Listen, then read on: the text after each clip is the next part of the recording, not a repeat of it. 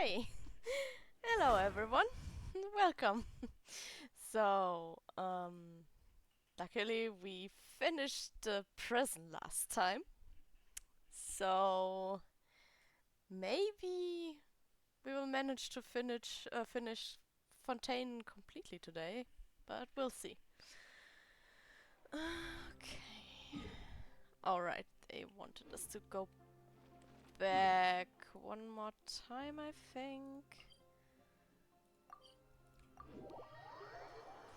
But yep, we are pretty much done with the part where we are confined in here and not allowed to leave. Oh, should get rid of all of this, or it's going to annoy me to no end again. What else? Oh, probably the test runs, I guess. Yeah.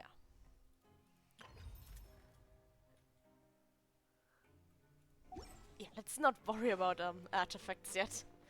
I have ignored them successfully so far. You guys are back?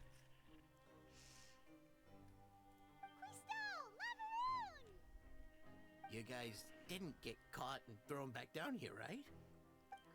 No. No, not at all. And here I thought you'd managed to escape from jail during all the commotion. I'd held you up as legendary jailbreakers, but now you're telling me you just never left? When I tell you you are scuff, you're mad at me. Sorry, but we just had some Hi! business to take care of.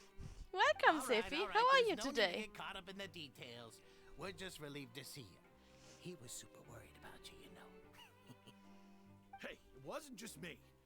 Weren't you super worried as well? Something like that. You yeah. are scuff. I was also transferred to work in the kitchen a few days ago. I can still hear Quisto mumbling to the carrots. Are those two all right? Do you think they made it out alive? Whenever he'd say that, I'd tell him I'm sure they're fine. Wherever they are, they're kicking back with drinks in hand, enjoying the lovely scenery. Hey, there's nothing wrong with worrying about your prison pals. Is there? I mean, considering how they always love listening to all my gossip. These two. They sure are a lot warmer and friendlier than when Paimon first met them. Oh, well, if you say so. I'll be watching You you might to make sure you finish every need last to bite. teach my husband how to shitpost. Actually, he wants to be more active. What's the hurry? I think that one is the closest.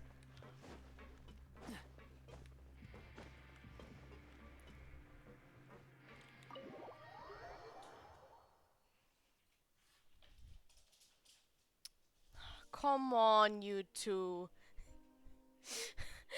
Our cats literally waited until I started to stream and now they are at each other's throats. Brilliant. Where do I have to go? I thought one was in here. Now I'm confused. Okay, no.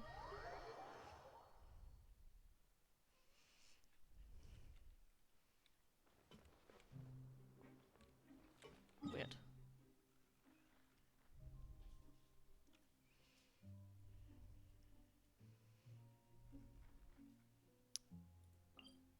Let me try the other ones up here.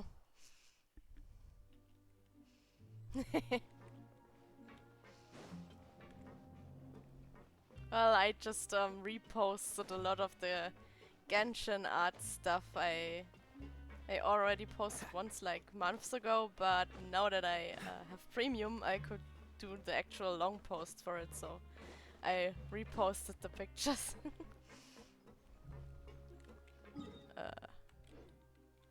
Wait. I think this direction. See, stupid prison confuses me.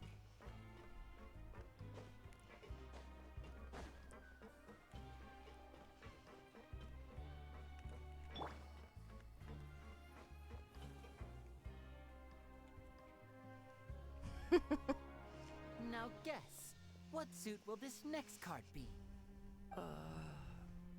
A bare-teeth cat? Well, well, look who it is. Traveler, Paimon. Hello, everyone. Looks like you're recovering nicely from an A. Mm-hmm. Thanks to everyone's support. Oh, right. I managed to work up the courage to thank Miss Clarant in person. Whoa, how did she react? She told me that it was nothing. It was as if saving a life wasn't a big deal to her at all. Probably She also part told of me her not to job, worry actually. about it. She didn't want to stress you out, that's all. She's right, and it's best not to dwell on it. Yeah. Okay, but check this out. We went back to the opera house and we met the knave. You met Father? Did she say anything to you? She said a few things that were, a bit hard to understand. And also that she's looking forward to working with us in the future. Her attitude towards you is even better than what we'd imagined. That's fantastic. Well, I You should mean, we believe are her. friends of She her has her children, own way of doing so... things, and she'll do everything in her power to help those she considers close, which now might also include you. Mm-hmm. Father is very capable, and also trustworthy. Oh, Paimon just remembered that she thought Linny was a bit too proud as well. She said that you should learn how to rely on others sometimes. Did you really have to got it. tell him that? That does sound like something that Father would say. Hey! Poor Are you Linny. going to stay here for the next few days? Looks like it, yeah. Excellent. I will host a tea party. For real? Then Paimon wants another serving of cake. Another implies that you were already served some delicious cake while you were up there. How lovely. Well, next time, you're going to have tea and snacks with us. Your father brought us cake, yes.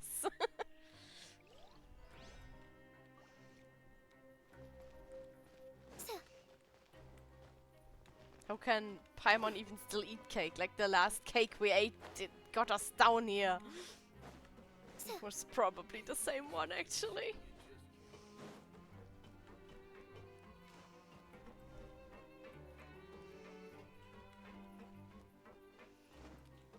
Okay, who's next?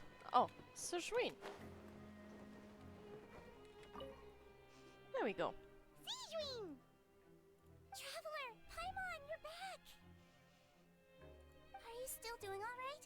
Did either of you get hurt? We're fine, but what about you guys? It was such a huge mess. How bad was it? A few people sustained superficial injuries, but that's about the extent of the damage. Monsieur Nervulette paid us a visit. It was all thanks to him that we managed to suppress the crisis for the time being. Of course, we must also thank you for the help you provided. How did Nervulette know that he was needed here? Well, Monsieur Just Nervulette dragon has things. strong resonance with the hydro element. When the water level rises, he can feel the waves produced. I ran into the bombshell bros while bandaging the injuries of the wounded.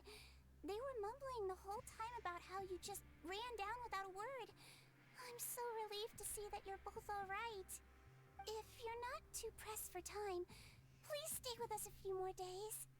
Just let me know if you get a craving for any particular dish, so I can have Mr. Walsey get your meals prepared. Oh, and please feel free to visit the infirmary for a break at any time. So we are basically I'd like to take the VIPs in opportunity to prison spend now. some time observing your facial muscles as well. Your happy smiles are quite contagious, you know. They're so memorable, and I've missed them immensely while you were gone. Oh, she probably doesn't see many people smile down here, actually. Poor SvetaSchnee. Okay, now... this one that confused me a minute ago. So... okay, now you basically show me where it is. Ah, it's you two. Courier, Miss Sejuin told me you still haven't eaten. Yeah, I was working on something, so I forgot. I will repeat myself. That's no excuse for— Get a room, you two. Huh? What's you two? Junior, Lurvine, we're back! Hello there. It's been quite the mess here recently. How have you been?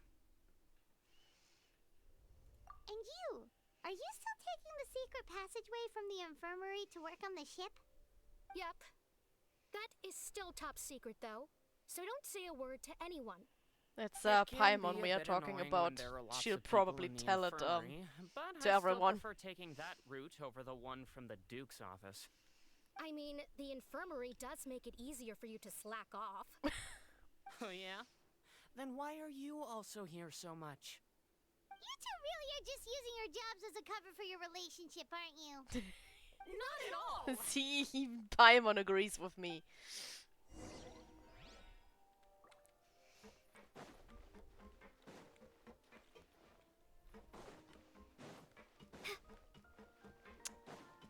Right. You are up here, aren't you? Wait, no. Yes? Yes.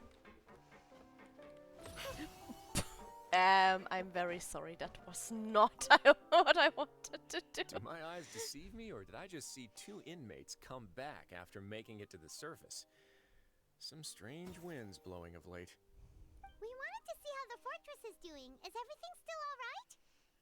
We're fine, for the most part. Neuvillette came down and took care of the worst of it. If that's the case, why don't you just ask him to stay here? Oh, yeah, what a brilliant plan. Let's go convince the Udex Yeah, himself to exchange no. the quartz of Fontaine for a puddle of water in the middle of nowhere. He came here in a hurry and left without even stopping for a cup of tea.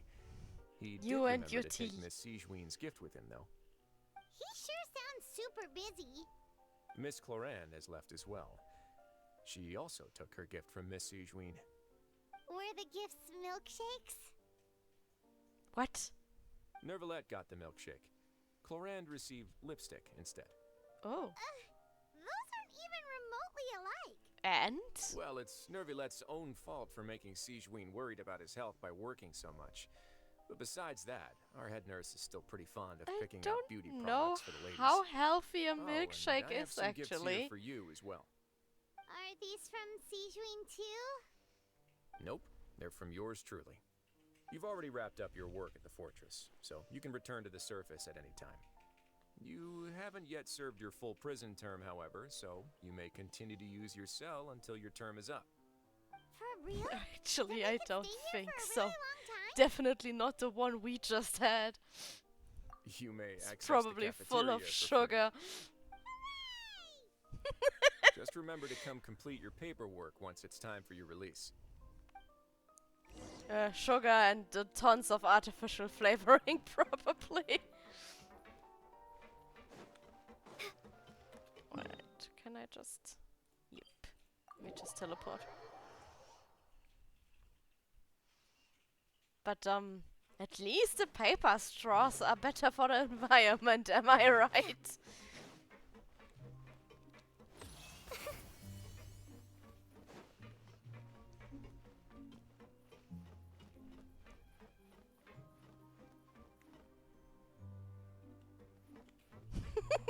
I'm absolutely sure it didn't have real strawberries in it, yes. Absolutely sure. We're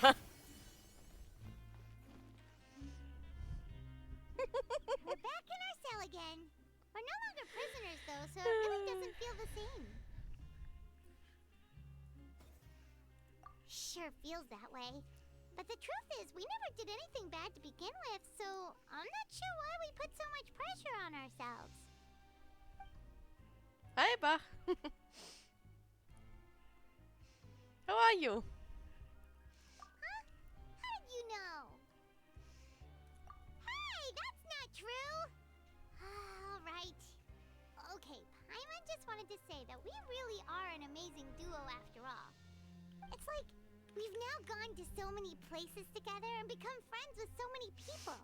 We've never stopped traveling or Have a stopped chill meeting day new at work friends. then. There are so many bad things in the world, and we're just two people, but we've still been solving problems no matter where we go. Isn't that pretty cool? You're counting Paimon today? Aren't you the only adventurer here? Then let's ask Catherine to give Paimon an adventurer handbook as well. Paimon will also be an adventurer from today forward. Does that mean you'll help me in battle too, Paimon? Oh,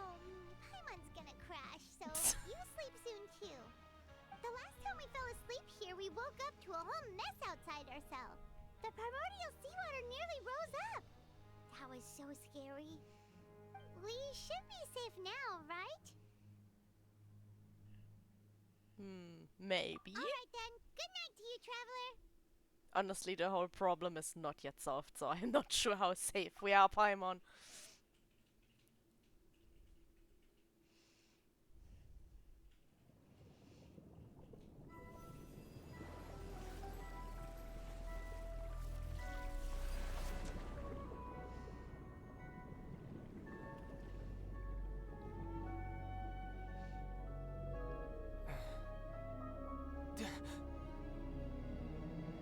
I mean, does it count as a promotion for me if you post about me?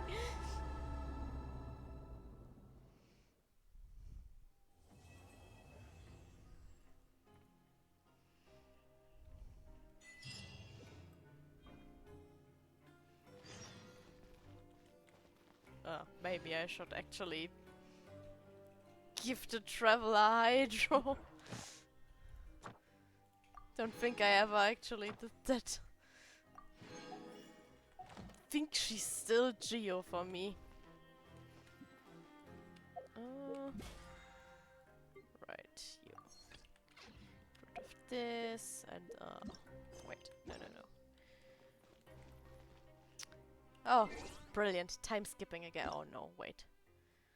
Let me get rid of this as well. And oh, achievements.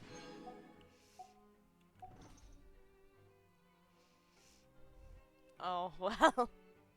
Then, you need to, I don't know, get lots of reach and then promote me or something.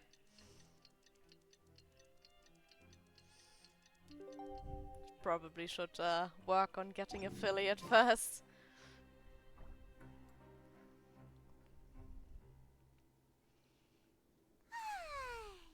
Now for a little rest after breakfast. Actually, wasn't this whole streaming thing Gecko's idea? Wait a sec. Isn't something important supposed to happen today? Oh, today's our big day! We're supposed to leave the Fortress of Mirapede! Come on, we've got to go complete the release procedures now! To be fair, he's streaming more lately.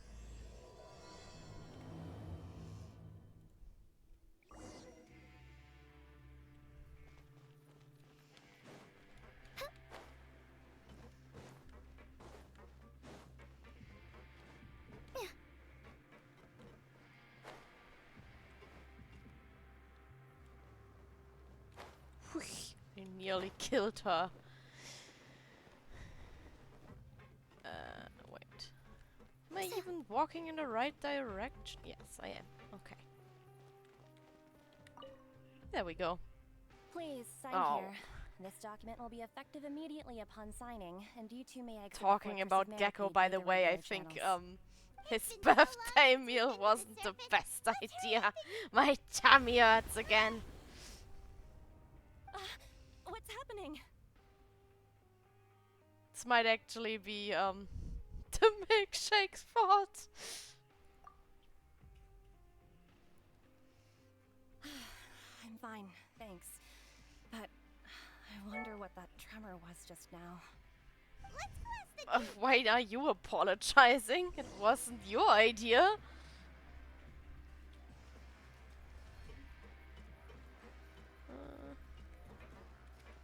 Up. Say. Okay. Wait, the milkshake was your idea?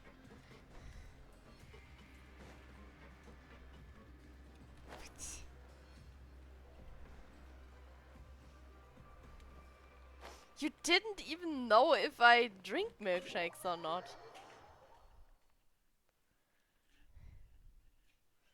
And actually, I normally don't.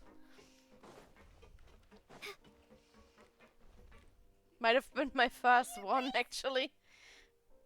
Ah, good to see you two. Oh, Is there something you wish you to would've see me about? just, What was with the earthquake just now? Ah, that. The tremor Drank didn't originate both from the then, huh? seafloor. In fact, it seems it came from the surface. Over the years of serving as the warden here, I've developed a sense for distinguishing between what occurs on the surface and what occurs underwater.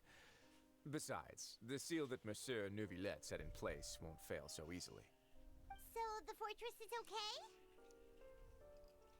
If you recall our last incident, if there really were a problem, there would be crowds of inmates in a panic right now. Huh. You've got a point. Okay, seems we need to get back up to the surface and ask about what happened. By the way, do you know what day it is today? I believe today is this month's pipe cleaning day. Wait, seriously? Ah, yes. Have you Are you completed getting your release attacked papers? by a cat again? Yep. It's you two. Are you leaving now? That's right. Today is our last day in prison. But now that Paimon says that, it doesn't feel like we were confined here. It's actually been pretty nice. Speak for yourself, Paimon. Yeah, Paimon feels fond of this place now. Then be sure to come back and visit. I'll miss you. If you've signed the release papers, then you're free to go. The guards will escort you out. You're not going to see us off? I knew you'd ask. All right, sure. Let's go. Well, you actually agreed. No worries, you must be busy. Paimon was just joking. Ah, so you do have a polite side, I see. I like him. After being down here for so long, I imagine you must feel like you're lacking companionship. Shall I come along too? Yeah, don't worry, we'll come back to see you. And then we Paimon never really come likes back the to see her. cafeteria here. The chefs sure do know how to make good grub. I hope you won't be here as convicts the next time I see you. We'll do our best to stay out of trouble. Well, it seems our work in the Fortress of Meripede is finished. That's the end of another chapter in our journey. And since Neuvillette was the one who asked us to come here, we should probably go report to him now. Next up, the Palais Mermonia. You're going to see Monsieur Neuvillette? Please pass on our kind regards. I'm sure just your regards will do, no? No. I believe it would be the polite thing to do. You're right. I've heard the Palais has been terribly busy these days. Tell him that I hope he hasn't been overwhelmed by the recent string of troubles. Well, that probably is polite, yes. Okay, let's meet with him then.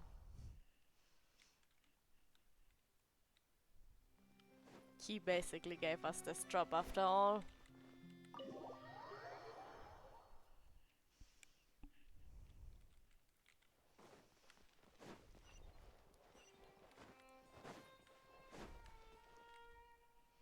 The Palais Mermonia sure is buzzing with activity today.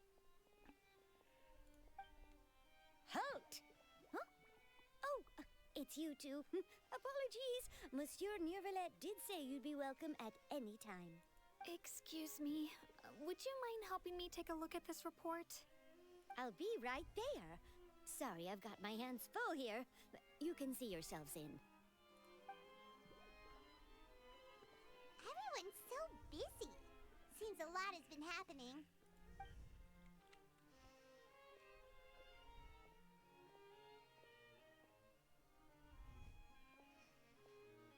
Neuvillette! Hello.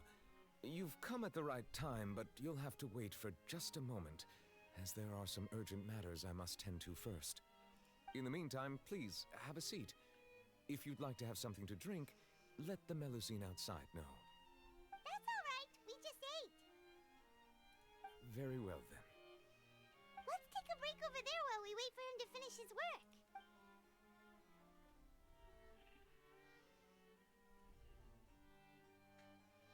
Busy dragon. All right. That should wrap things up for now. Are you done with your work? Yes, sorry to keep you waiting. Today should be the day you were released from the Fortress of Meripede, and it appears that you've managed to complete all the release paperwork. That's right, and we came here to see you right away.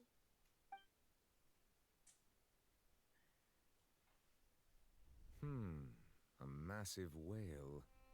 Do you have any idea what that might be? I'm actually Judging from your afraid of description, fighting that thing cannot with have my occurred in any team. ordinary waters, but rather something like the primordial sea.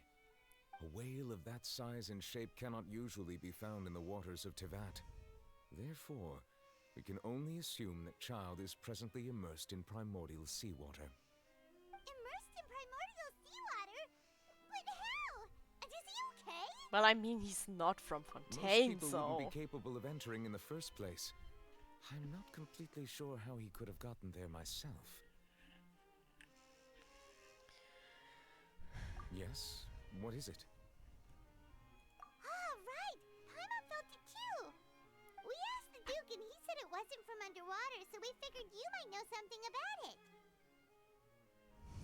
Hey, there you It are. turns out that I have just received a report I about this assume you particular got matter. home safely. In fact, that's exactly what I was busy with a moment ago. The source of the tremor was here on the surface near Poisson. After the shaking stopped, the water levels in the Poisson area rose at an alarming rate. The water levels rose? Oh no! What about all the people there? Fortunately, the water levels only rose for a short Birthday period mod, of yes. time, and have already returned to normal now. However, I still have a bad feeling about the whole phenomenon. If the change in water levels is connected with the leaking primordial seawater, then the situation in Poisson may be much worse than it appears. Navia should be in Poisson, right? We need to go check on her! I would also Yeah, like we to go actually there as should soon do as possible, but I'm afraid I can't leave just yet. We must immediately thanks for formulate the disaster hydrate. prevention plans for the surrounding coastal areas to avoid What do potential you mean your catastrophes. birthday thing? I'll have to It's ask your you two to regular go to thing. Poisson You always first. do that. I'll meet you there to check on the situation once I finish things here. Well, I'm never saying no. I made that redeem. Would be stupid to make a redeem and then ignore it. Please be careful.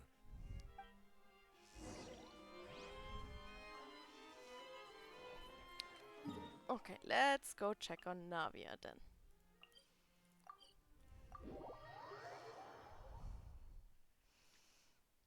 Oh no.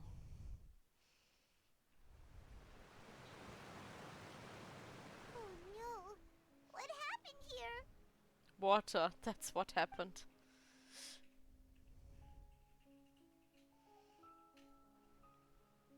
And not the good kind of water.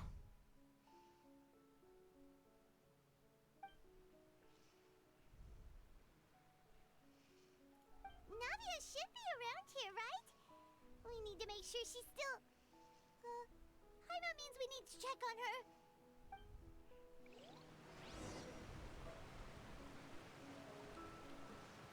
Okay, where's Navia?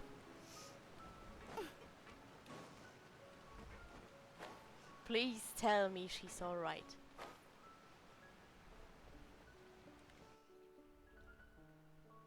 We haven't seen a single soul all the way here.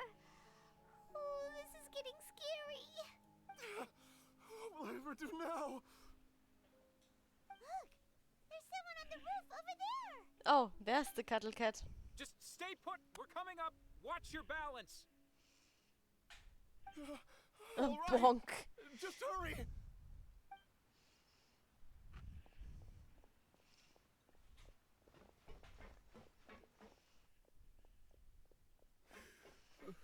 I'm not young anymore. How will I survive on my own? My Desiree! He looks pretty sad. My leg! How could this have happened? It hurts! Just hang in there. Help is on the way. You can hold my hand if it makes you feel better. Oh, now I'm asking myself, is she actually supposed to be dirty or is this censored blood?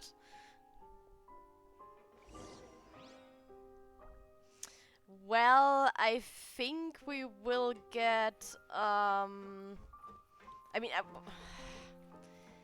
we will get Not Cry, or however it's pronounced, first.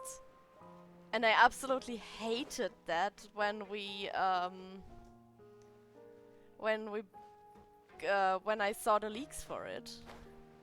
But it seems like they were true. It's Navia. She's over But there. honestly, the leaks basically said it was a whole Are you okay? big patch cycle, which I don't believe actually. I think it will probably be like one of the smaller extra areas. And then You're here. after we will We hopefully heard get there was a situation Schnezlaya. in Poisson, so we came as quickly as we could. Yes. As you can see, the water level suddenly rose. It caused quite the disturbance, in fact. And I'm pretty sure Tsaritsa's design will leak Demoiselle, long before there's a they wounded do resident next their to a drip building marketing southeast for of her here. and stuff. We've already transported him to safety, but we've run out of medical supplies. He's wounded? How badly? He fell, so it's probably a broken leg. He's pretty shaken up. When the water level rose, he desperately climbed up to the roof. Once the water receded and he saw the ground, he became terrified and eventually... He jumped down then. Find the leader of Squad 1 and tell him to take the wounded resident to see a doctor. He should know where to go. We have a doctor Understood. right here in our I'll chat, take over his Navia. search and rescue mission in the meantime. All right, you'll be in charge.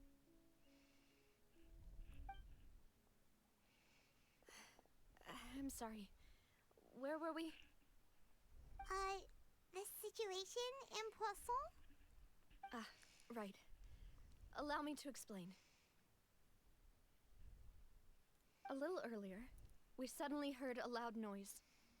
At first, everyone thought that something might have exploded on an aquabus. But before we knew it, water started pouring out from everywhere.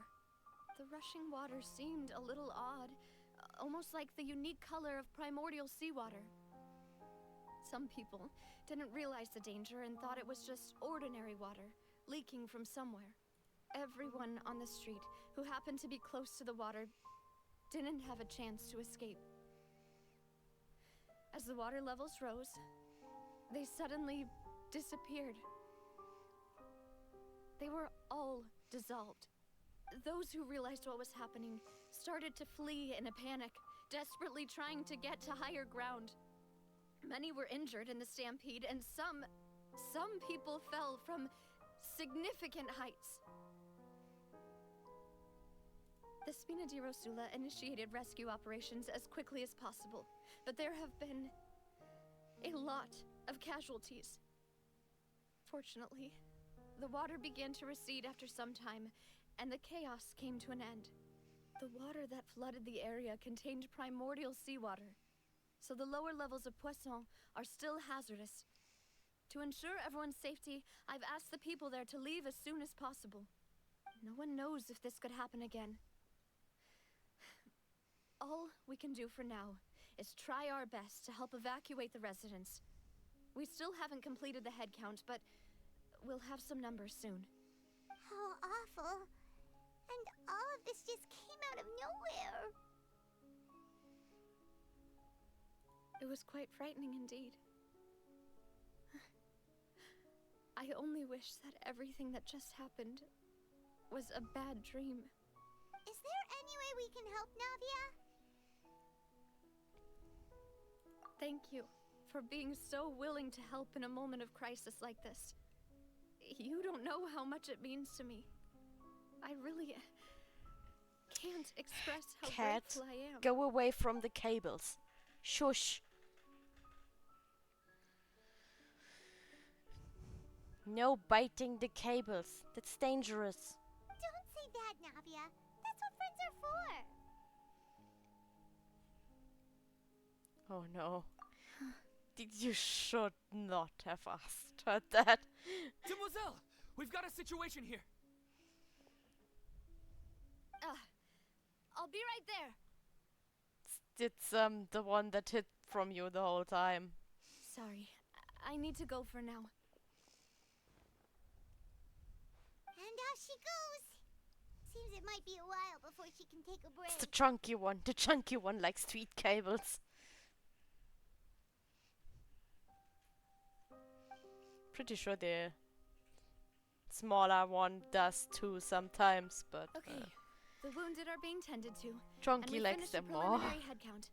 More support has just arrived, so I suppose I finally have a moment to focus on my own matters. Of course, we should remain ready for anything and continue doing our best to rescue others. I'll be sure to have everyone at the Spina di Rosula ready to render assistance. Traveler, Paimon, would you two accompany me to my father's grave for a moment? Huh? Right now? Thank you.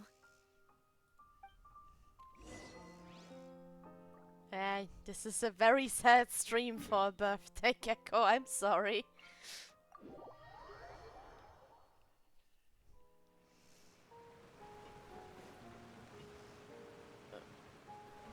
Okay, I literally have to climb. Okay. Yeah.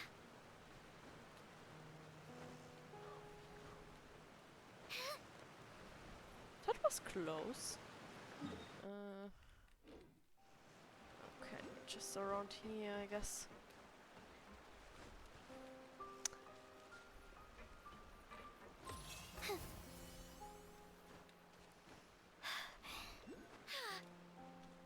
Should have collected more of the oculi to have more stamina. But I was a bit lazy.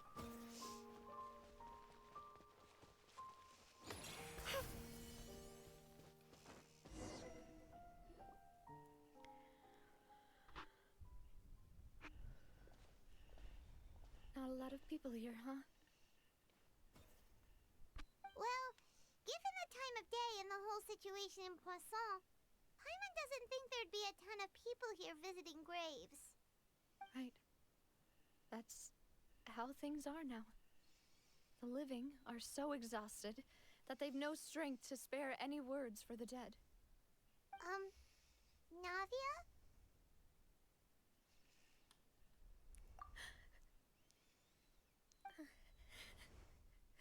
Navia, what's wrong? Sorry. I just... Malus and Silver. They won't ever come back here again. What should I do, Papa? Huh? What happened to them? Everyone agreed on the rescue plan, but still, I was the one who initiated it. They were helping evacuate the residents, but they couldn't leave in time. And they were caught in the seawater.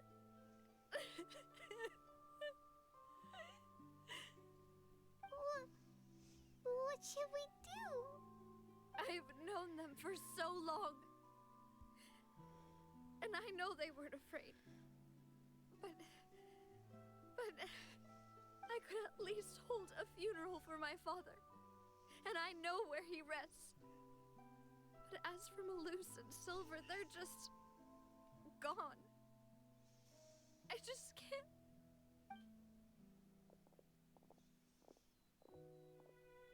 Everything looks so clean after it rains. Even the gravestones. I didn't expect that you'd enjoy a glass of red wine in front of Master Callus's grave. I can understand. Besides, the scenery here isn't half bad. See, it's not just me. I always want to bring something when I visit Papa. Perhaps we might even have a picnic. He wouldn't be angry, would he? How could Master ever be upset with you, Demoiselle? Yet the cemetery is the home of those who have passed, is it not? Everyone ends up here sooner or later, no matter who you are. Buying yourself a plot in advance, are you? No need yet. But when I do, I hope you'll let me be buried beside Master Callus, Demoiselle. Hey, stop joking around. I'm quite serious. That way, it will save us both the trip to see each other whenever you visit your father's grave. That makes sense. In that case, could I be buried on his other side? After all, besides you, Demoiselle, the two of us could certainly be considered Master's closest companions, no? Personally, I believe we fill those shoes just fine. Why are you bringing this up all of a sudden? Seriously. All right. I'll remember your requests. But I'd really prefer not to talk about this stuff. And what do you mean by saving me a trip? I'd make the journey even if I had to visit you two somewhere else. I'd promised to let them rest in peace here. But here I am breaking that promise. I'm sorry for letting you see me in a mess like this. I don't usually cry, really. Paimon doesn't know how to help you feel better. But, well, she understands how you feel. I had always thought I could make my wishes come true. But now that I think about it, that never solely relied on me. Many things can only be accomplished with someone else's help. Malus and Silver have helped me so much. But by contrast, I could do nothing for them. I'm so sorry. You can spend as much time as you need here, Navia. We'll stay with you. Thank you. Right now, you don't know how much that means. By the way, you can have a look at this. It's a list of victims from the incident that took place here. Obena, Khan, Burnett, Giverny, Francine, Karina, Daisy Ray, Joinville, Julianne, Esson, as well as Malus and Silver.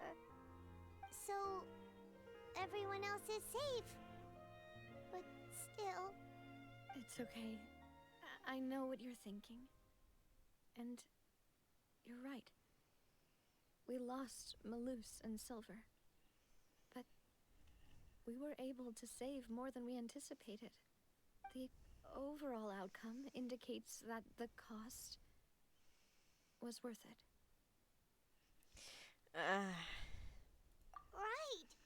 Don't think that way, Navia. One person might be saved at the expense of another, sure, but that isn't something we should ever consider a trade.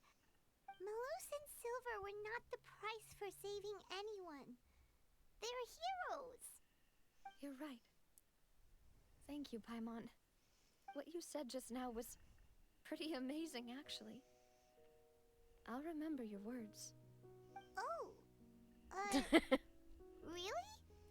Seems you've become more eloquent in the time since we last met. I think it was just luck. The knave? What are you doing here? Is everything going well on your side? Yes, my people are carrying out the mission according to your request. All the residents of Poisson have been evacuated, and we're preparing to relocate them to higher ground. As for these supplies, we have everything taken care of. There is no need to worry. Thank you very much. Wait, do you two know each other? We just met recently. Right, Miss Navia? Usually, I would call this a coincidental encounter. But that doesn't quite fit this time. Besides, it never even crossed my mind that a Fatui Harbinger would come looking for me. Thanks to the Knave, Spina di Rosula received generous support from the Fatui, which allowed us to complete the rescue and evacuation work so quickly. Mutual aid is essential to fostering positive developments. We were already in the area, in any case, so it was nothing. That said, I must say that you're a lot sharper than you let on. I'm sure you understand what I mean. I apologize for all the ways in which I tested you previously. We've never worked with a Fatui before, and it's extremely important for us to know who we're working with. My subordinates have reported that Fatui soldiers have been observing water levels and taking head counts in various locations. I hear that they've also prepared a large amount of emergency supplies. I'm quite surprised. This is nothing to brag about, nor do I intend to. It is simply the way of powerful organizations to act forcefully, whether they are doing good or ill. You've witnessed that firsthand, in any case. As I've told this traveler before, I know of the prophecy, and I intend to prevent the impending disaster. Lending your organization a hand was a natural first step in accomplishing that. As such, do not be troubled by this token of our sincerity. Perhaps one day, you'll also be able to help me in the same way. Without your Oh, help, that there would have still been has many more to happen, I casualties. think, right? I won't forget your kindness. Furthermore, I sincerely regret what happened to Malus and Silver. I only wish that my people could have arrived a little earlier to prevent this from happening. Don't say that. You and your subordinates did everything you could. As Paimon said, Malus and Silver didn't choose to sacrifice themselves for any specific person. And they weren't the price paid for others' salvation. They chose to become heroes themselves. I've never liked hearing people put it that way. It's like trying to relieve pain by saying some noble-sounding words. But right now, there's nothing more suitable. They really did become heroes. You're right. I'm sorry for your loss, Miss Navia.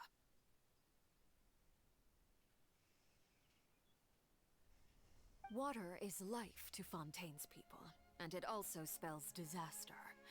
It's no wonder that people always say that prophecies represent fate. Fortunately, I've never been one for such opinions. So, you're one who will try to change fate then? Of course. That is why I'm going to Hotel Bouffe de Terre. I still have some things to take care of, and the children need my attention. By the way, Traveler, Paimon, one more thing. Yes? We'll just... Huh? This isn't right. Paimon thought you would ask us to walk with you for a moment so you could tell us something in private. That is a clever and useful conversation technique, which I do like to use when necessary. But there's no need today.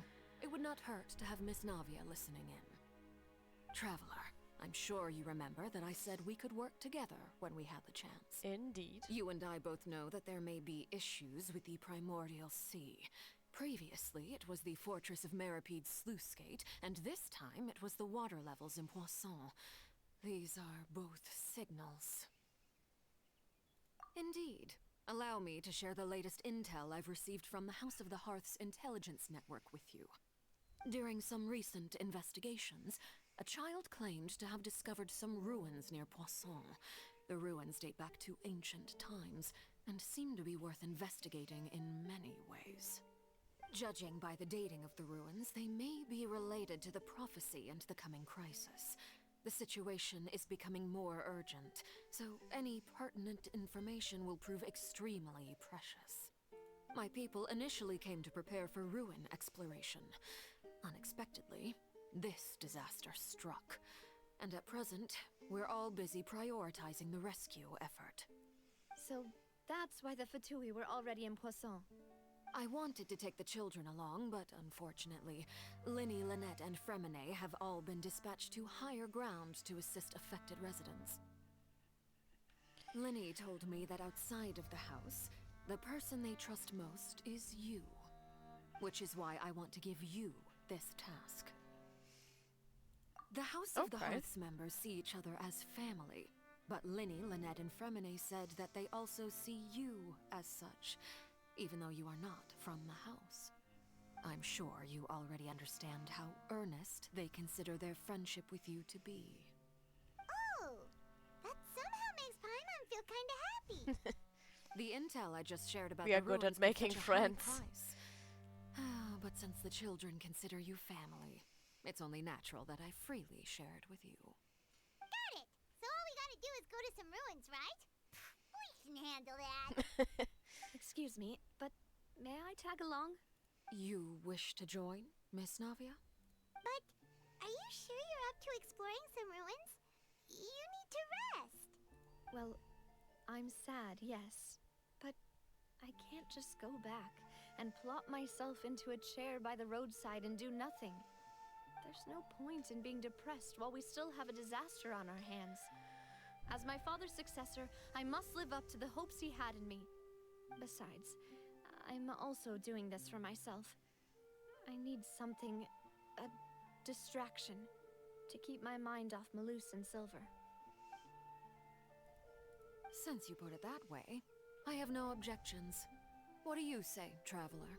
Yeah, sure. All right. The ruins are to the south of Poisson. Here's the map. Okay, the three of us will It's not like the game would give us an actual choice to say no anyways.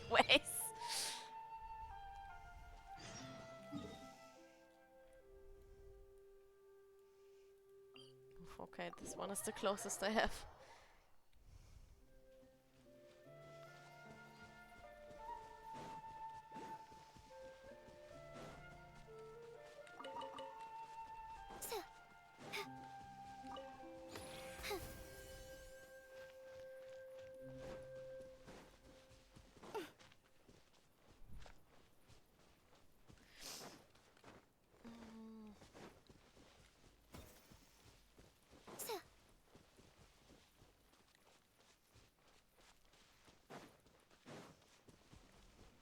Have one wish for Genshin, but I'm sure we'll never get it. I want a mount.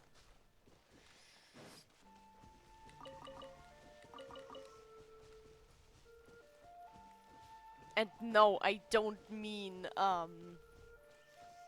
Maurika's bike. That's not what I mean by I want a mount.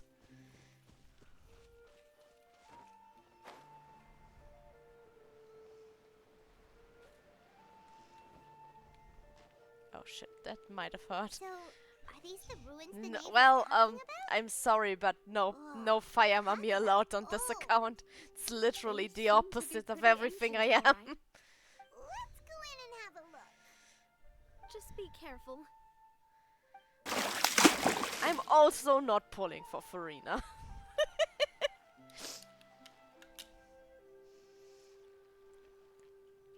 It's pretty much everything in the title.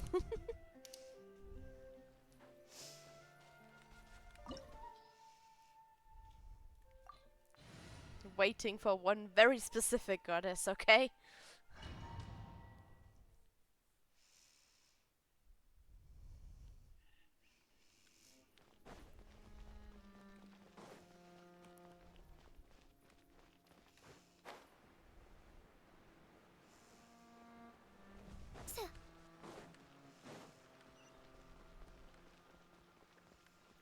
Ah. Hello. It's been a while since I had to fight. Dodge this.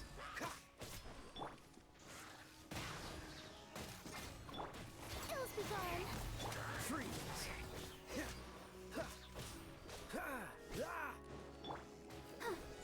Dodge this. Keep back. Up and away.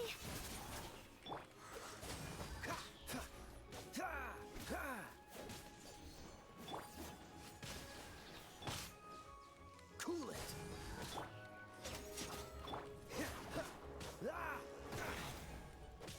Dodge this. Closing in. Cool it.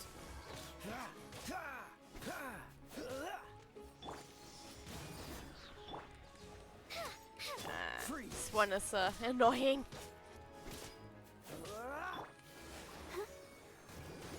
Cool it. There we go.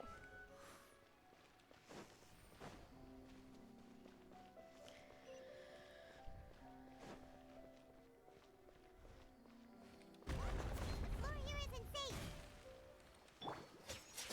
No shit, Sherlock. Freeze. Floor isn't safe. What gave it away? The giant cracks?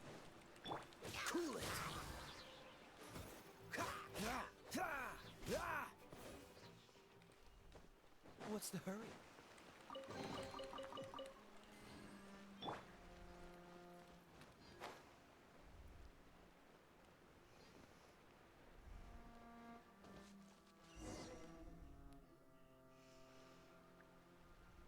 This place has also been contaminated by primordial seawater. Yeah. And a lot of it, too.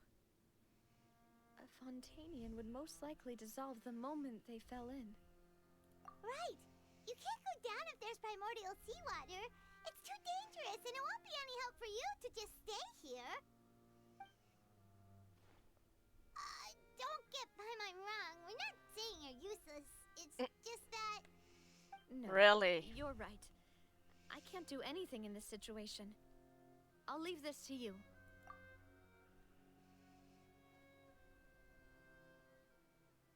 That complicates things.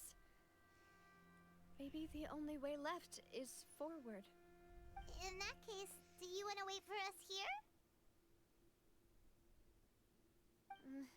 The water levels here are unstable, and there's a chance the water will rise. So, staying here wouldn't be safe either. I'll go together with you. Perhaps we'll find the exit just up ahead. All right. Perhaps. Come with us for now then, but please be careful.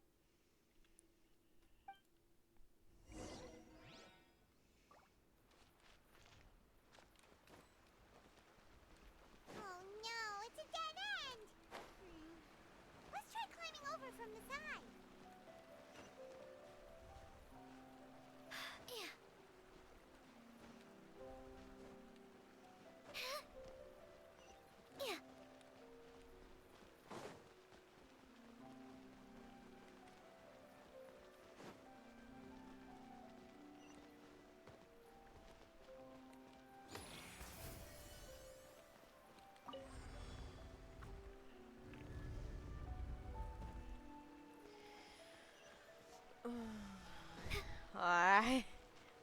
No, I don't like this bridge.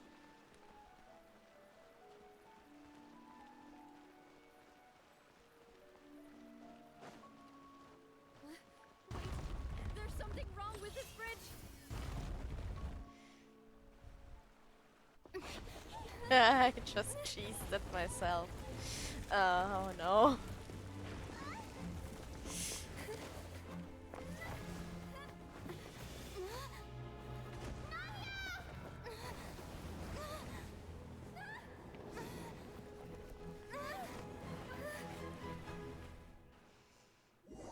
Okay, what was your idea with jumping after her? Both falling into the water wouldn't really change anything, would it?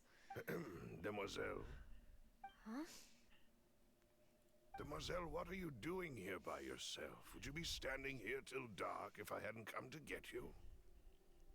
Maybe she just wants some time to herself, Maloose. Hmm? Oh. Was I sleeping? Yes, it would appear so. I must be tired.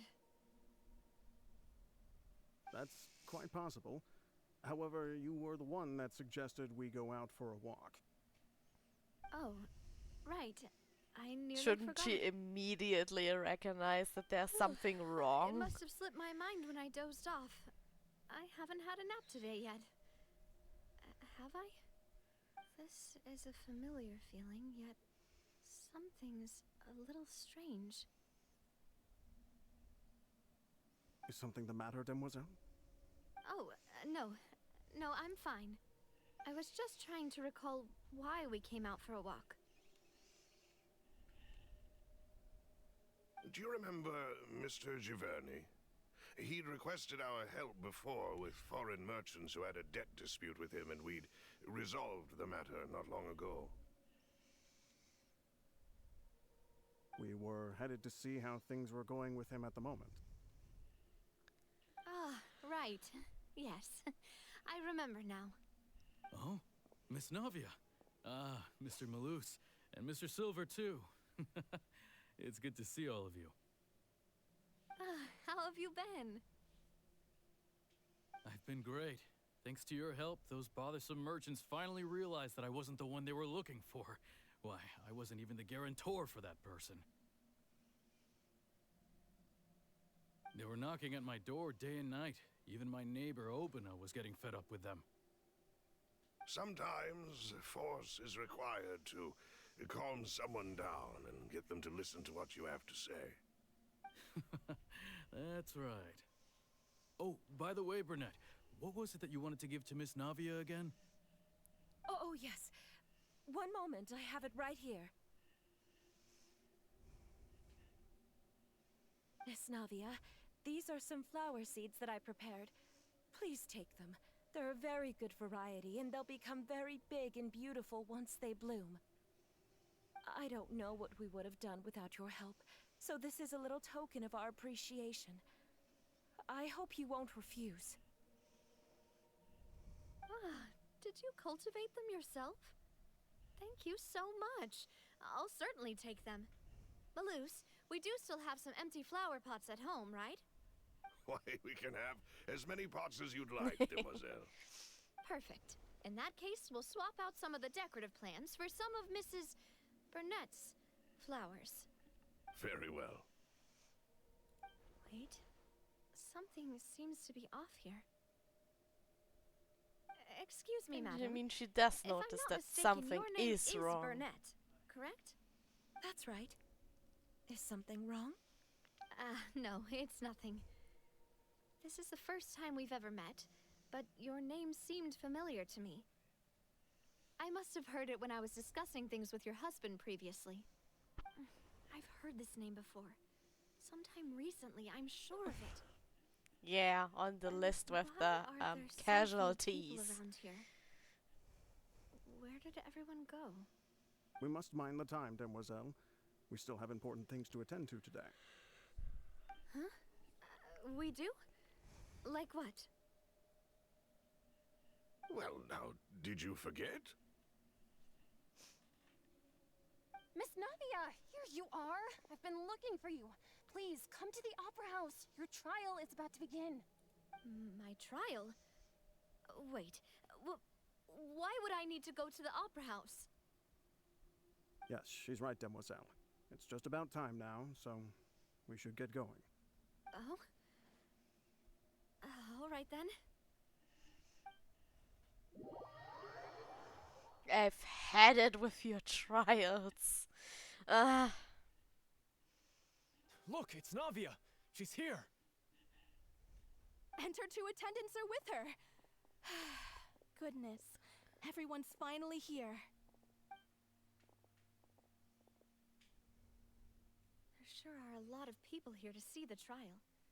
And they all seem to be oddly excited about something. I even know some of these people. Karina, Desiree, Joyville, Jolien, Essen. Why are so many people here? And why do I have no recollection of this case? And as for the judge... huh? Where's Monsieur Neuvillette? Please sit in the defendant's seat. Don't worry, Silver and I shall accompany you. All right. But are you sure you can stand behind me? Typically, it wouldn't be allowed, but today is an exception.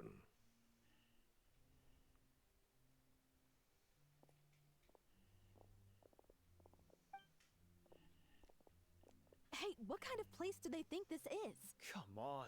Do they have any idea what they're doing? Seriously. Enough with the whispering!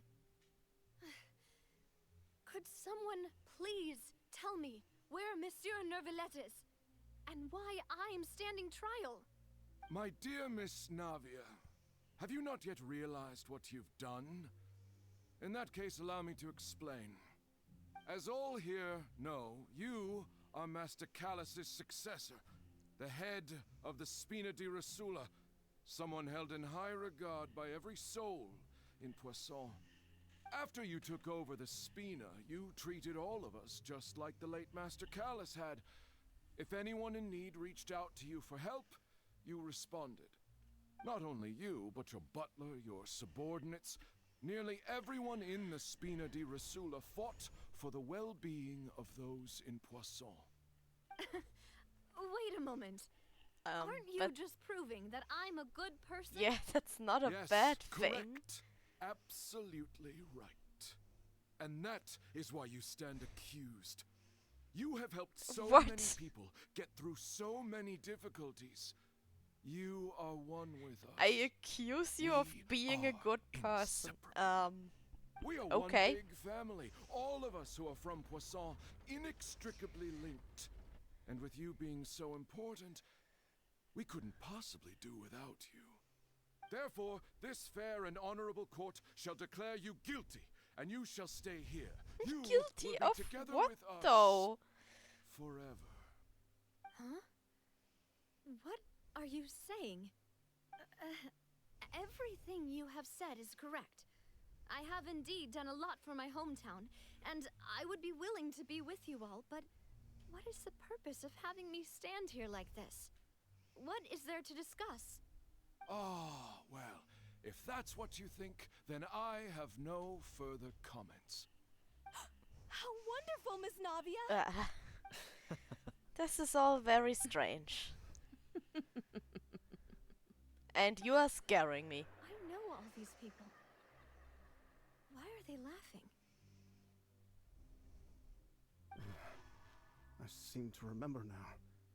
Yes, I get it. This trial is... Wait just a moment. This isn't right! Malus? What was that, Mr. Malus? Our conclusion is very clear and unanimous. Let the court judge her now. She's guilty! Stay here, Navia! You're one of us! Demoiselle, don't admit guilt. This trial means to keep you here forever. I wish to exercise my right to defend Our Lady. Mr. Joinville, you only know of Navia's goodness, but nothing of her utterly independent mind. She was born a free and independent spirit. She has never been tied down by anything. Indeed, even the death of Master Callus couldn't stop her. Her actions cannot serve as proof that she identifies herself as part of any group. She merely acted as an individual, extending her hand to help others. Please do not mistake her actions as being otherwise. Really? As an individual, you say? Don't forget, we are all Fontanians here. This is the nation of justice, the nation of Hydro. Even if Miss Navia only voluntarily rendered her assistance, that doesn't change the fact that her beautiful soul must return to everyone. Water accepts all, blends with all. It will surely accept her kindness. Everything is measured here in the nation of Hydro, and in the end, everyone shall meld together. Thus, when a unanimous opinion emerges, that opinion represents justice. Now I speak for everyone. Our opinion is consistent. Navia should stay. We and Navia are one. And you would call this justice? Preposterous. You are merely jealous that Demoiselle still has a chance to exist as an individual. Have you forgotten how much you all once longed to become individuals, to become independent? Do you mean to defy our justice? If your justice is flawed, then why should we acknowledge it? When did this As become you a said, horror game? We can also have our own justice. Silver and I shall defend Demoiselle. And that is how we will enforce justice. My head... It hurts. Demoiselle. Silver, it hurts. My head is spinning. All I can see is stars swirling in front of me. I remember now. Everything that seemed odd from the very beginning.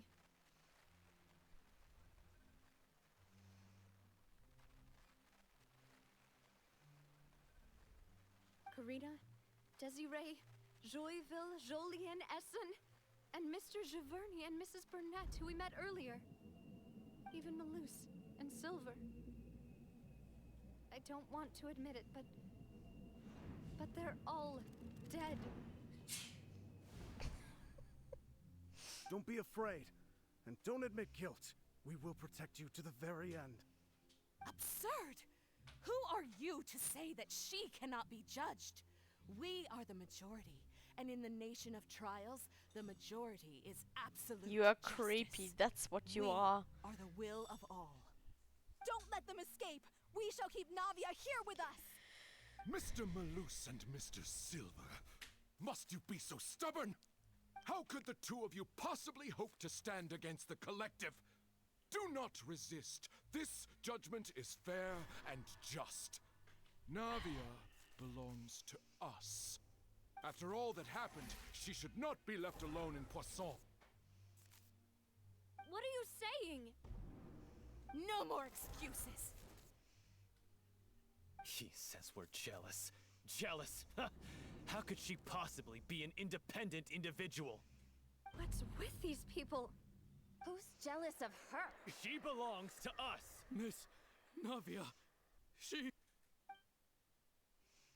Silence! That's...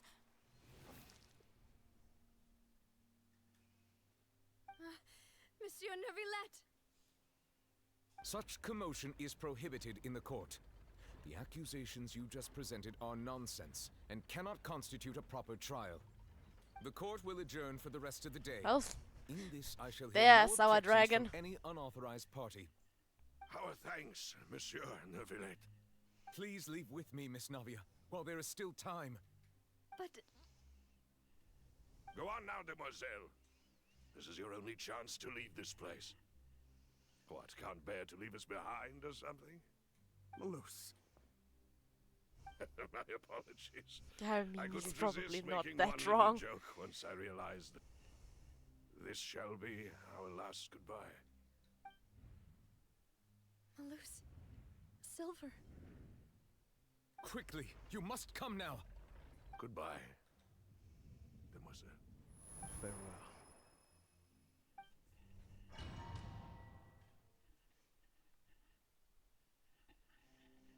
No, wait!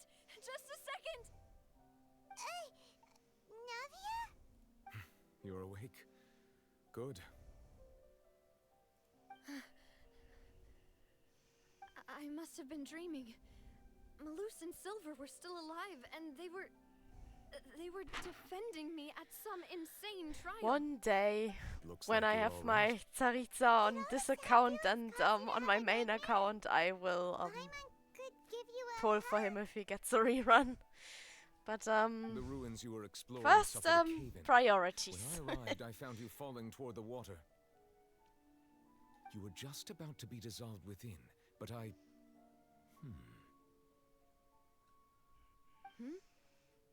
What is it?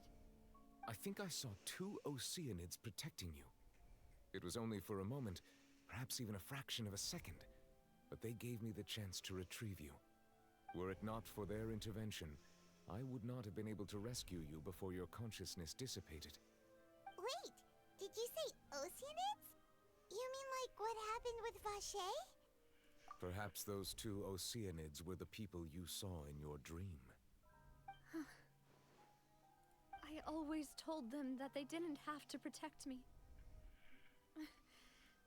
To think that they'd keep doing so even after death. Please come with me.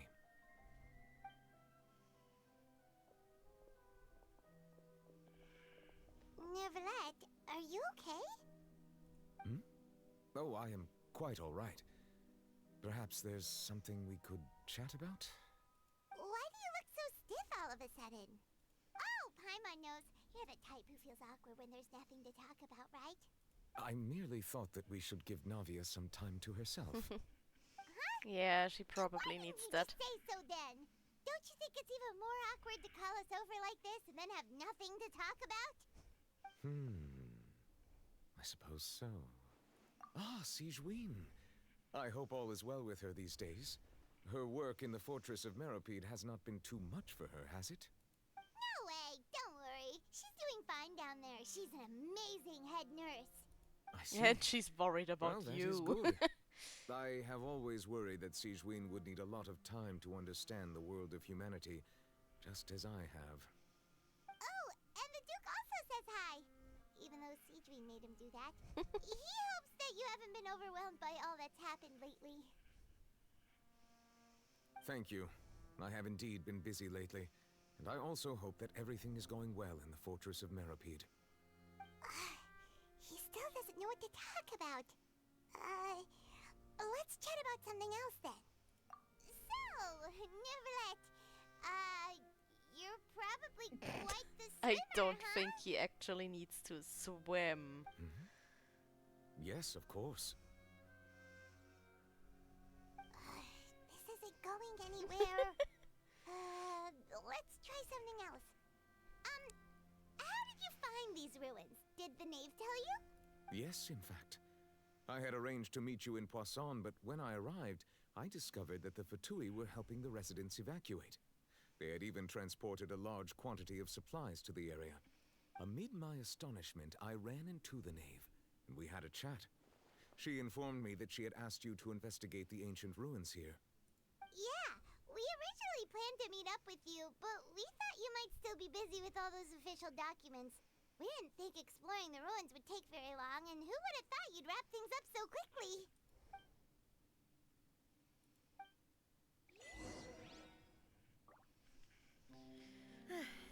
I'm sorry to have kept you all waiting like that. I'm feeling much better now. I guess we should get going again. Oh Will no, not come you with us, again. Monsieur Neuvillette? Yes, if you wouldn't mind my company. Another one joins the party! Let's get going then!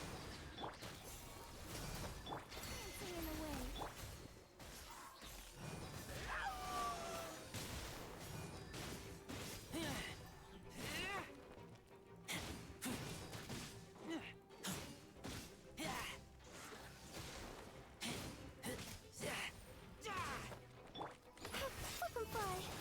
Freeze! Let the show begin. Cool it! Well, that was faster than the last one. There we go. Oh no, I remember this. Yep. Hate it. Absolutely hate stuff like this. Especially with like limited stamina. Oh no. That's a... Yep. That's a problem. I ran out of stamina.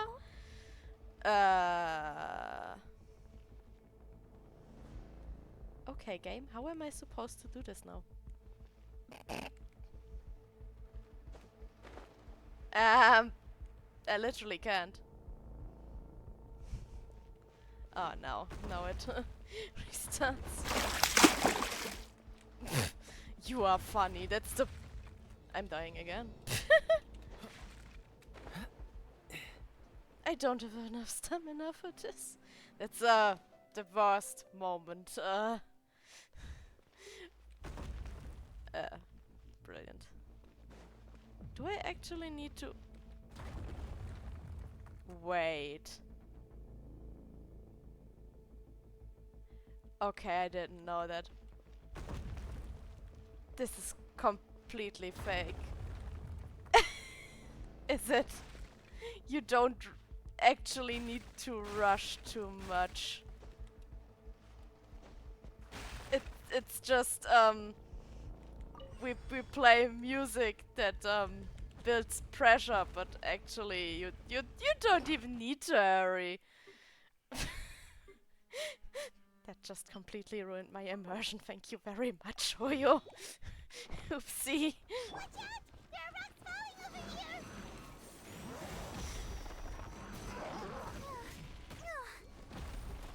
Well, in that case, I can pause and drink something. Since hydrate and stuff.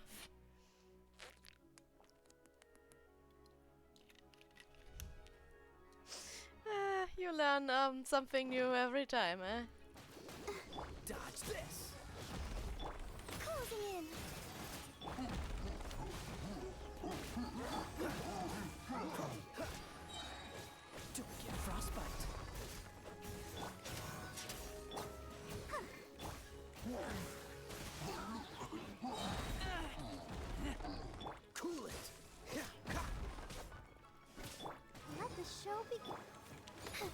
fly.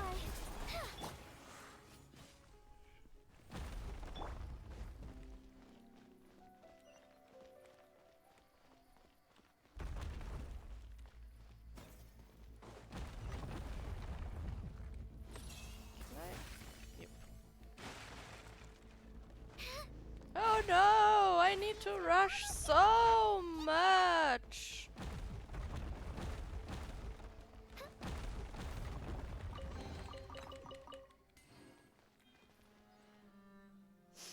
See? We are fine! Oh no. Closing in.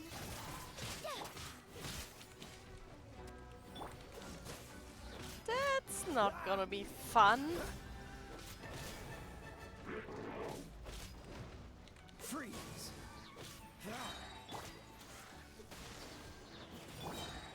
Up and away. Swift is the slope. Cool it! This moment will be frozen in time.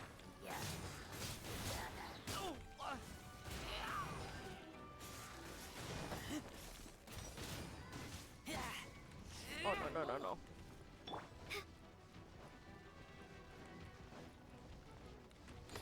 Closing in. So, let the show begin. Ready, steady, go! Freeze!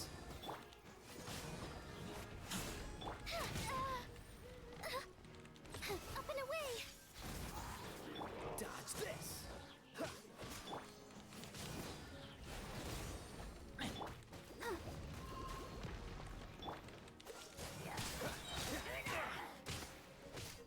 Don't get frostbite.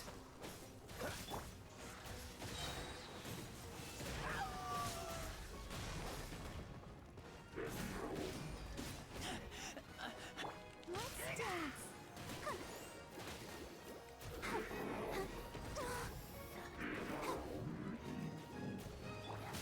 Ills be gone!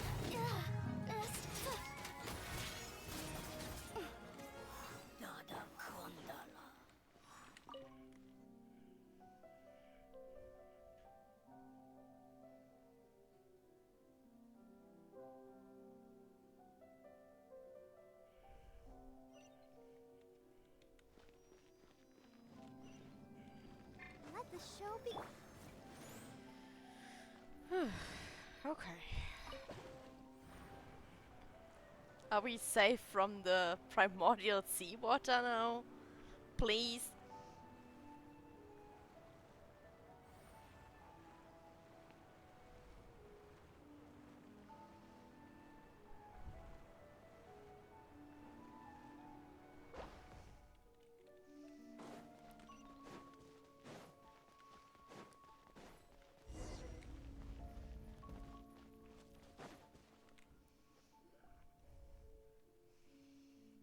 Looks like we've reached the end. This is the place. There should not be any other hidden spaces in the vicinity. The path sure had some twists and turns, but it turns out that this place isn't actually that big.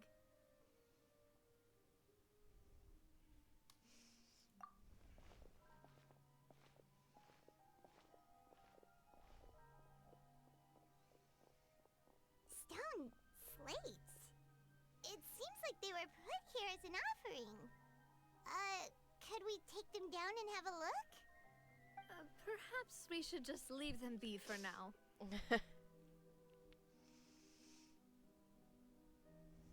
Can you not look at them without taking them Total, but down, only 3 stone Paimon? slates.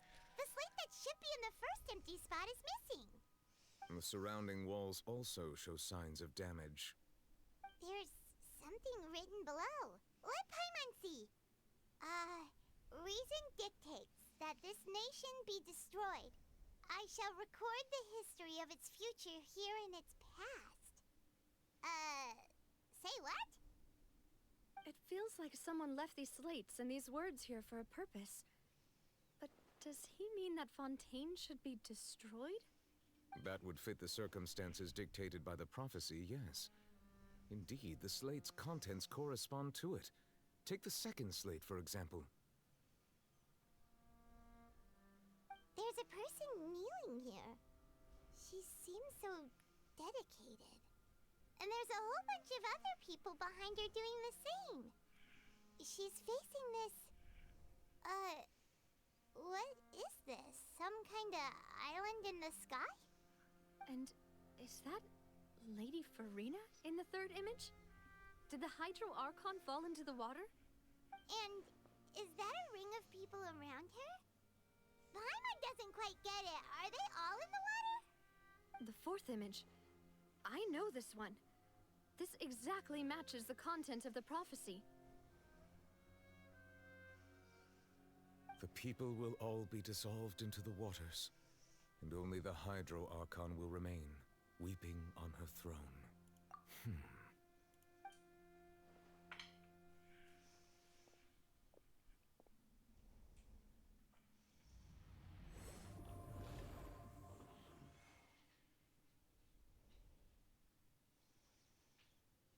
More information should be hidden in these slates, but I fear I cannot easily uncover it, most likely due to us missing the first slate.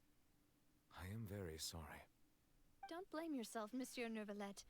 Deciphering ancient stone slates isn't one of your duties. Ooh, Paimon's getting the chills just looking at these slates. Those ancient This stone says that it's slate the history thingy of is the pretty, future, right?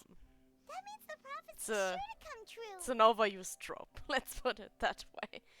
So many games do that. I really hope it doesn't mean that. Stone murals in old Still, caves, Paimon stuff, feels like yeah. these images are kind of weird when you look at them together.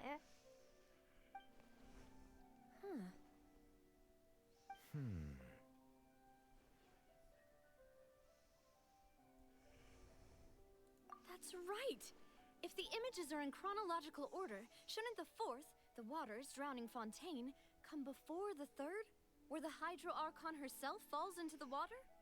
And yet the order is reversed here. If we go by timing, Lady Farina only emerges in the third image. That means that the person in the second image might be the previous Hydro Archon. Egeria, then. I had never met her, but her appearance here does match the records. The previous Archon kneeling before the floating island in the skies, as if confessing a sin. Did she herself commit a sin? And if not, why would I'm she be sorry. in such a posture? Also, I'm still wondering why these ancient stone slates are here at all. Judging from their contents, could this place be the origin of the prophecy? Does that mean that someone, or some people, once saw these slates? But who would have created these slates and left these words here?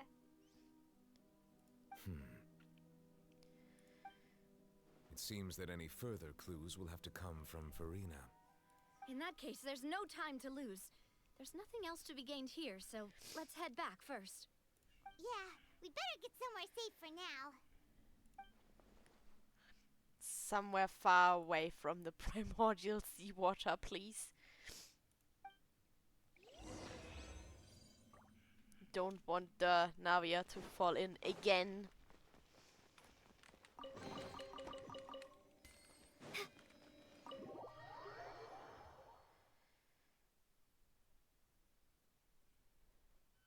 Let's split up here. I'm going to check on what's happening with the Spina. You know how it is. There's some things you just need to be there for yourself. You still have energy for that, Navia? Paimon's already beat. You are always beat, Paimon. Just head back to the Fleuve Cendre and have a rest then. Thanks for keeping me company all this time. I'll depart as well. Thanks for your hard work today. Rest well, everyone. Traveler, I will go talk to Farina tomorrow morning to ask about the stone slates. I'm sure that you're concerned about this matter as well. If you have time, drop by my office. I will share the results of our discussion with you. Sure. Are you really gonna talk to her about this directly? Will that be a problem? Paimon's I mean, getting if a little anyone scared now can that it's come talk to to this. her, it's him. She has long been harboring secrets and will not give them up easily. which makes it all the more my duty to ensure that she understands the present situation. Alright, we'll leave it in your hands then. You're probably the best person to talk to her anyway. I will be carefully considering my words tonight. Traveler, Paimon, our safe house at the Fleuve Cendre is always open to you, as ever. So please don't think you're an imposition. All right. I'll be on my way then.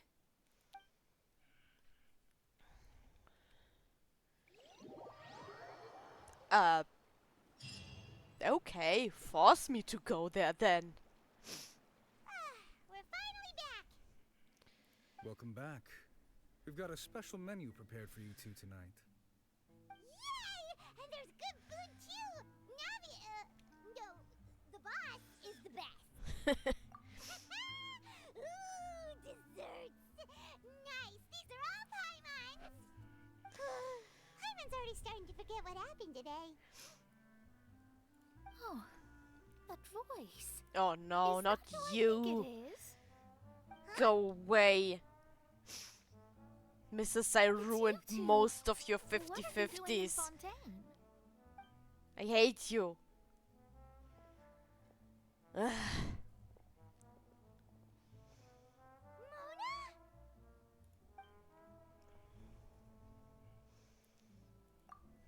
Seriously, nobody just uses a scry glass whenever they've got time to just see who they'll meet on the road. Still, we didn't expect to see you here.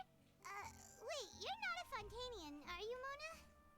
Well, I have some business to attend to here, so I booked a hotel in the city. I was just out for a stroll when I bumped into you. Quite unexpectedly, if I might add. Why did you think I was from Fontaine, though? Is that because Magistus doesn't sound much like a Mondstadter surname? Yeah, let's go with that. Well, I used to have my own surname, which was, well, some other thing. Either way, the old hag told me when she took me as her disciple that the first step to being a great astrologist's pupil was to change that name. There was nothing for it, really. She really is amazing at astrology, so I changed my name to what it is now according to her wishes. To my surprise, however, Magistus is not the name of some ancient house or clan. It isn't? Nope. Although it is used by us in place of surnames, it generally just means great. Yeah, that doesn't fit you. Not at all. Including a boast in your name. Wait, are you gonna have to put that into your genealogy as well? I reckon so. In any case, I'd give my disciple a name like this as well, if I were to take one. Astromancer Barbeloth Trismegistus. What? Whoa, that's a long one. Does it also mean great or something? My name means Mona the Great Astrologist. As for the old hag, hers is, in plain speech, the thrice-as-great Scholar of the Stars. Just take it as a title specific to astrologists. Thrice-as-great? That's so petty. I know, right? That's just how she is. She used to call herself Magistus, actually, but when she took me in, she changed her name to Trismegistus. Talk about obsessive. Okay. Magistus is thus the calling card of our school, so to speak, which makes it about the same as a surname. It's all right if you don't get it. You can look into it further should you need to study astrology more deeply. I like this one. Triple appetite Paimon. No. That's perfect for you. Are you, Mona? You're from Mondstadt, right? Well, I was born in Mondstadt, yes. My parents migrated to Dorman Port, and I traveled with the old hag for a while, after which I settled down in Mondstadt City. Oh, that's a good thing then. At least we know you won't be dissolved by Fontaine's waters. Speaking of that, I'm sure you're aware that a bunch of things have happened here in Fontaine, right? I know you're not a local, but I'd avoid getting too close to any water that looks strange all the same. Yeah, There's we something already ominous know. about it. Well, the water, I mean. That was the main reason, yes. Just a while back, the Steambird invited me to take part in a panel and speak about the circulation of the prophecy as an astrologist. The invitation was sent quite early on. I don't think anyone expected Fontaine to be in this much trouble. What do you make of that prophecy, Mona? Just tell us what you think as an astrologist. Your word would go a long way to make things more certain and less scary. What I can tell you is that I'm an astrologist, and that We this know. prophecy concerns the fate of Fontaine, even that of all Tevat. Ascertaining this is akin to reading the fortune of the whole world. I'm afraid that this is not something that just anyone can do. If I could do it, you would no longer call me an astrologist, but a visionary. But on the flip side, the prophecy is so huge and powerful that it must surely come from a powerful visionary. Its contents involve the fate of the world. Disregarding it would be a mistake. A visionary? Sounds really powerful and all, but does such a person really exist? Of course. The old hag could do it, and I bet there are others amongst those Hexenzirkel colleagues of hers who could do something similar. Huh? Are you sure? All right, I'll help you. It isn't often that I see you with such a serious look on your face. I'll tell you once I hear back from her. Thanks, Mona. You're amazing as always. Oh, well, this is something only I can do after all. So yes, your praises are quite welcome. That's the greatest of astrologists for you! Of all the people we know, you know the star's the best! Indeed, Right. indeed. That's the spirit. Oh, sorry. I came to see what all the commotion was about. If there's anything you need, do not hesitate to inform the Spina di Rosula. Oh, whoops. Guess we were getting a little too carried away there. Well, I'll go tend to my own business now. If I receive any news, I'll be sure to come find you two again. And there she goes, quick as rushing water. And here we are with the Spina guy giving us suspicious looks. Right, but we were able to recruit Mona's help, didn't we? Good Sari, but yes. Our Fontanian friends will thank us someday.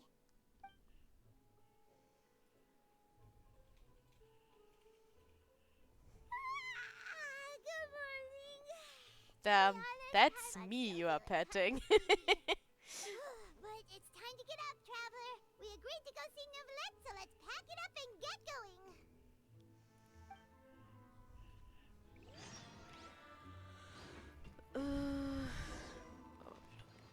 Neuvillette, okay. Let's meet with the dragon again.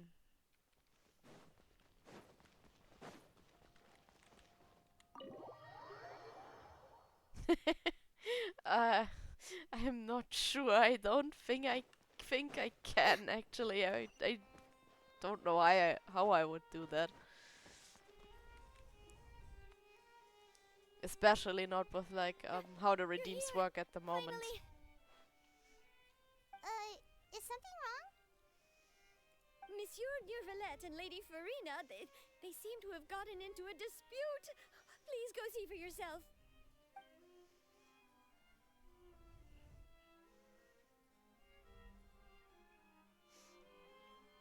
Like I said, I've already explained everything. And yet the problem has not been properly solved. Angry Papa. Excuses between us. Oh. It's not my intention to offend you, but please tell me where you stand. You are the Hydro Archon Focalor, are you not? Angry Papa Neuvillette. This is a list of the victims from the recent Poisson incident.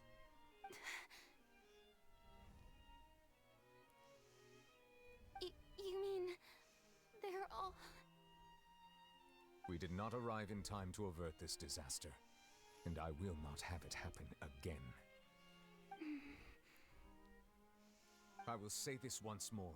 You must tell me everything you know.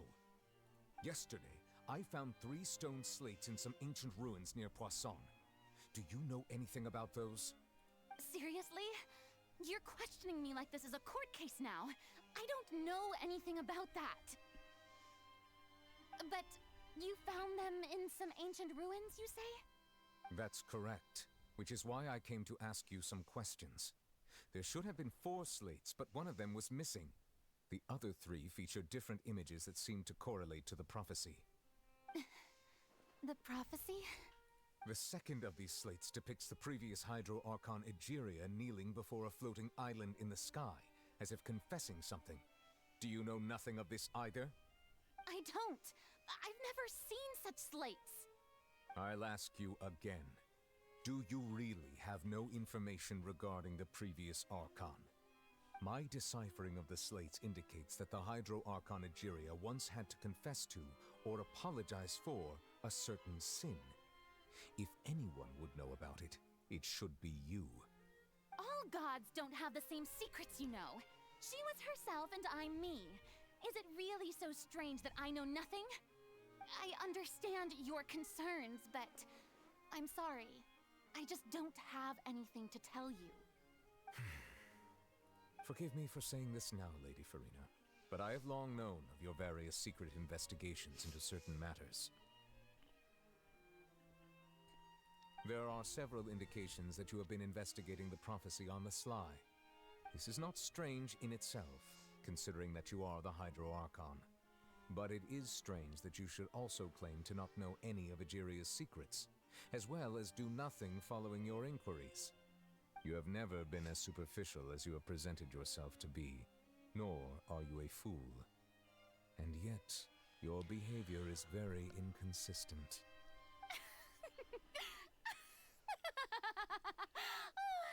So you've been watching me all this time, have you? I didn't think you were that type. You... Well, since you know about my secret investigations, then you should know I'm actually working to take care of it. There's no point questioning or suspecting me. You're the Eudix, but you're still my subordinate. You should be following my lead. Yeah. Just trust in me. Because you You're know what Archon, you are and do doing, as I say. right? Never mind whether you can truly convince yourself to or not. It'll all turn out fine. Yeah, but no thanks to you, though. That's all I have to say. We do not discuss this matter again. Oh, the opera's about to start. Toodles! Uh-huh.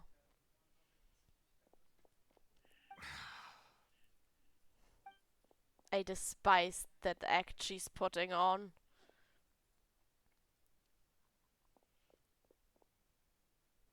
Did Farina not notice us standing by the door? Wonder what's up with her. She was smiling. She didn't seem in the mood to care if we were listening in or not. I assume you've been outside for a while now? Oh, you noticed. Seems Farina didn't even realize we were here. She was in a great panic, though I cannot discern the reason. Our discussion reached impasses time and again, a state of affairs that we cannot allow to continue. Still, I do not understand. Dialogue is the basis for understanding, so why did she keep refusing to engage? Everyone in her inner circle has noticed that she is hiding some secret. The issue is her attitude. I fear that she will not reveal anything unless absolutely forced to. We may have to create a situation in which she will have no choice but to speak. Oh? Like what? Normally, people will only reveal the truth when standing trial. Perhaps we must have the Hydro Even Archon then, some experience people will just lie, such though. a scenario. But Farina's seen so many trials, and she's really good at dodging questions. How do we make sure that she won't just slip away at the first chance she gets? We will need to consider this thoroughly, join forces with various parties, and then do what we can. If at all possible, I would prefer to recuse myself from this affair, but we must prevent the prophecy from coming to pass. This may be cruel to her, but all Fontaine is in crisis. The information a god possesses is too precious, and so we must take a chance on this. But who will lend us their aid to do Yeah, such a thing? assuming she is actually a god.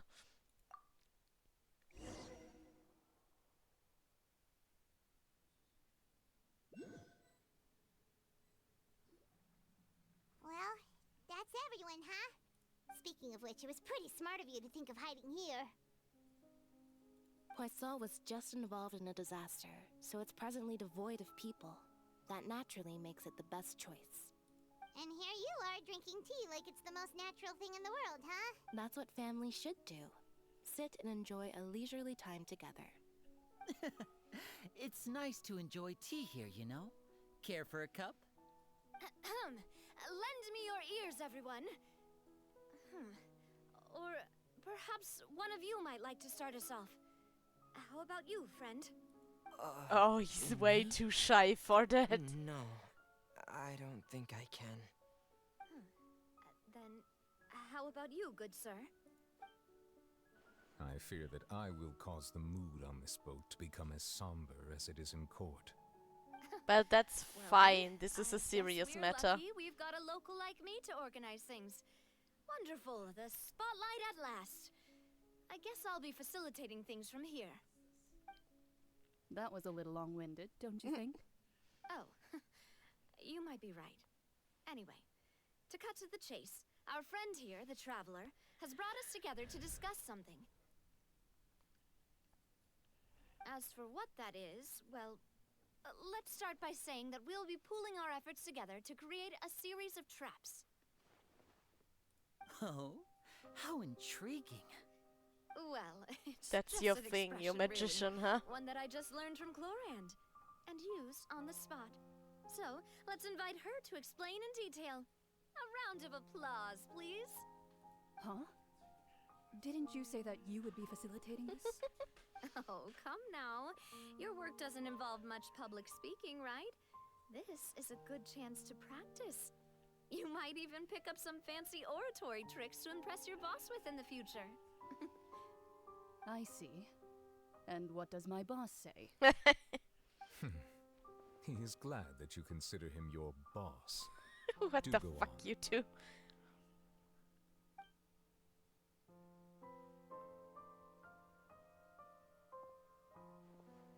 In that case, do any of you have experience hunting? Not that I recall. Fremine and I once used a wooden stick in a basket to catch wild rabbits when we were younger. As for Lynette, oh, right. You were sick that day, weren't you? I've also gone diving to catch some fish before. Does that count? I'm afraid not. You may or may not have heard, but Fontaine once played host to a group known as the Marechaussee Hunters. Though that was their name, they did not hunt animals, but rather various monsters left behind by the ancient dynasty of King Remus. Today, Fontaine's monster population has already thinned greatly, so the hunters have blended back into society, taking up arms in other lines of work. They even left a unique methodology of hunting in their wake. A trap comprises of the following components: bait, a trigger, and a containment device. Sometimes a lethal implement will also be necessary to deal with the prey. So, if we were to build a trap together, right now, what would you choose to build it with? For me, I would prefer something basket-shaped. Pigeons and rabbits will see the bait and naturally enter the snare. Our line of work requires a deft hand, and we're some of the best in the industry, so you can count on our techniques. You used some of those techniques while moving the people of Poisson, didn't you? My subordinates mentioned that you even performed some magic for the bawling children. Yes, and I even managed to gather some intelligence in the meantime. I'm quite the multitasker, if I do say so myself. I'm afraid I can't. You're claim pretty that full as of my yourself, strong that's suit. what you are. I prefer more stable methods, like placing bait in the water and waiting for the fish to come within reach. That's the kind of method I would count on. Calm and steady. Exactly the kind of person who would catch loads of fish.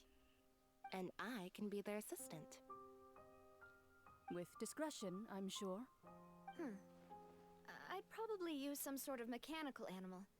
Papa once bought me some small clockwork squirrels, mice, and such. When placed in the forest, they can attract others of their kind. I remember that you liked those too, didn't you? I did. And that would be a good way to go about it. If they're realistic enough, animals of the same kind will follow them all the way to the trap. What about you, Monsieur Neuvillette? I fear I do not have any related experience. That makes sense. You usually solve problems directly, without the use of any such tricks. But I do have one more question for you, Monsieur.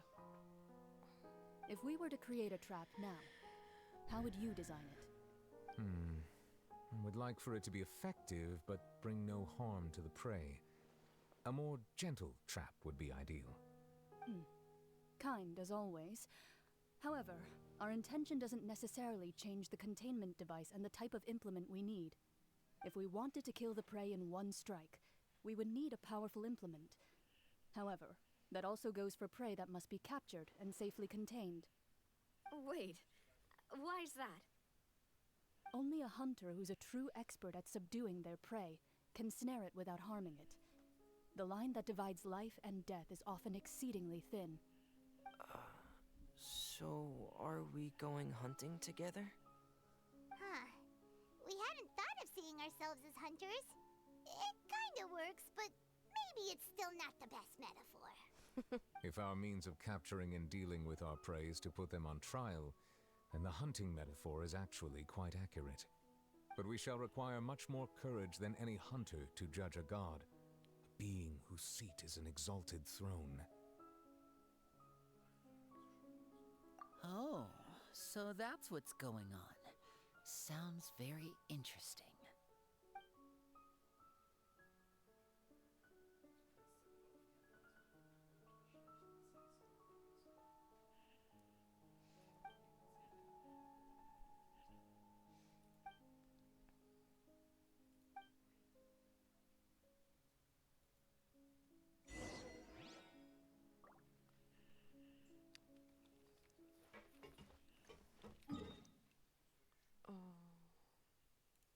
Oh, this space. Okay, okay.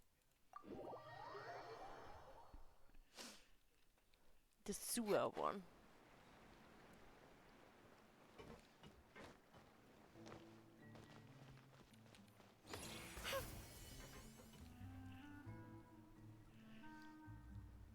So we are trying to catch a god now.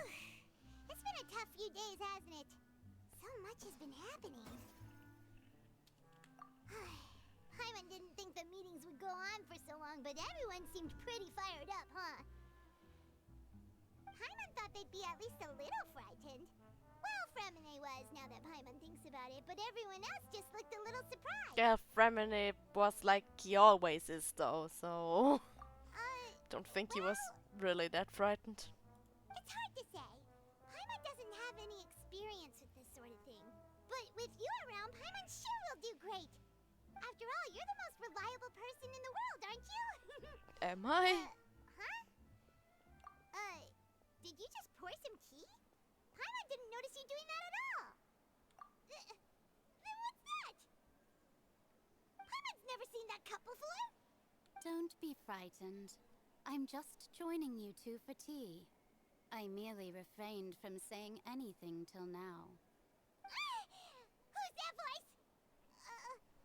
But there's no one here. Ah, have you forgotten me already? Wait, you are familiar. You're the voice we heard from the sky in Sumeru. The voice from the sky, I fear that description is wrong. Though, not completely wrong. You're feeling lost now, just as you were feeling previously.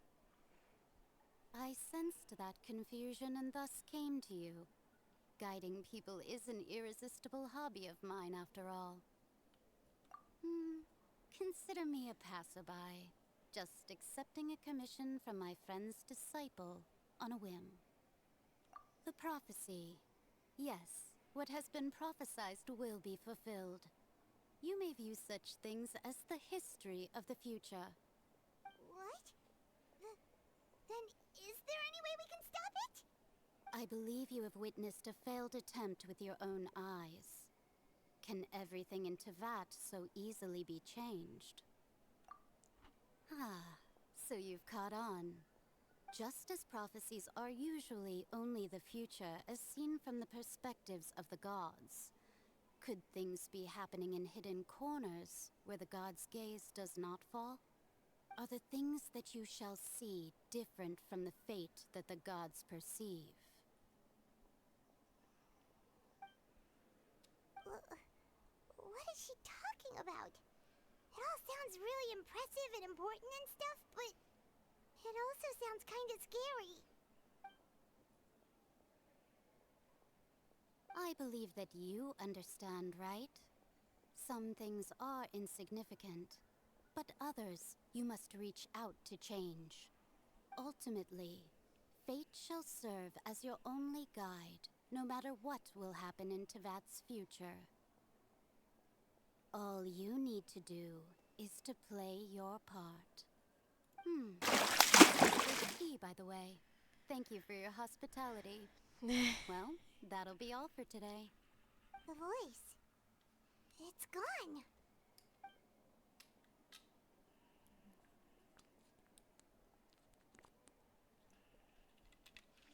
Good that you did it in a cutscene and not like when I think I need to run from something again.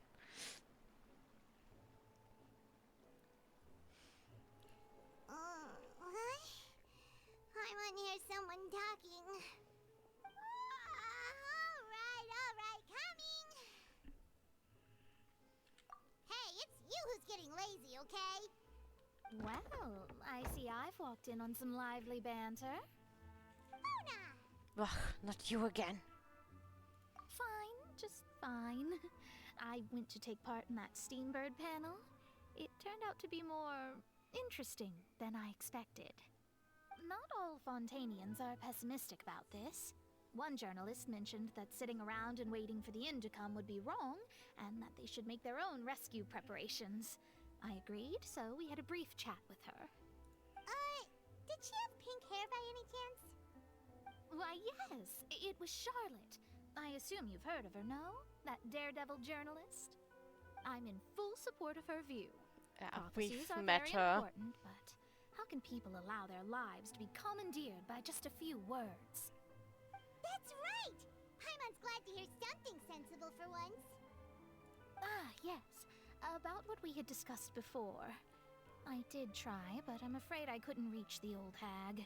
I'll try again tonight, but I wouldn't get your hopes up. Huh?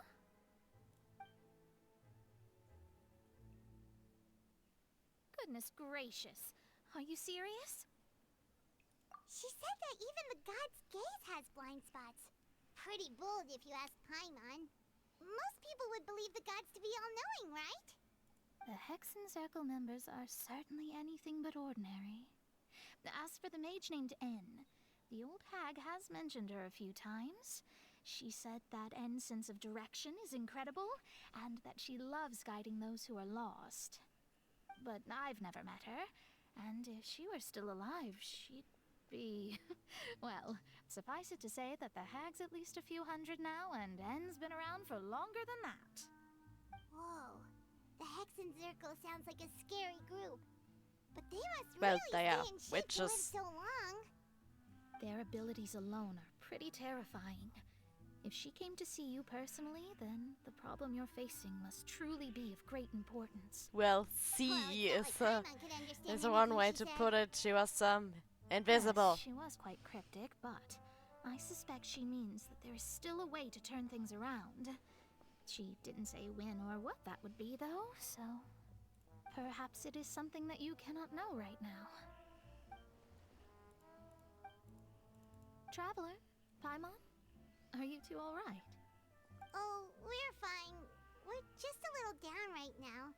It kind of feels like the end is coming, you know? I see. I feel that same sense of desperation, too. I guess you could consider me someone who has often witnessed fate. So far as I have seen, it cannot be swayed. But even so, I still hope for and believe in miracles. Astrology is eternal and rational, but fate may not be.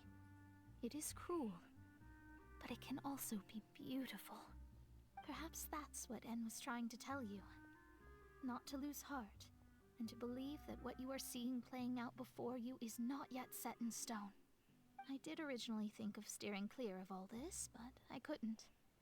Even if this is all futile, I still wish to help everyone. If we don't struggle to the last, then how can we face the end when it comes? Huh. You do have a point. There I go, talking about astrological principles again. Sorry about that. The moment I start talking about work-related stuff. I need to get going. It was worth trying to comfort you, even if only a little. I believe that you'll help those who are struggling in the same way I did. I suppose that might be why we always seem to meet by coincidence. Paimon feels kinda moved by what Mona said, but also kinda sad too. Hey, Traveler, Paimon suddenly feels like going outside for a walk. Let's go. Let's walk around the city, shall we? There's a few spots we always like to walk by. Do you really think that it's the good time to do that right now, Paimon?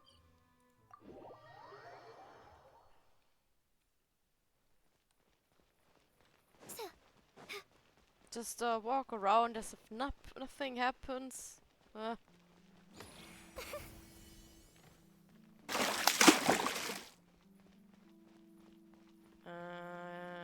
I don't think it works like that. Our names are written in this newspaper. But it was per stream actually.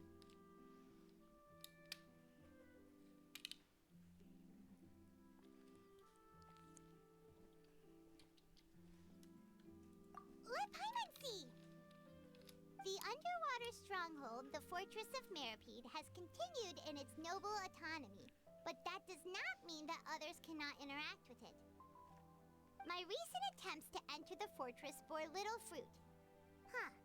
Guess Charlotte still hasn't given up on that. Ah, I see. But was this your last one now? Become the focus of this report. A blonde adventurer with their white fairy legends trailing in their wake. It is said that this mysterious traveler once visited the underwater fortress. So while the fortress's interior remains a mystery behind closed doors, do not fear, for the tales of the traveler contain surprises in spades. Journalist Charlotte's biggest scoop yet, the Traveler's Trail, World Walker. Huh. Charlotte took so many awesome photos of us and we never even noticed her. So she's a paparazzi? So since we're easier to find, she's using us as the subject matter instead? Ah. I'm sorry, Paimon, but I will let you wait for a while now before I answer you, because I need to go on a break. Be right back.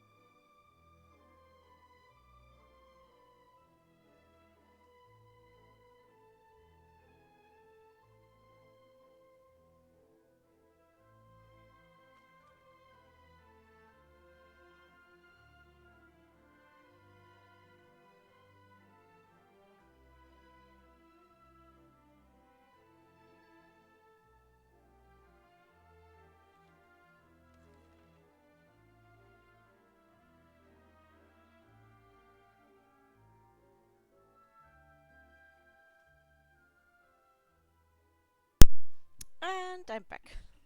Let's give Paimon an answer then. Seriously? Well, fine.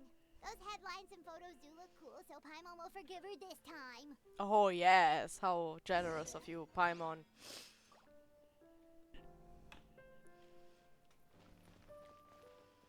Oh, right. Now that I'm here, let me teleport here real quick. And there we go. Add Astra No, no, I Welcome think to she the would hurt my Adventurers Guild. stomach even more. We don't eat her. I think she would make my stomach really, really Add upset. Astra. And Thank you it's for completing it's today's already pretty bad. commissions. Here is your There we go. And this.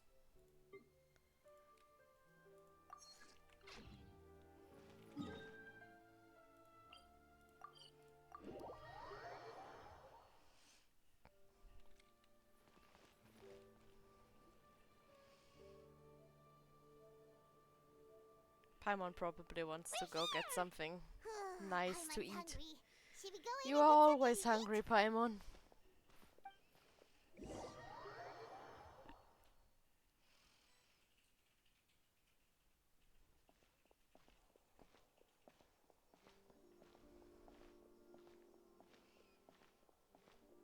Hey, quick! Look! That's the limited edition only 16 slices a day cake! It was so delicious the last time we Yeah, tried. otherwise called Thanks a to Jules and scam. Lauren. Let's give it another go. I'm sure it'll be great. One slice of cake, please. Someone showed up after all. Oh, wait, you're the one from the Palais Mermonia. Oh, are you here to buy cake too? It seems Monsieur Nervalette was right. You really can eat. Wait, did he really say something like that? That's right. Even he has his own preferences when it comes to food. As for me, I love the cake and coffee here. Do you come here often? Usually every day. Every day? It's part of my daily schedule, apart from work. I shall have my cake and coffee. Then what if someone told you one day that this place would be closing soon, and you wouldn't get to eat cake here anymore? What would you think? What a weird But why would it question, close? Paimon. Well, Paimon doesn't know either, but maybe the waters will rise tomorrow. You know, like in the prophecy. Oh, the prophecy. To be honest, I haven't paid much attention to that. No. Still, even if there'd be no more cake tomorrow, that wouldn't keep me from having some today. No. It's the same for eating in general. You might not be able to eat tomorrow, but if you can do so today, then you should carry on. That's what people call living, you know. Huh. Don't be sad. Excuse me, could I have 2 more slices of cake to go? These 2 slices are for you. Sijouin said that this kind of expression you're making is what humans call being sad. Oh, you know Sijouin? I sure do. She was born before me, and she sometimes comes to the surface to teach us things about humans. She said that humans are creatures that are saddened easily, yes, and you can only lift their spirits by feeding them delicious food. So please try the cakes here. I've got something not else to do, so how I'll it be going now. always you try to stay in a works, good mood though. after eating, all right? I mean, it's not wrong. Eating good food can definitely cheer you up, but it doesn't always work like that. Let's dig in. I'm sure this cake will be delicious. You can cheer them up by feeding them delicious food. It's more delicious than last time, and the flavor gets even better with a sip of tea. It sure would be nice if we could come again tomorrow. Sure would be nice if we could always eat delicious food here. Yeah, Paimon, you and your delicious food. There's nothing else on your mind, is there?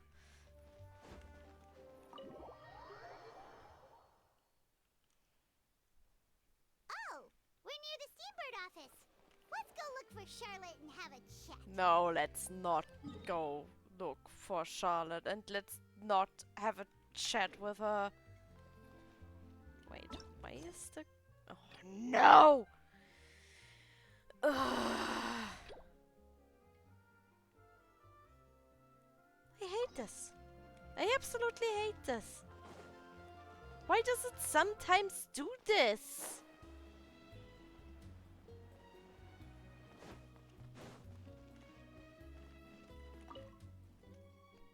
Yeah, if your fucking immersion break.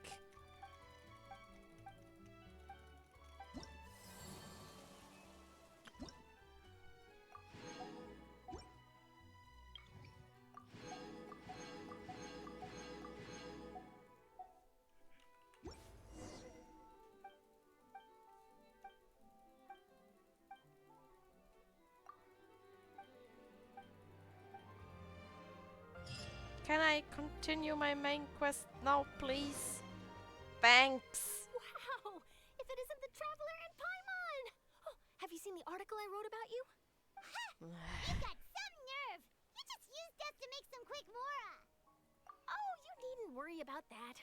I heard that you were in Poisson some time back, so I sent you a letter to discuss just that. It appears you didn't receive it, though. It's all right, though. I've set aside the amount intended for you. I've even set the table with some food. Really? Oh, you're the best! And Paimon immediately You're is almost a little too easy to satisfied. win over, Paimon. If I were a journalist with ulterior motives, you'd be in trouble now, you know. Oh, Paimon knows you're not like that. Oh, really? Still, what brings you here all of a sudden? Were you looking for me? A friend of ours met you a while back, and when she mentioned it, we thought of coming to see you. Her name's Mona. Ah, so you know Miss Mona as well. She's a guest columnist for our paper. Really good one, too. She's so young and already such a brilliant astrologist. So she mentioned me? What did she say?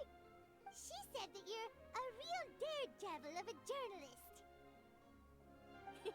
Nice. In which case, can this daredevil journalist dare to request an exclusive interview with the legendary Traveler and Paimon? Huh? So your article No? in the paper today doesn't count? Oh, of course it doesn't. That was more like live photography. What I'd like to do is dive deeper and ask you to talk about the things you've seen and experienced.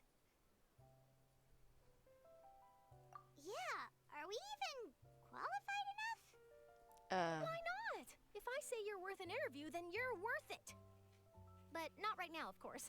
I'll need a few days to prepare. Oh, in that case, we'll just chat when you have the time then?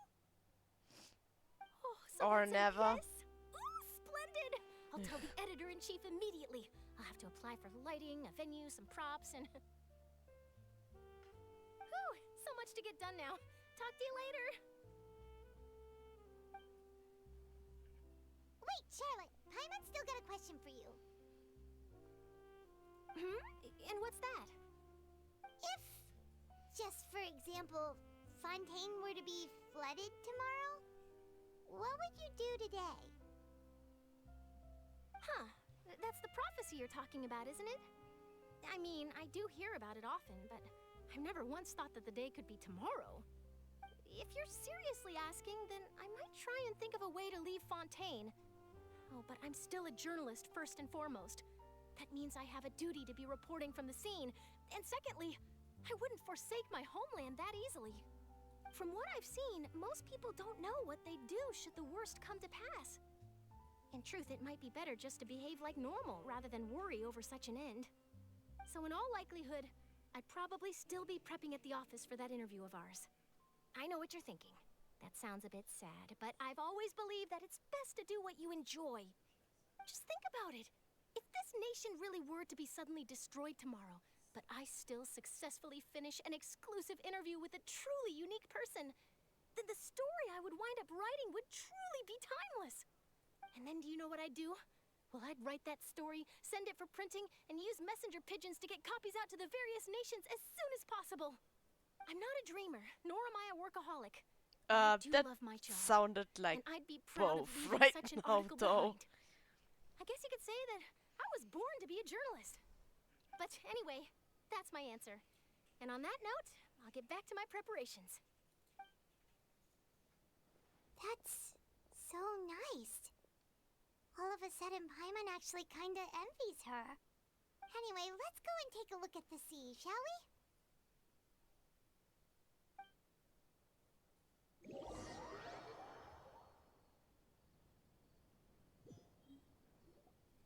The sea breeze and scenery can be a pretty soothing combo, huh? Paimon's been thinking. If it wasn't Fontaine, but all of Tevat that would be destroyed tomorrow, where would we go and what would we do? No, Paimon should ask, if you could choose, what would you like to do?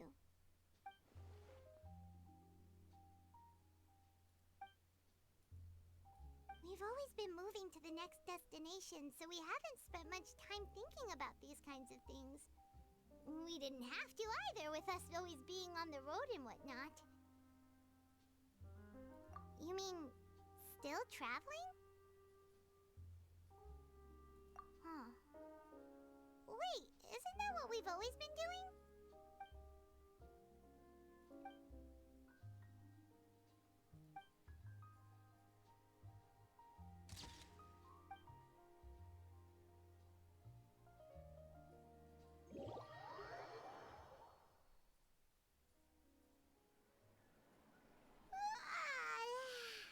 Feels like you'll grow mold if you stay here long enough. This little in-between sequence seems But it's still better than the very Fortress of weird to Meropide, me. that's for sure. It's not only damp there, but salty too. Don't we have more important things to do? So the two of Didn't you we are want still to here. stop the prophecy? Wonderful. Oh, you're from the Palais Mermonia, aren't you? Yes, I'm Isadora.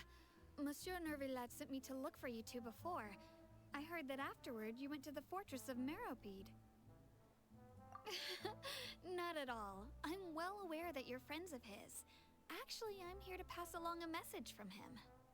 Yes, inside the Opera House. The Maréchaussée Phantom has declared the incident a small-scale riot. A riot? Well, that said, I don't personally think it was that serious.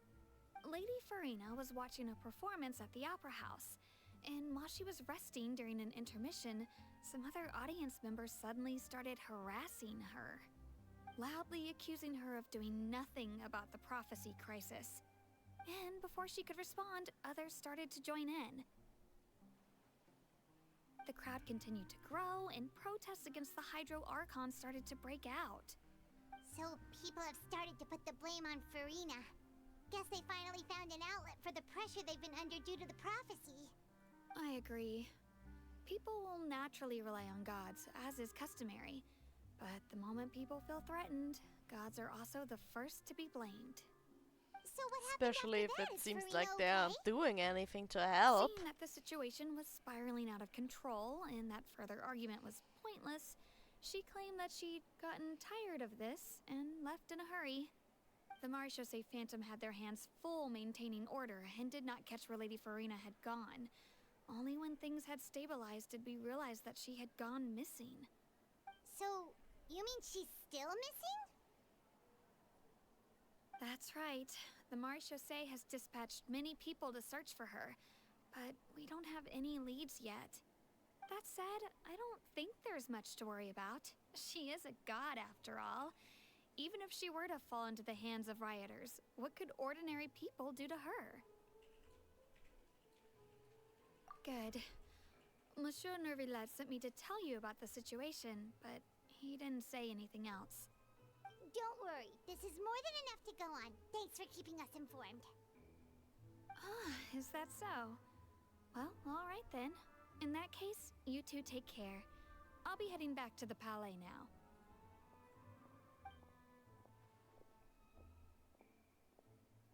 Well, sounds like we should hurry over to Poisson then.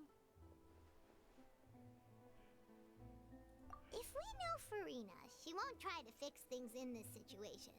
Instead, she'll look for a place to wait out the heat.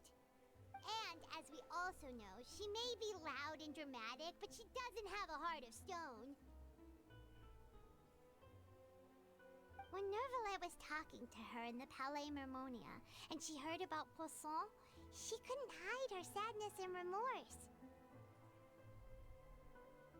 It would be hard for her to ignore being accused by the public today. Paimon thinks Farina's probably taken the opportunity to slip away to Poisson and try to relieve the sense of guilt that she's feeling. Huh. Well, what do you think? Paimon knows the answer, of course, but Paimon can do the analysis to back it up, too. Cool, huh? In that case, there's not a moment to lose. Poisson, here we come! It's about time. No just standing around and wasting our precious time anymore. Oh. Wait.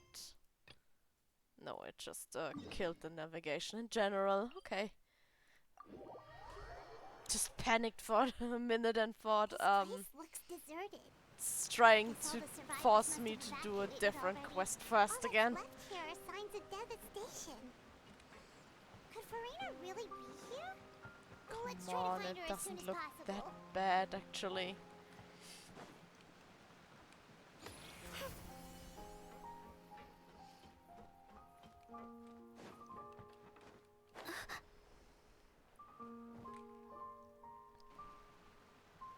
Oh, there she is.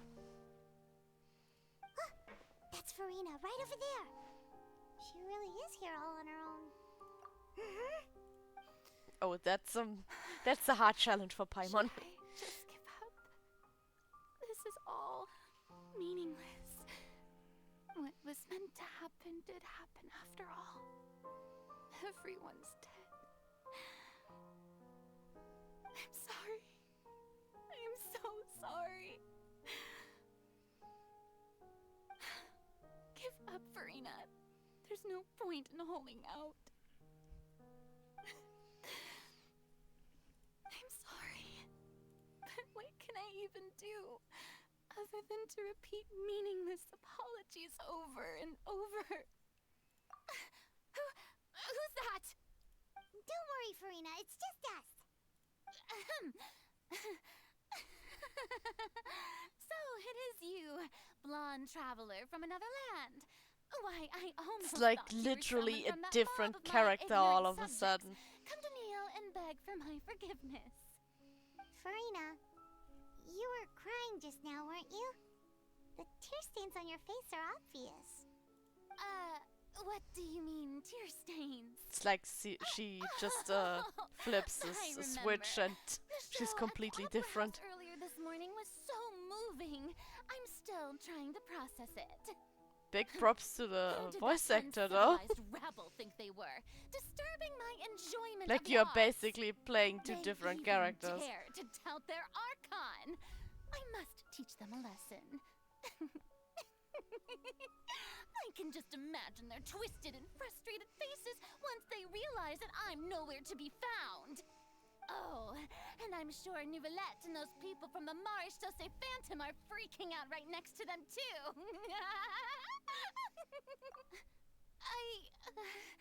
Of course not. Hey, there she is! The Hydro Archon's over there! Yeah, she did. She Quick, definitely after her. nailed it. Farina, those people seem to be after you. Really, Paimon? They're just some rabid fans who want to cut the line because they haven't been able to meet me in person, aren't they? That's against the rules. I can't let them get their way. Farina just ran off. Quick, we have to catch up with her.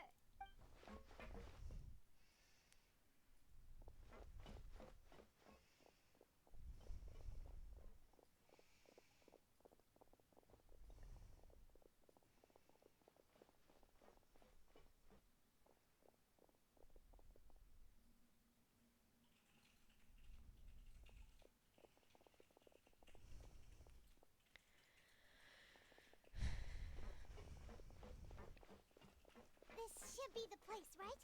Hey, Farina! There's a good hiding spot over here. Quick, come to Paimon before the rest of them catch up to you. What is this place? Hurry, they're almost here. Fine. I suppose haste is warranted. Lead the way.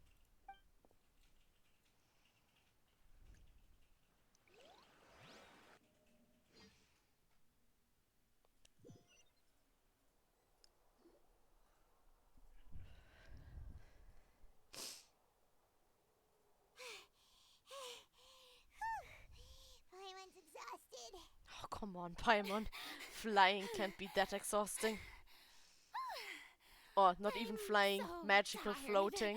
I totally thought they had caught me. No, I mean, I merely gave in to the sheer enthusiasm they displayed. You're right. Yep, that's a good girl. What?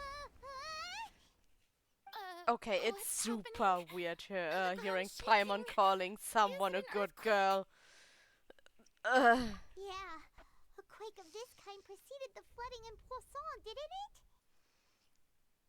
It can't be. It's happening again. Well, there's no need to worry too much about that. Neverlette's made some emergency plans, so the evacuation should go a lot smoother this time. Yeah, I hope you're right. But the people of Poisson, they've already...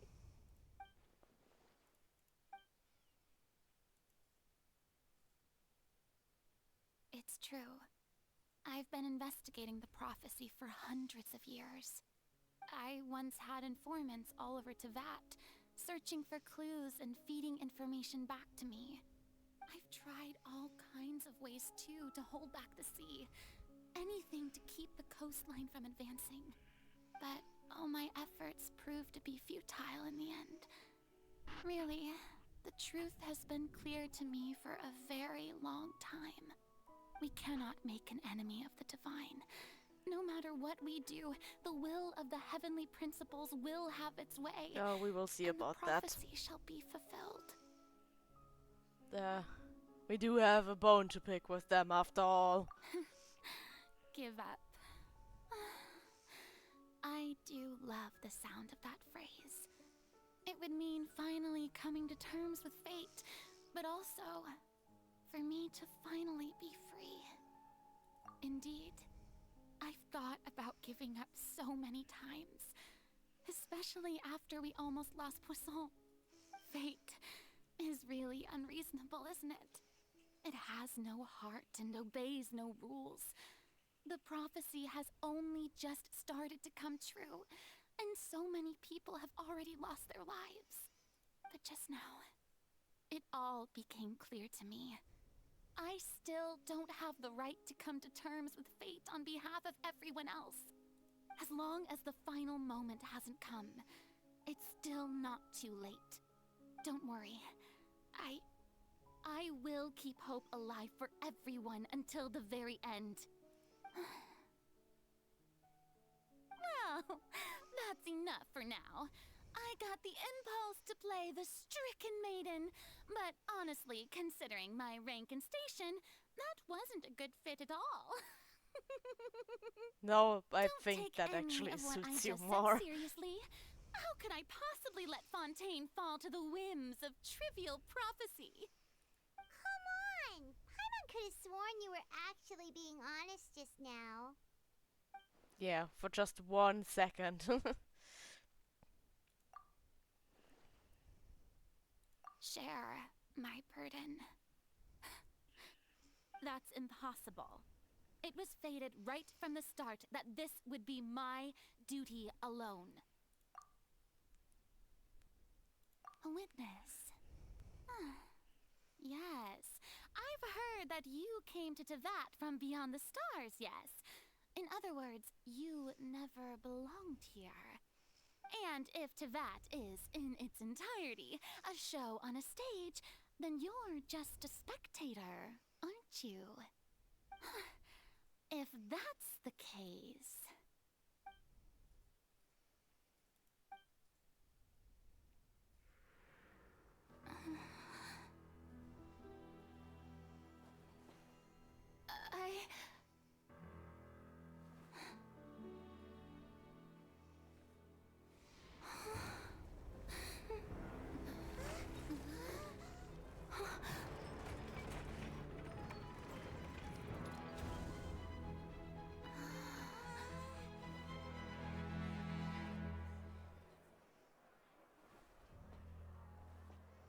Oh, maybe we should have given her a little bit more time and she would have maybe told us. Ladies and gentlemen, this concludes my opening performance. Now, without further ado, we may proceed to the trial of our god. So, this is what it is. Yes, you deserve praise for the effort you took to raise the dramatic stakes. Do not forget, however, that I am Fosalor, the god of justice, the embodiment of justice itself. Does it not strike you as even the least bit absurd to bring the very concept of justice to trial? May I interpret these words as your refusal to stand trial? In that case, you will have the opportunity to defend your honor through a duel. You would draw your blade against a god? She already did. I see. It seems like you have made up your mind.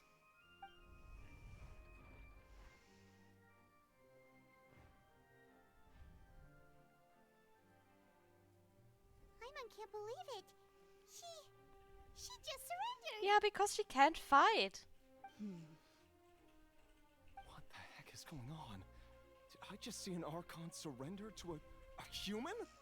Wow, how utterly humiliating. Lady Farina, what is the meaning of this? It would seem that there has been a misunderstanding. To be clear, the raising of both hands is not always an indication of surrender. Really? Again, huh? I raised my hands just now to indicate my acceptance of the trial. No duel shall be necessary. I will admit that I've been running away for a long time. I'm sorry, everyone. I was unable to protect the people of Poisson. It is my duty to stand trial for my crimes. You are not the only ones to be disappointed in me. I, too, am exceedingly disappointed in myself. But now, it is time for the I think that's the only true thing she has said so far. I, Farina, will use this trial to show the world the true meaning of justice! This time, yeah. I will protect you. Applaud and rejoice. One of the most outrageous and fantastical arcs known to the opera epiclese is now unfolding before your eyes. Mark my words, this shall be one of the most exhilarating and brilliant shows ever to grace the stage of Fontaine. The trial of the Hydro Archon, Fosalor, will now begin! Woohoo! But it still kinda rubs me the wrong way how they see trials as a big show. It just takes away from the seriousness of it. Also, even though she's Like, this is not a show, it's a trial. taking this seriously this time, right? Alright then. Who will be my opponent in this trial? The court asks the prosecutor to please take the stand. Is that so? Very well. Then please speak, witness of Tivat, my accuser and fated opponent.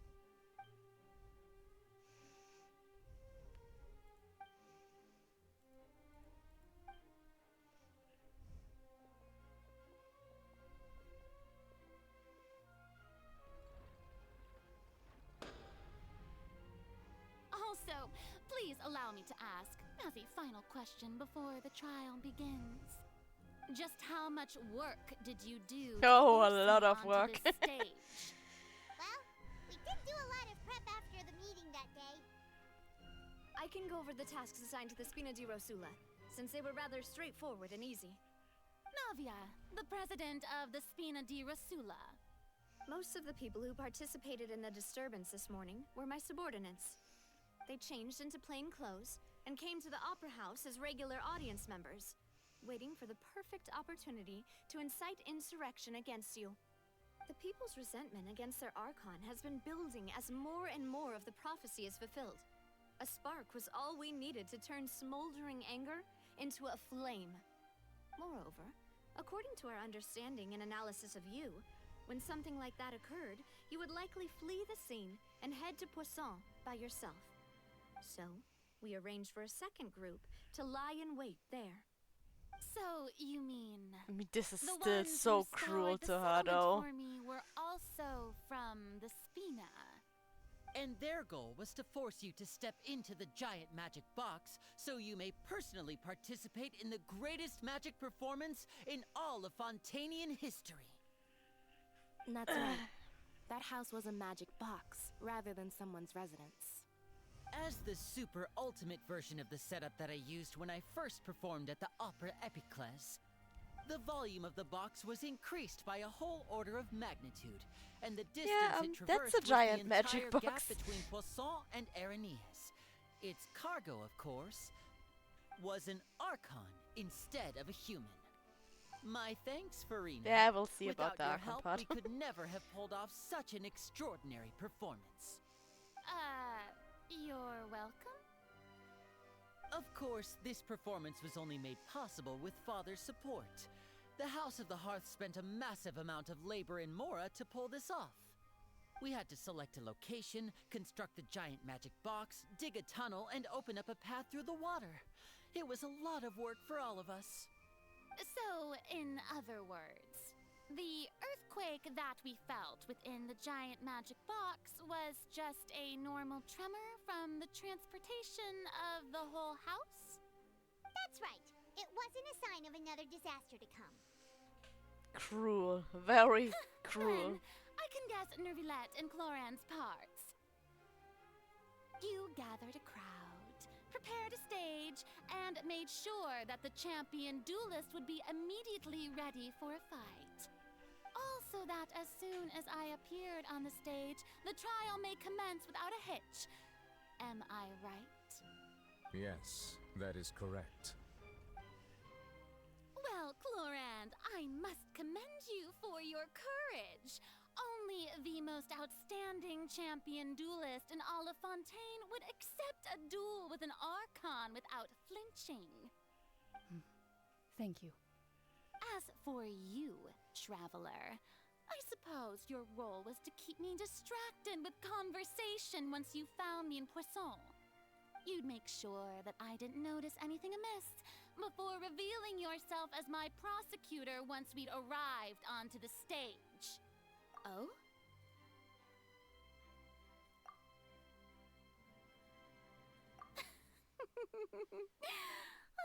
Is that so? Then I suppose I must have missed my final chance. It's fine. It matters not. What's done is done. The stage is already set, so there's no reason to disappoint the audience. Let's see this trial through to the very end.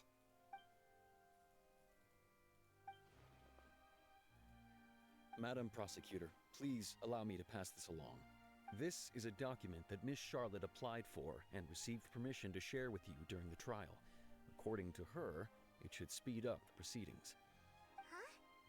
Charlotte wanted to give us something? Oh, so she's here too! Hey, Charlotte! Oh, let Paimon see. Isn't this the exclusive interview that she did with us before? So she's already finished it, huh?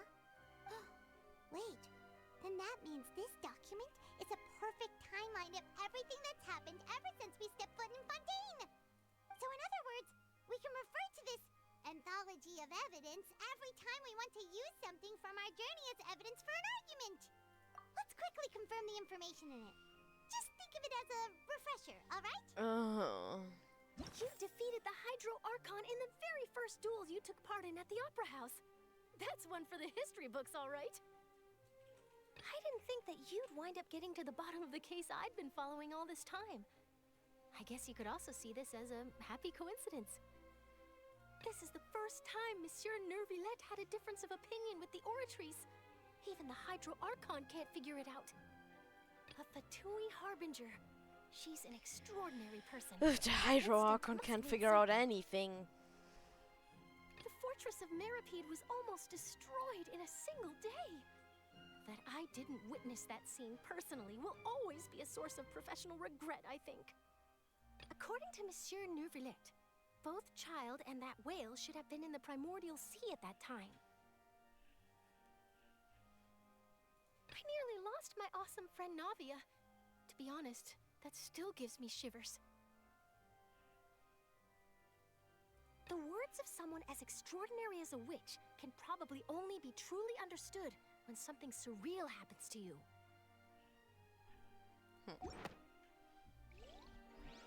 Okay. Let's see if this will actually be helpful.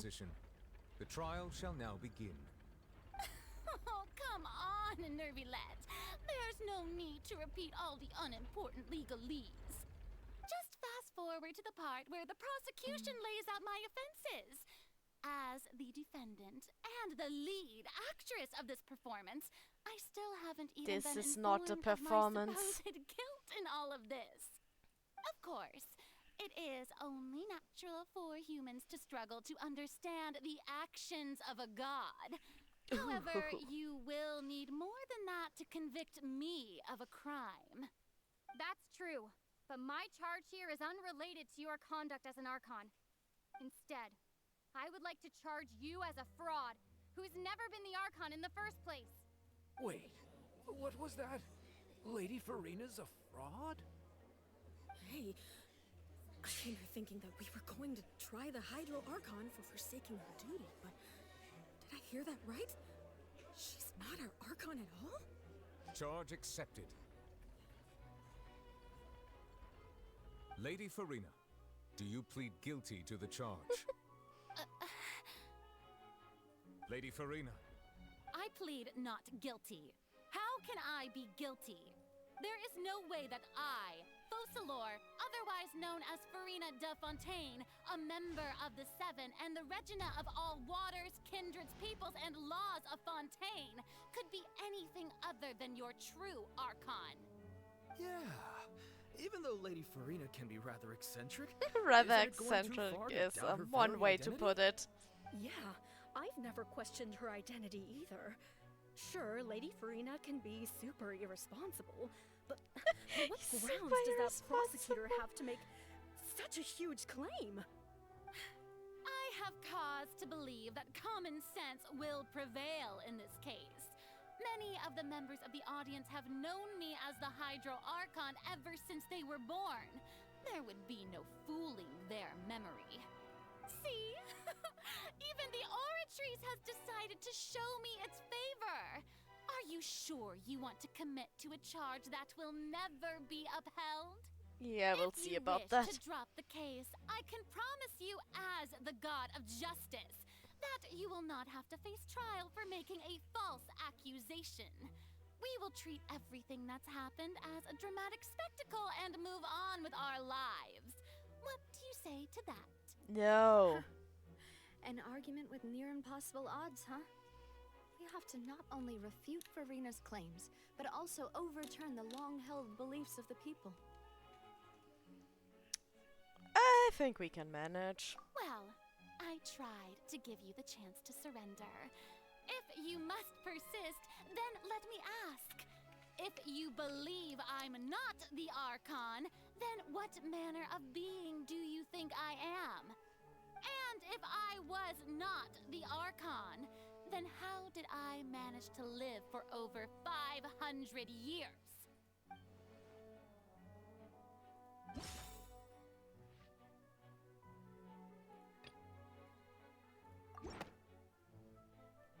I know that one by heart. You may be a member of another long-lived race, which would allow you to naturally possess an extended lifespan. And second of all, even if that wasn't the case, there could be other ways to extend your life. Who gave you that idea? Was it the knave? You'd sink so low as to use a harbinger's words against me. A curse? That harbinger I did once thought more it for your possible that the people aura than of an you Archon did. might naturally resemble a type of curse. But in light of this claim, perhaps what I sensed was not your divinity, but a curse after all. Neverlet sensed it too, huh? Lady Farina is actually a human? Well, it is true that it's extremely difficult to tell humans and gods apart just by looking at them. It's not impossible.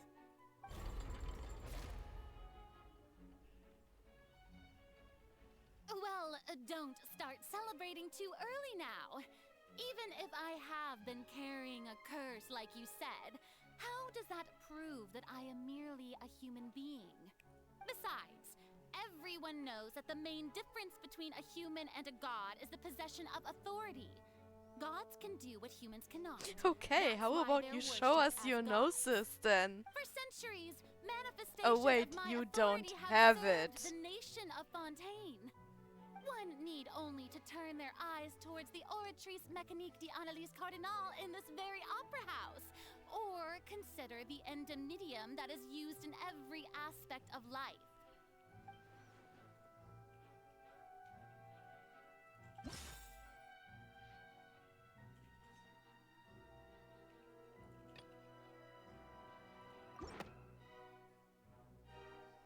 You tried to reference the Oratrice. But weren't you as confused as all the rest of us when the Oratrice declared Child to be guilty without any proof? Otherwise, you should have come up with a good explanation for that by now. Didn't I make myself clear at the time?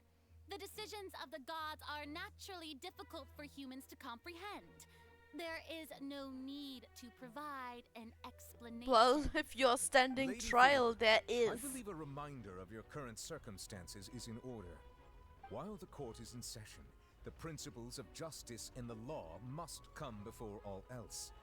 While you are an Archon, you are also first and foremost the defendant in this trial.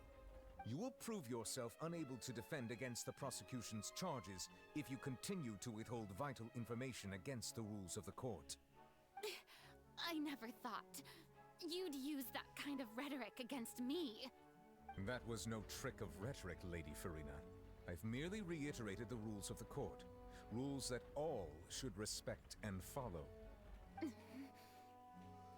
So, you neither knew why Child was declared guilty, nor did you understand the structure and operations of the Oratrice. Instead of having been created by you, the manifestations of authority you mentioned have been made by the real Hydro Archon, haven't they? The real Hydro Archon? Well, now you're really losing me. It is true that I did not know why the Oratrice gave out a guilty verdict that day.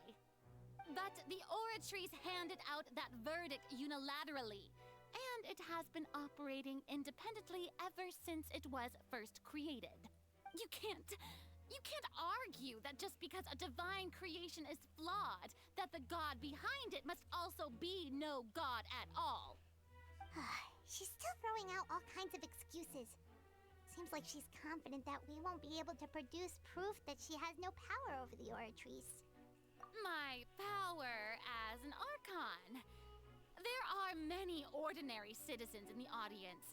How can I just carelessly demonstrate the formidable power of an Archon?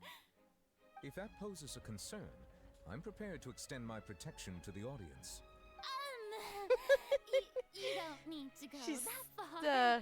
digging herself a hole right now. Aren't you the Hydro Archon? Or is it that you can't even wield the power of Hydro, much less the authority of a god? Indemnitium! Yes! It's all because of Indemnitium! All Archons derive their power from the faith of the people, and I've converted the people's faith in justice into Indemnitium. Uh-huh. Thus did I Sure you give did. up all of my divine power to provide everyone with energy for their daily lives. Which would mean you are no longer a god. Magnanimous god? So you are guilty. Isn't that a huge stretch? Yeah, no matter how generous an Archon can be, how could they give up all their power? Can a god with no power even still be called a Yep, god? that's what I just said. It seems like nobody's buying Farina's excuse. Hey, come now, everyone. Please don't stare at me as if I was a liar. I'm still the same Farina you knew, right? The one that you loved. Shouldn't you want to believe in me? Please? You've got to believe me. If what the prosecutor No, said she's is getting true, desperate. she really has committed a grave offense. Did she deceive all of us? And all of our parents and grandparents too? And then all of our ancestors? Ever since they were born? Enough. That's enough. Tell me then, if I'm not the real Hydro Archon, then who is? If you have no evidence of another Hydro Archon's existence, nor can you find anyone who can back up their claim to be such, then what grounds have you to say that I'm not actually the real deal? Wow, she came up with yet another argument. How can we refute her now? Seems like she really doesn't want to give up.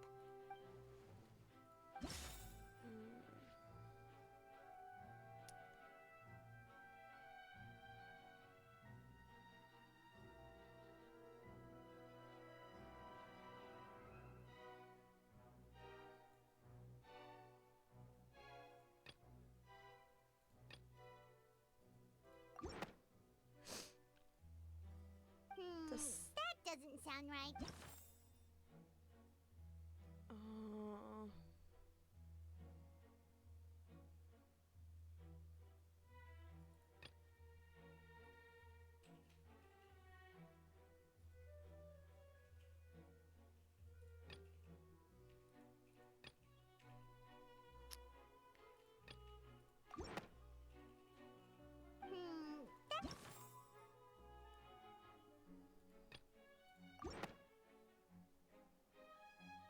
It has been established that all Fontanians can dissolve in water from the primordial sea.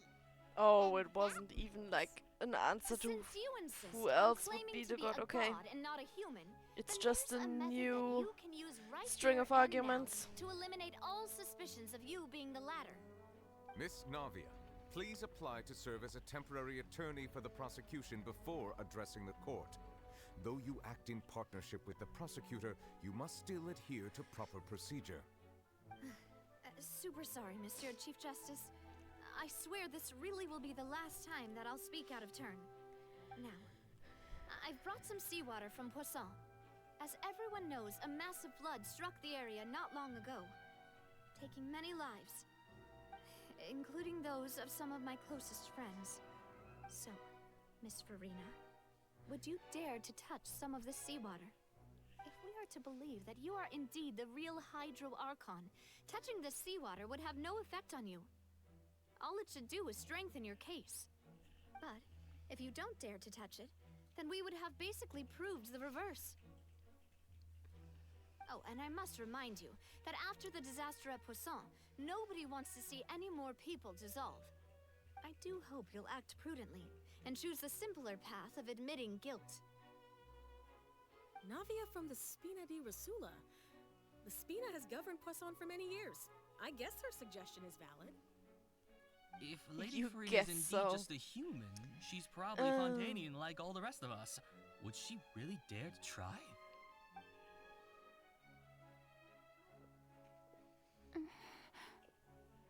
Does she have a choice though? Lady Farina, this test has been unilaterally proposed by the prosecution.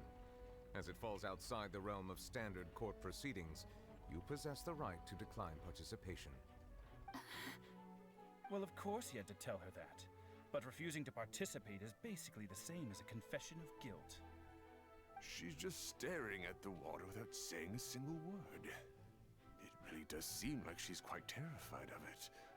That could only mean... What's going on? Is she really planning to... That's not what we thought she would... Due to the inherent risk of the test, Lady Farina, you may... Hey!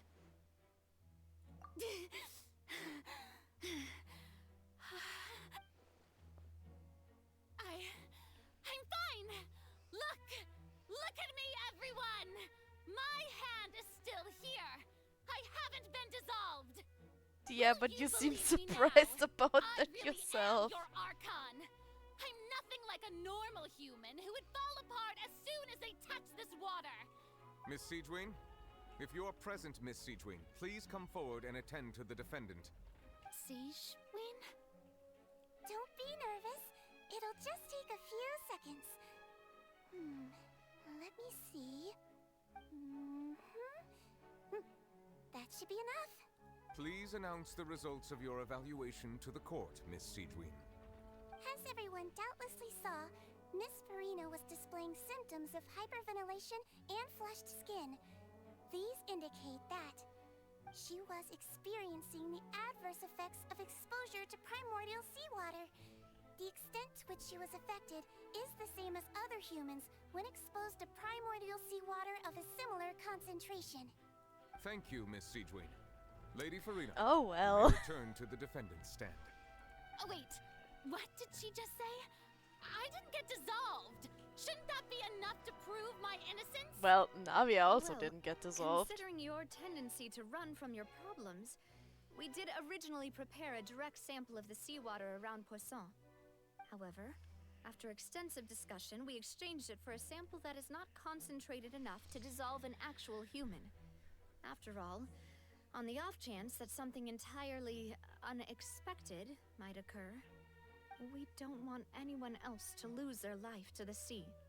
Yeah, so out of regard for Farina's life, you secured a low-concentration sample and asked the head nurse to serve as an expert witness. It's a great thing that the direct sample wasn't actually used. Farina could have... I can't believe... You... Listen to me, everyone! Please don't give me such cold and disdainful looks! What happened just now didn't prove a single thing! Think about it! How can you conclusively prove that an Archon can't also be affected by the primordial seawater? Also, if I was really just a human, why would I dare to just put my hand in that kind of water? This is so cruel. Please, leave the poor girl alone. Anyone, just listen to me. I swear, I really am your Archon.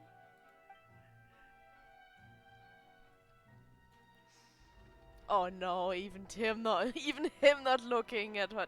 That must hurt. So everyone is disappointed. I don't think anything she says at this point will sway anyone. The odds are just too stacked against her now. With all the things that have been said, Paimon doesn't think there's any way left for Farina to win. I believe the time for arguments and presentation of evidence has come to an end. If there are no objections, we will move on to the final judgment.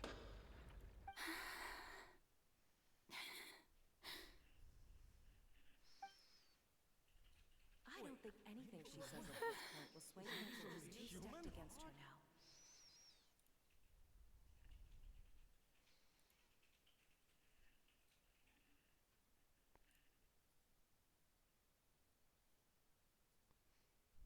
In my capacity as Chief Justice, I shall now render judgment on Farina's misrepresentation of herself as the Archon of Fontaine.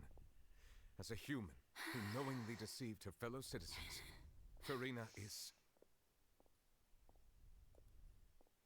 guilty.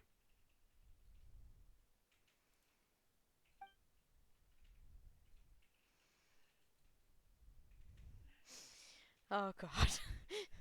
The poor girl. We shall now turn to the Oratrice Mécanique d'Analyse Cardinale to render the final verdict on the charges.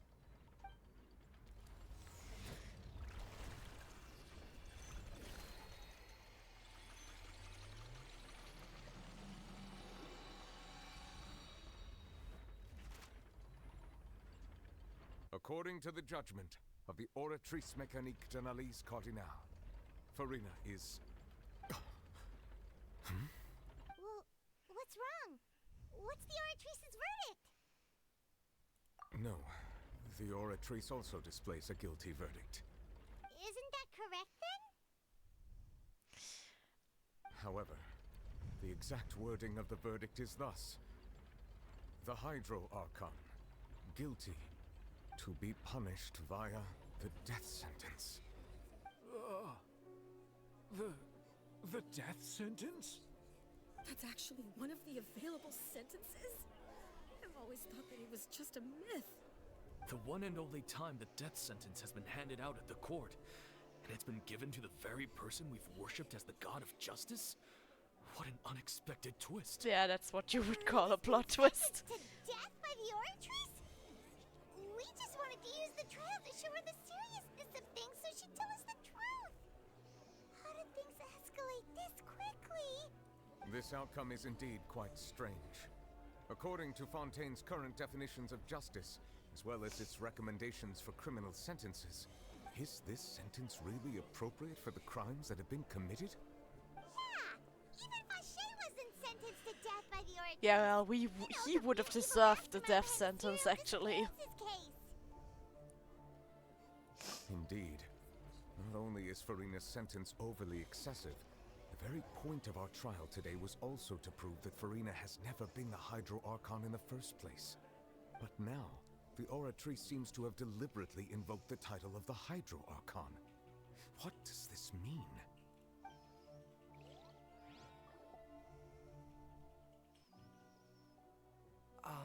Excuse me, if I may interrupt. Is the trial still going?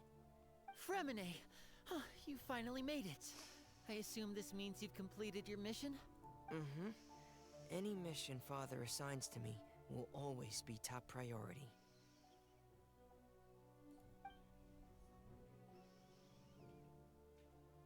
Is that the first prophecy slate? Huh. So the knave privately arranged for Fremine to try and find the missing slate. I looked everywhere and finally found it at the bottom of the sea.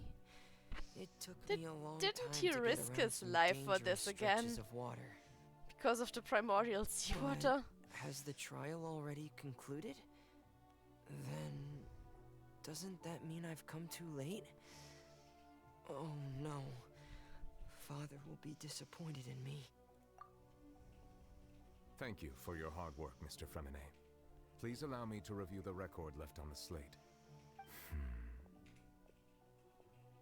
Traveler, I believe that you have already seen the other existing slates.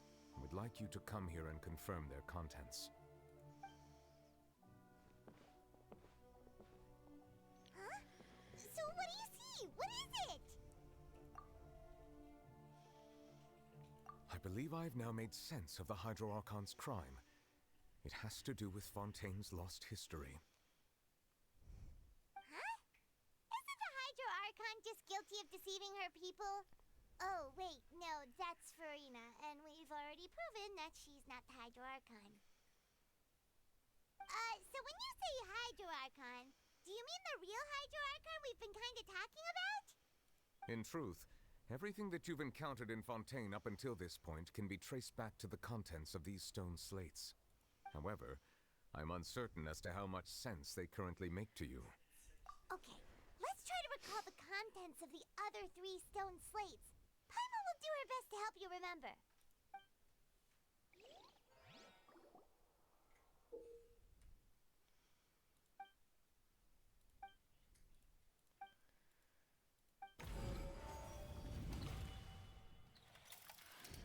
The first stone slate describes what you just said. It seems to show the previous Hydro Archon using her divine power, and then the Oceanids turn into humans. Does that mean that Fontainians are transformed Oceanids? Oh, Paimon wasn't expecting that. But if Oceanids can turn into humans, then perhaps this process can be reversed as well. The second stone slate shows Celestia floating in the sky and the Hydro Archon and her people worshipping it together. But the heavens still brought judgment down upon them. This must be the point when the Hydro Archon and the Fontanians were branded with their original sin. Does this mean that the original sin and the Hydro Archon sin are the same thing? The third slate shows the Hydro Archon sinking into the sea surrounded by many people. That reminds Paimon, didn't we also watch that happen to someone else? Well, the fourth slate is the prophecy the Fontanians have been talking about. People dissolving into the sea, the Hydro Archon crying on her throne, and so on. We didn't believe that such a crazy disaster could happen at first, did we? But after that incident, it was just a question of when and not if.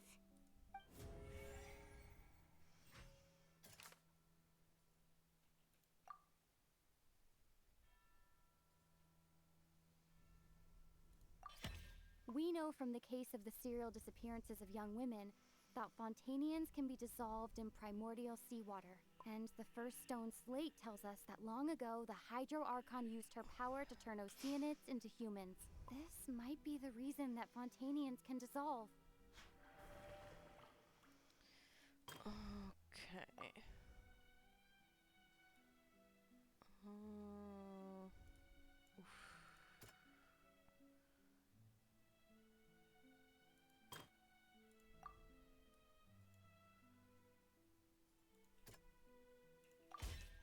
Not as simple as falling into the sea. When Navia fell into the sea, her consciousness was subjected to judgment. The stone slates show the people gathered around the Hydro Archon in the sea. Could that be alluding to the same thing? Not sure what this one is yet.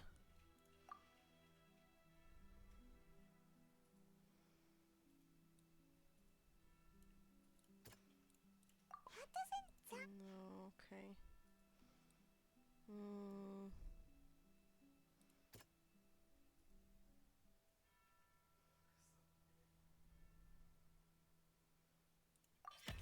The prophecy from the stone slates found its way into society, but not many people believed it at first. The fortress of Meropide was nearly flooded with primordial seawater, which we know can cause Fontanians to dissolve.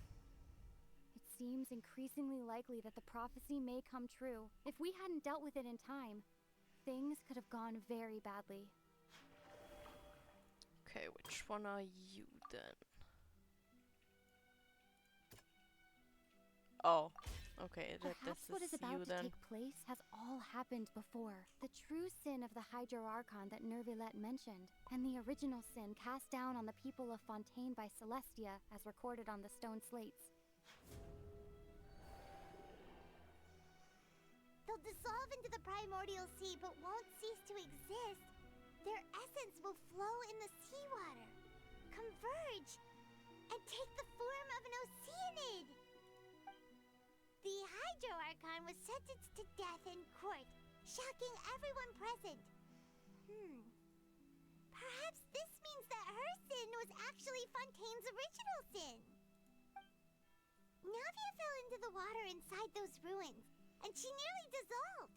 She was surrounded by the people of Poisson in a court within her consciousness, and was forced to take part in a trial meant to make her stay.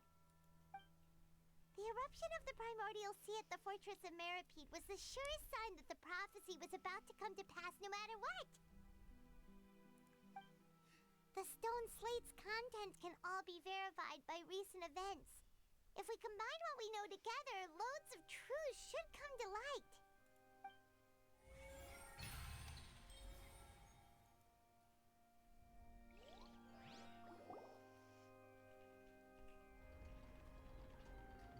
Huh? Oh, Paimon gets it now! So that's how you can make sense of it. But then it feels like we're going to have to share some truly shocking revelations. Let's hear them. Incredible! Linny, did you hear that? We're not real humans. All Fontanians were originally created by the late previous Hydro Archon, with Oceanids as their basis. The evidence for that can be found in how only Fontanians could dissolve in primordial seawater, and how all the girls Vacher dissolved were also turned into Oceanids. Oh, and according to Navia, when she was about to get dissolved, she also saw everyone gathered around for a trial, all of them in the shape of Oceanids. Indeed.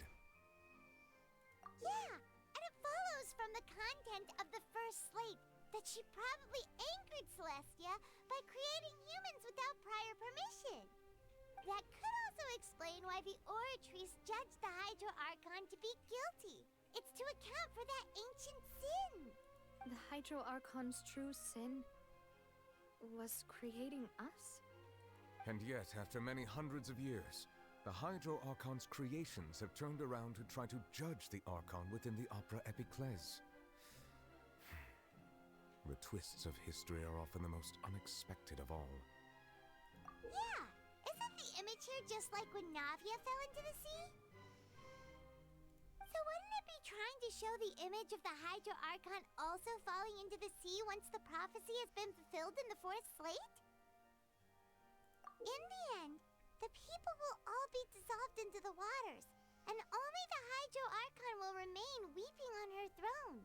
Only then will the sins of the people of Fontaine be washed away. Did Paimon get all that right? You've made some keen deductions. I must say, given how much you still don't know, it is impressive that you've already managed to connect so many pieces of the truth.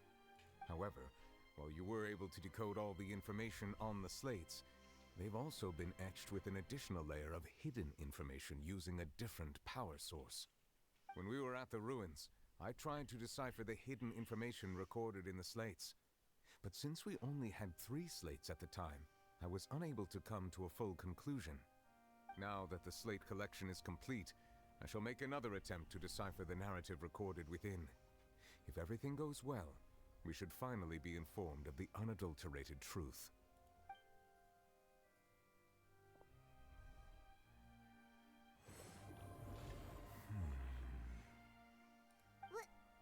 Well? Did you get it? I believe I should share this truth not only with you, but with all the people of Fontaine as well.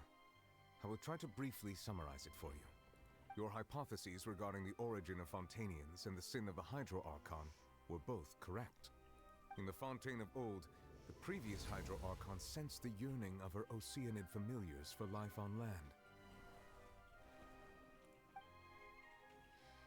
The Oceanids were enamored with the beauty and romanticism of human beings, and wishing to have those experiences for themselves, expressed to the Hydro Archon Still their hate desire that to boss, become by of the a similar way. kind.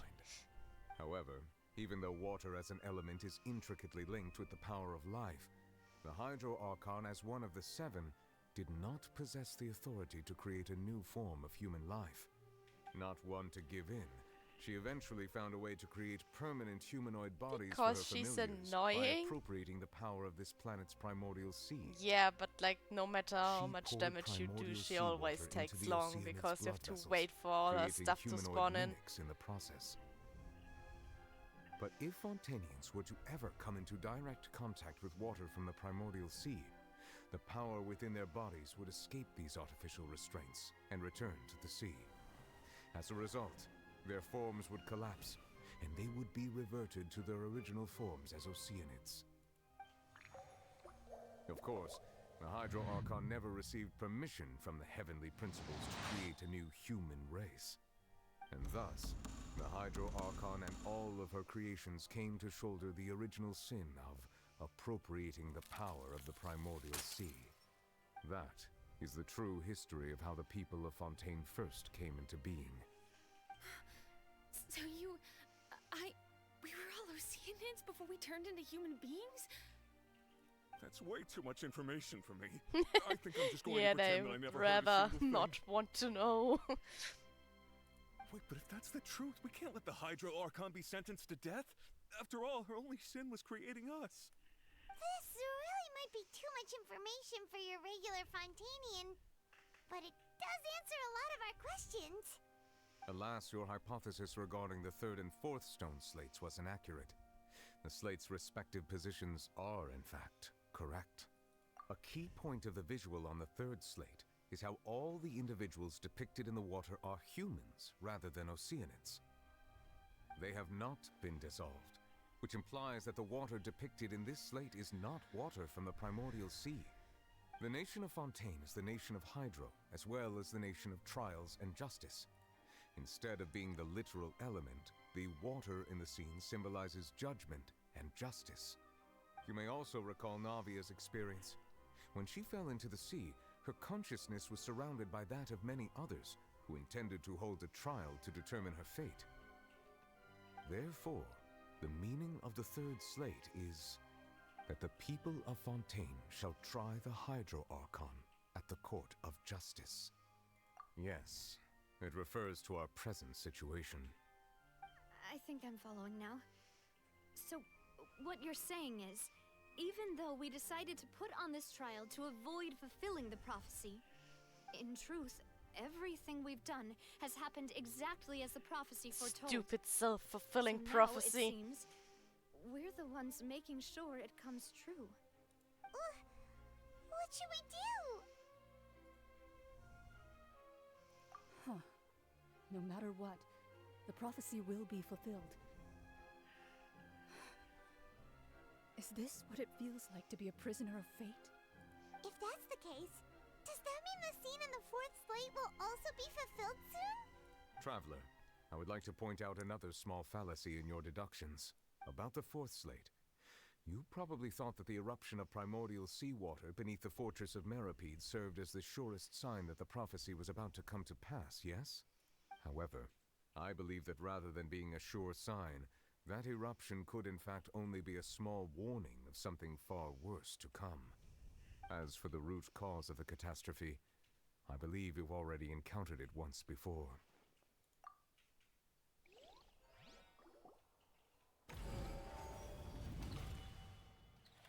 Oh. This eruption was just a small warning of the things to come. We must find the root cause of the disaster.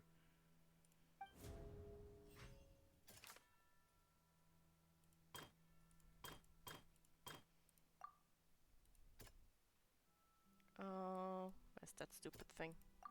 There it was is. both dream and reality. Well, stupid thing is it it culprit, actually looks pretty cool, so it's not really a stupid thing. The truth, the original sin, the trial, and the root cause of the disaster.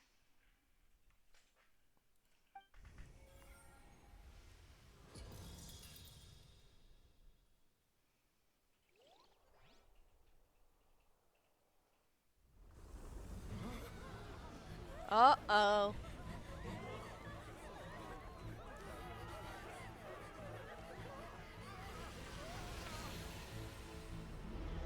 Yeah, here it is.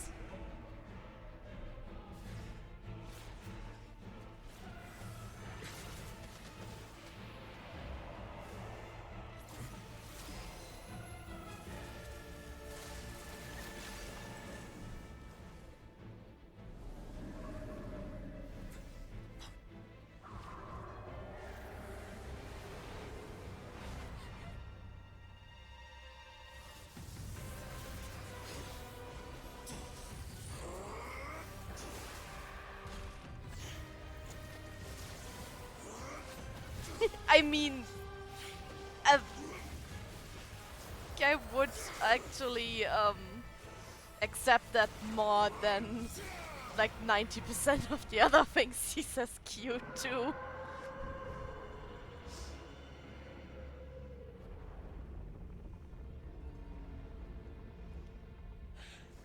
Oh no, poor child. No idea how long he's been fighting against that thing. He looks very exhausted.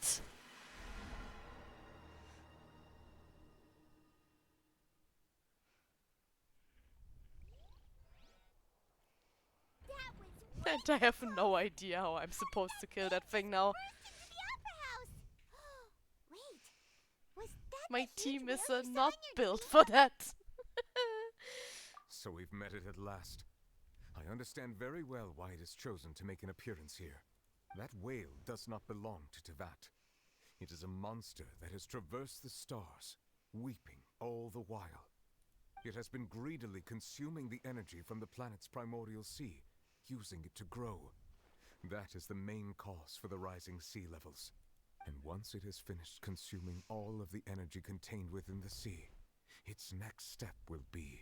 You said that when the Hydro Archon first created Fontanians out of Oceanids, she filled their blood vessels with primordial seawater. Precisely. That whale finds the blood of Fontanians nigh impossible to resist.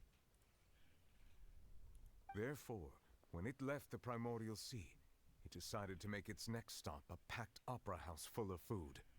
Food in the form of Fontanians. We just barely managed to push it back, right? In that case, We- won't it come back to target the The people only ones again who did once its anything mana were, well, should the cover its Villette and strength? child. That is correct. Indeed, it is more accurate to say that we should thank that Harbinger for buying us some time. Without him, the whale would have likely come onto land far sooner. From the way he looked, he must have been fighting the creature for quite a long time. That battle maniac. We've always known that he had a special connection with that whale, but we definitely didn't expect it to help us out like this. Anyway, now that we know that this whale is the actual cause of the disaster recorded in the prophecy, all we need to do to stop the prophecy would be to find a way to beat it up, right? It is too late. It had already absorbed too much of the primordial sea's energy before we could notice it. At this point, it has become practically integrated with the sea itself. Even if the entirety of Teyvat were to be destroyed, it could still survive and swim off towards some other world. That's not something I will accept. We've already done everything we can, and we even found the true culprit. We've come so far. You can't just tell me that the last hurdle is some impossible foe. That's just not fair. Well, Indeed, life isn't that's fair. not how a grand performance should end. I'll fight it to the end, no matter what. So Yeah, the sure, they come prophecy with will be me. fulfilled no matter what, huh?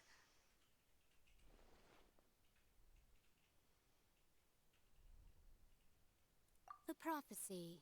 Yes, what has been prophesied will be fulfilled. You may view such things as the history of the future.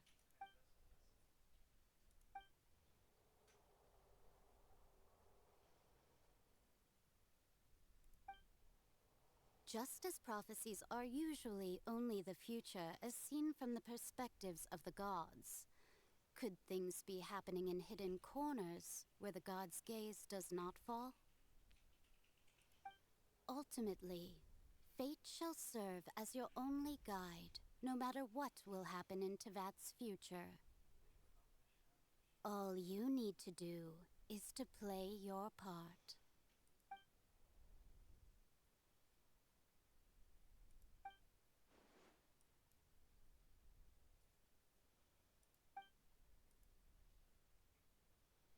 Isn't that like literally what we can do though?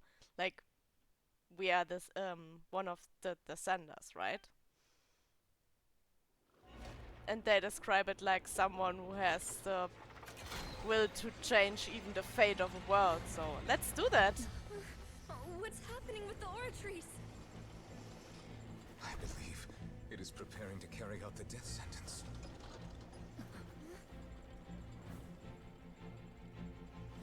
Farina!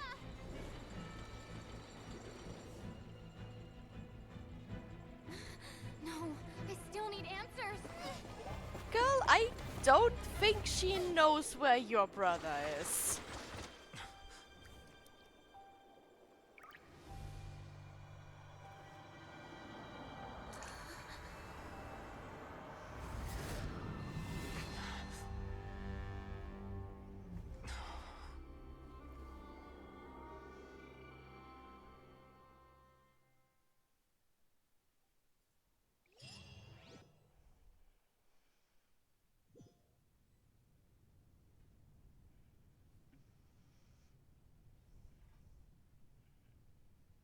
There you have the true goddess.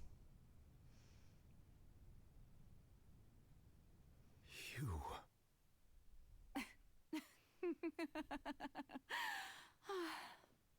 Sorry. That shocked expression on your face is just too amusing. I couldn't help myself. You are not Farina. Who are you?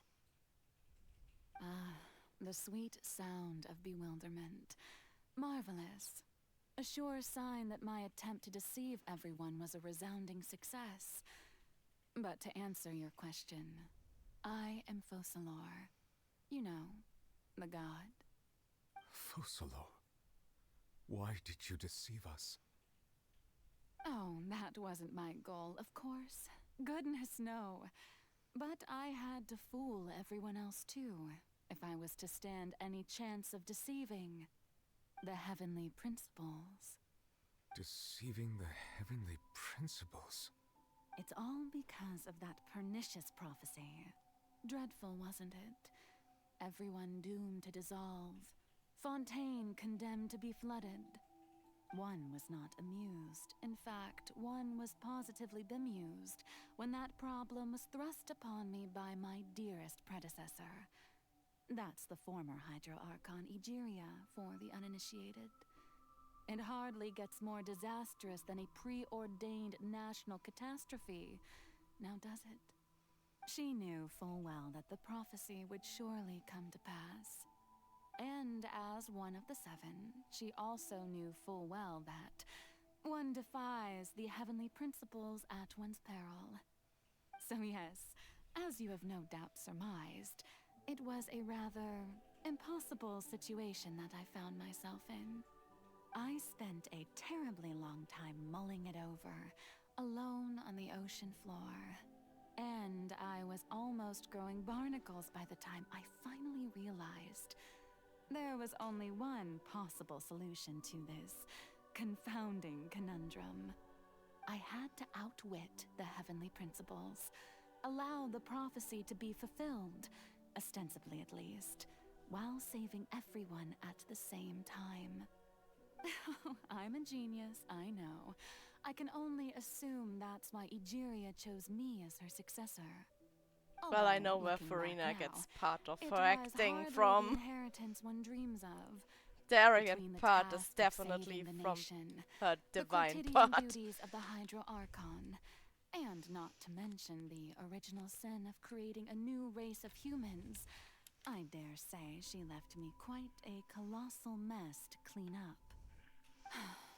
But one can only play the hand one is dealt. I did not choose this, any more than I chose to be one of her Oceanid familiars. So you were also once one of the Oceanids, transformed into a human by Egeria's hand. Yes, I was. I always dreamed of becoming human. And I still do, even now. In my eyes, to be human is to be part of the greatest opera ever known. After becoming a god, I separated my divinity from my body and spirit, leaving behind only a self that was as naive and bewildered as my past self on her first day as a human being. The me you see before you now is that divinity. And the human counterpart I left behind, I named Farina. She could feel joy, sorrow, and everything in between. She could be as vain and conceited, or as meek and vulnerable as she wished. Her strengths were of a kind only a human could possess, as were her shortcomings. But in my eyes, Farina's humanity was what made her perfect. She was perfectly human in every way. The person I always wanted to be. Anyway, so then I cursed her. All part of the plan, Anyway, of I course. cursed her. The Yeah, plan to very deceive nice the of you. heavenly principles. Do you still remember the final scene of the prophecy? The Hydra Archon alone, weeping on her throne. In order that the prophecy might appear fulfilled, I invited Farina to be an actress, to play the part of the Hydro Archon in the prophecy. Under the curse I placed on her, so long as I, Focalor's divinity, continued to exist, she could not die. But nor was she free to live her life in the pursuit of happiness. Instead, she was forced to take the stage in the opera house, to embrace the role of leading lady, to forever play the part of the god from the prophecy, all to create a deceitful appearance of that prophecy coming to pass. I suppose now you probably understand why your court is called the Opera Epiclese. But Farina is only human, isn't she? Even though she has had a long life, her mind is no stronger than that of any other ordinary human being. I cannot begin to fathom what she has had to endure. It must have been torture for her. It has indeed.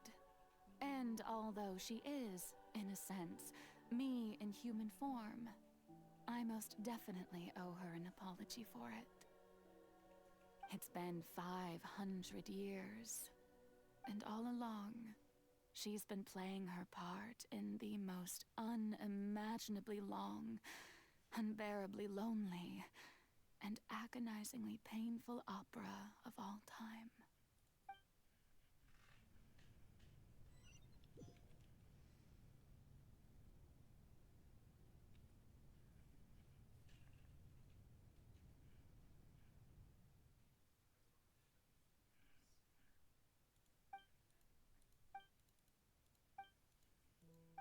There she is, all alone.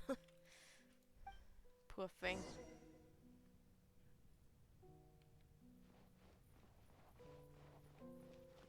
Do I need to take? I think I need to take the stairs. Yeah.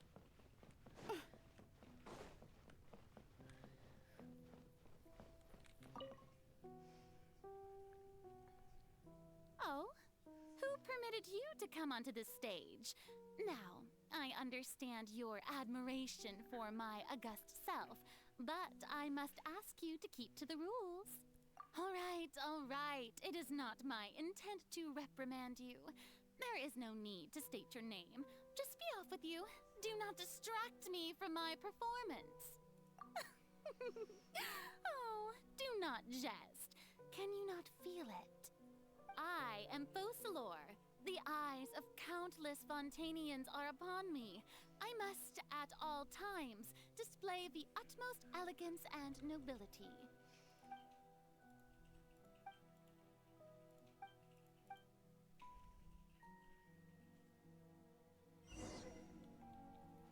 Okay, turn off the lights.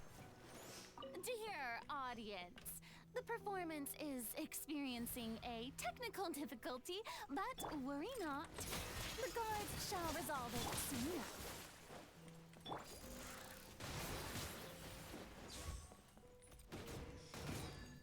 Freeze! Ha! Ha! Ha! Yeah. Up and away!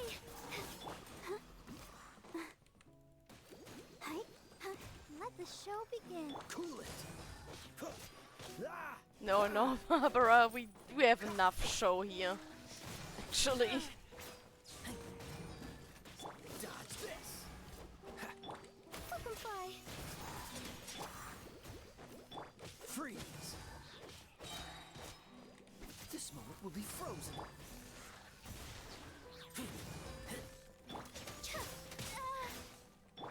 Yeah, go, Barb. Don't push your luck. On. Go away. And turn off the next one. The audience is still watching me, you know. Guards? Wait, where are the guards? Guards! I'm sorry. Dancing in the wind. Cool it! Ah! Ah!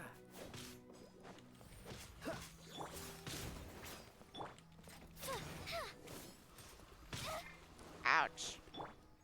Freeze! Closing in. Cool it! Ah! Ah! Oh, so sorry. Let the show begin.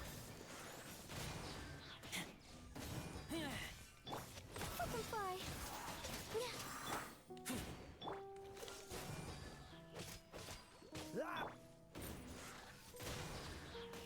Come on. And the last one. There we go.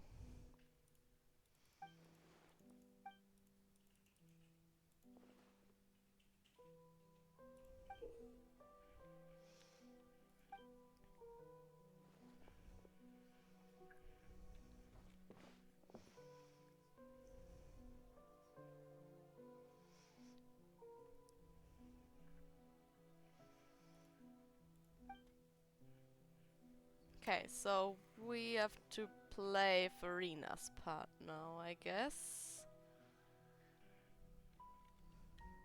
Yes. Slow walk, no running. Okay.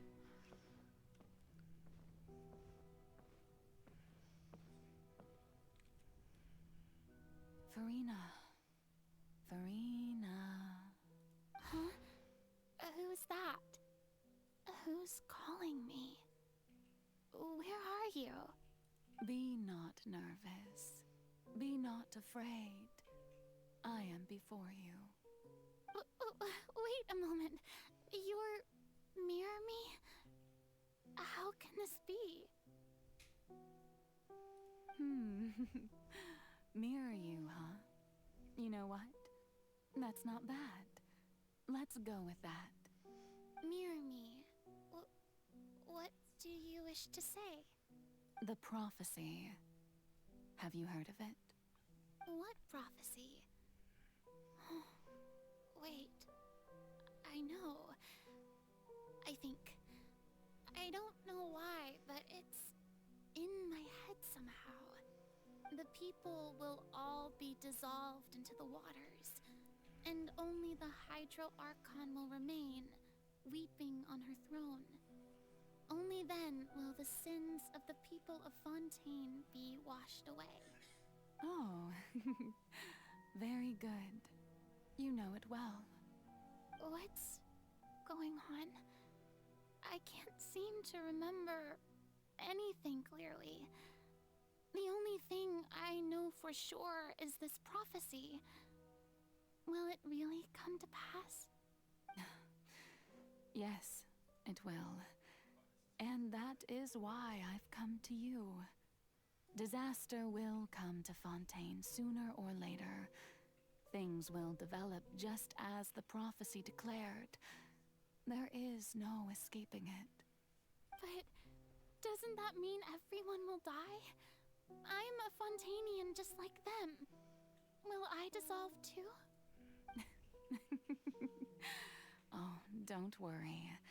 Magical meetings exist in this world precisely to give people a chance to turn things around. It is the reason why you met me today. I will tell you how to save everyone, but you may have to suffer somewhat. Somewhat. So there's still hope after all. Sure. Yes, you frighten me. Suffering for You spoke 500 so much years and is with so much certainty. just you have to suffer For somewhat. the suffering, well, I will admit that the first thing that came to mind was Literal why torture. do I have to be the one to suffer? But if the prophecy will come true, I'll also die anyway, right? So if I've already met you as my magical meeting in this world, if there were scales, with all the people of Fontaine on one side and my pain on the other, is it not obvious where the scales should tilt? You truly are the perfect human. My ideal. I suppose this would also be the justice that belongs to you. Huh?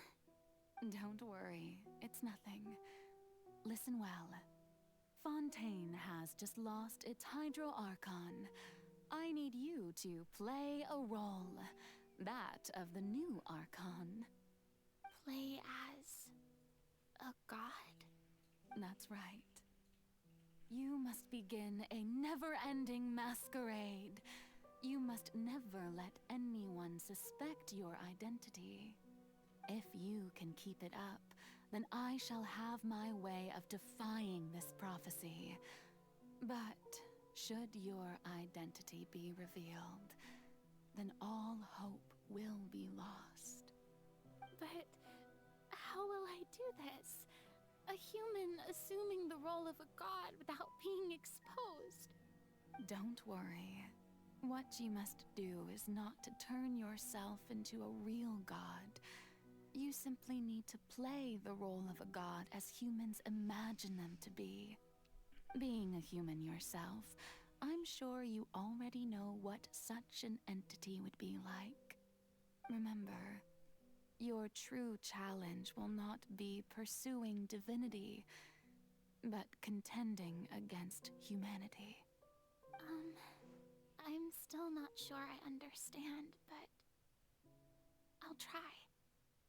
I'll try to do this. So, how long am I going to have to play this role? To accomplish this mission, you will have to stay on the stage for many, many years. You will endure and not grow old until your task ends. But I promise you, all will eventually end in a magnificent and dramatic trial, and everyone will be saved. A trial, huh? How exciting. I'll be looking forward to it. Yeah, that aged poorly.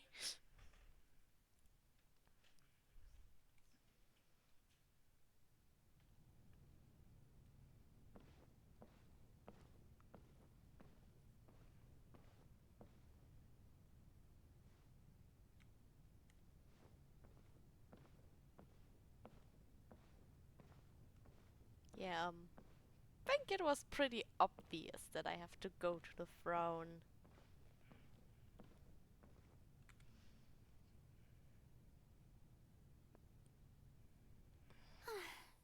The Maison Cardinalise has announced my accession, but this is my first time facing the people. What should I say to most appear like a god? To be honest, I still don't know. Perhaps I should first try to act natural. Ladies and gentlemen, good evening, and welcome to the Opera Epiclese. I'm sure you've all heard about how I have taken on the role of Hydro Archon. Indeed, I am Verena de Fontaine, your new Archon. In truth, I know little about becoming the nation's new god, but it will be my honor to guide you all. Thanks for the headset, thanks for the hydrate, and thanks for the luck. I shall do all within my power to lead you into an age of fairness and justice. Once again, thank you all for coming. If you should have any questions or suggestions, please send them to the Maison Cardinalise. The future of Fontaine will require us to work together, after all. This should do it. I thought I might stammer, but thankfully, I was able to convey my thoughts just fine. Okay, and next. That's the new Hydro Archon. Is this some kind of joke by the Maison? I would have thought that a being that surpasses humanity would be a bit more assertive. Hey, did you hear that? She even told us to send her suggestions there at the end. Shouldn't gods be all-powerful? She's being so modest. What's the difference between her and an ordinary person, then? If you ask me, perhaps the succession didn't actually happen. She might just be a Maison-backed puppet. Wait, what's going on? Why is everyone suspecting me of being a fake? Oh, this is bad. If I get exposed here, there'll be no saving the people from the prophecy. Right. Mirmi said that I just need to play the role of a god as humans imagine them to be. Calm down, Verena. Think. What do the people want? How would they imagine a god to speak and act? Assertive, with a strong sense of presence. One who can dispel all doubt. That is the character I'm fated to play.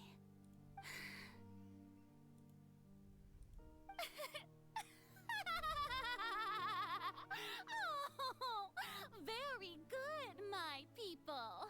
Only ones such as you are deserving of my rule.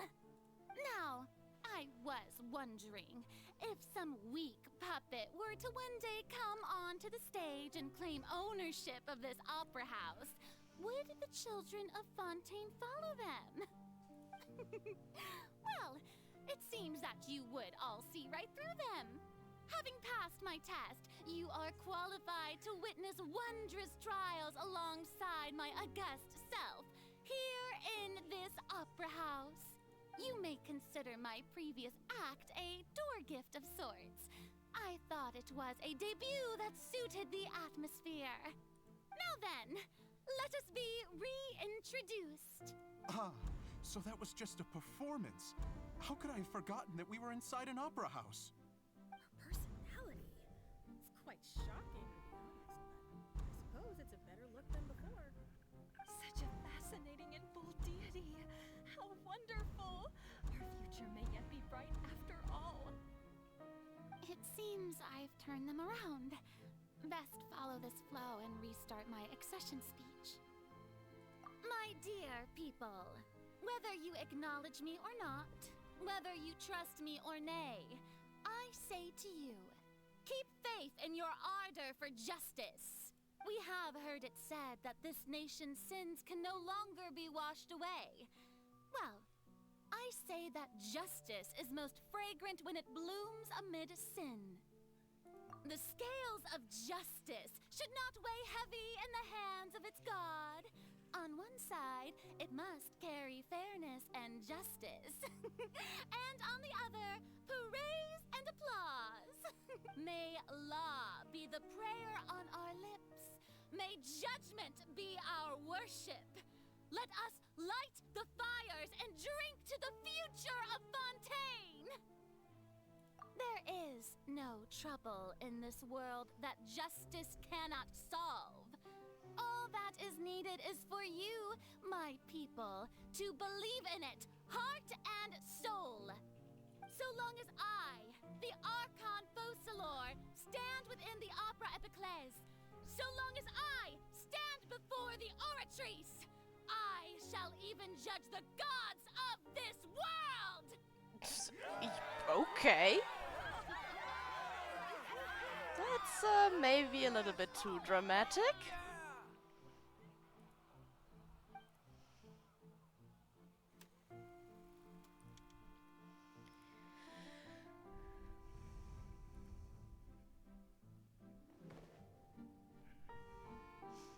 What's next then, Farina?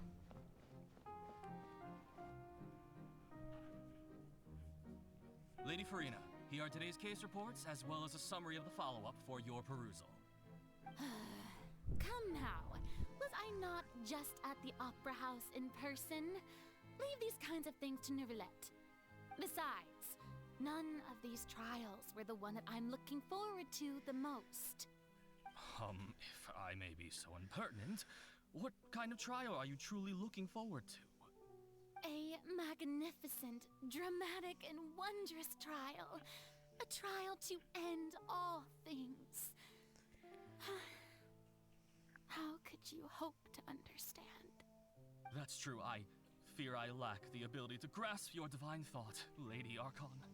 No need for fright, and do not take what I said before too seriously. Go now, do your duties. The trial I await. It will come one day.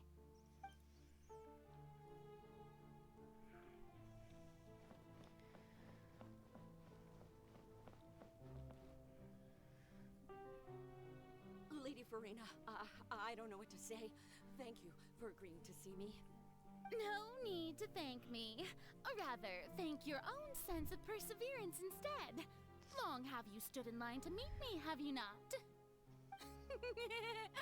Oh, I'm afraid that's just an Inevitable consequence of my divine charm. All right. Deoteria, is it? How is your son's illness? You remembered me, and you knew of my family, too. He is doing much better now. In fact, he is far more of an ardent believer than I. He was the one who forced me to seek an audience with you, and to bring your words back to him. Oh, good. Very good. If this should happen again in the future, please do not hesitate to come and tell me. Going down to citizens' homes every so often, while not usual practice, should serve as a fine change of pace. You're such a gentle and wise god. Thank you once again, on behalf of my son.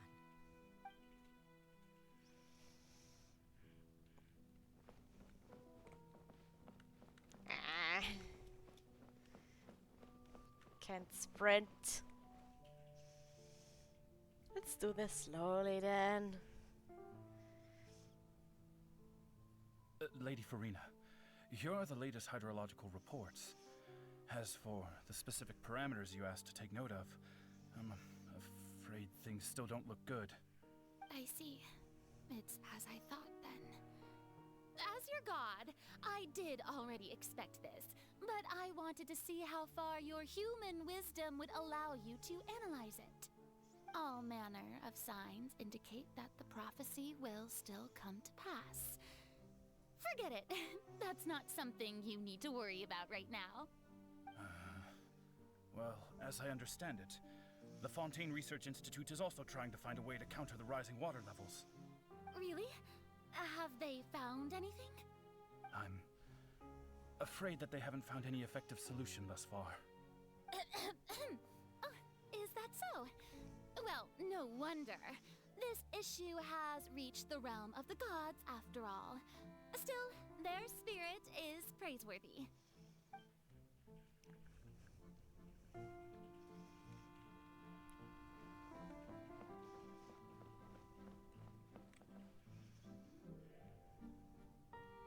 The day is finally over. I haven't had a moment to breathe this whole time. But it's good to see that everything's getting on track. There are no longer any voices of suspicion. Maybe this is fine. I just need to keep going, and everyone will be saved. All right, Farina, don't think too hard about this. You need rest. Tomorrow's a new day.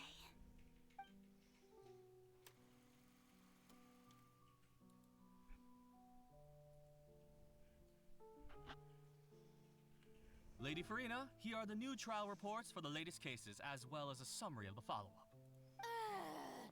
There'll be no need for that. I've seen them already. There's no need to go back over scenes I've witnessed in person before. Lady Farina, I've waited so long for this chance to see you in this manner. Indeed, my dear, loyal citizen. This joyous moment is an honor for us both. Lady Farina, we're detecting significant hydrological anomalies near Poisson. Understood. Keep monitoring. Keep me informed should anything come up at the Institute.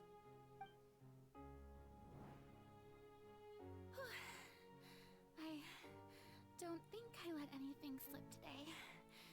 I must show the people that there is nothing to worry about. I just don't know when these days will end. I feel utterly exhausted. Best to rest early today, too.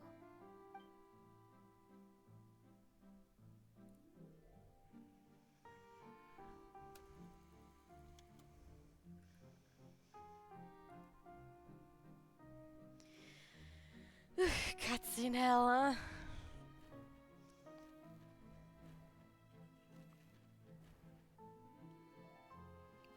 I don't think that's Hydra actually. Would mean I get like multiple cutscenes at once, but it's just one. Lady Farina. Well, at least 14 would have warned me. Multiple cutscenes will play in sequence. The first member of our family who was honored to receive an audience with you was Madame Deoteria, almost 20 generations ago. And what a fine family yours is indeed. It brings me great joy to meet such a faithful believer, a descendant of a line most ardent. Surely you exaggerate, Lady Farina. My lady?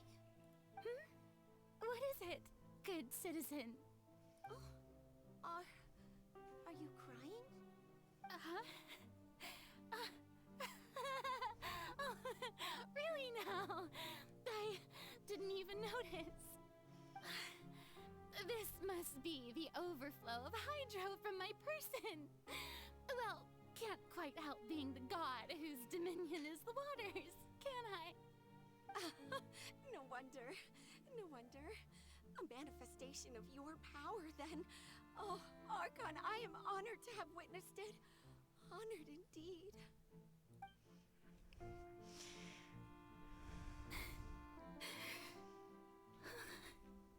So interminable. So lonely. She should have gotten a cat. How much longer?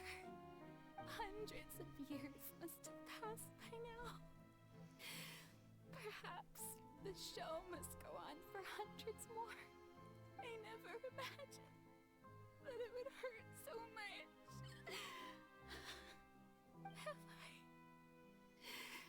reached my limit? No. Perhaps I reached it long ago. Today I didn't even notice my own tears. I want to tell someone, anyone, about this. But would that not destroy all I've done so far? I've conducted so many investigations across the centuries. But there's not even a sliver of hope that we might break the prophecy. All I can do is keep heart. I must maintain this act. It is the only way to save Fontaine. Please, mirror me. You have to succeed.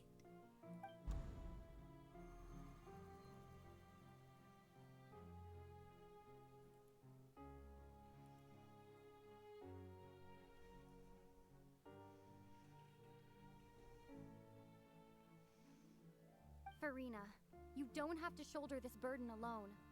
Although I don't know what you might be keeping from everyone, your people are more than willing to share your burden with you.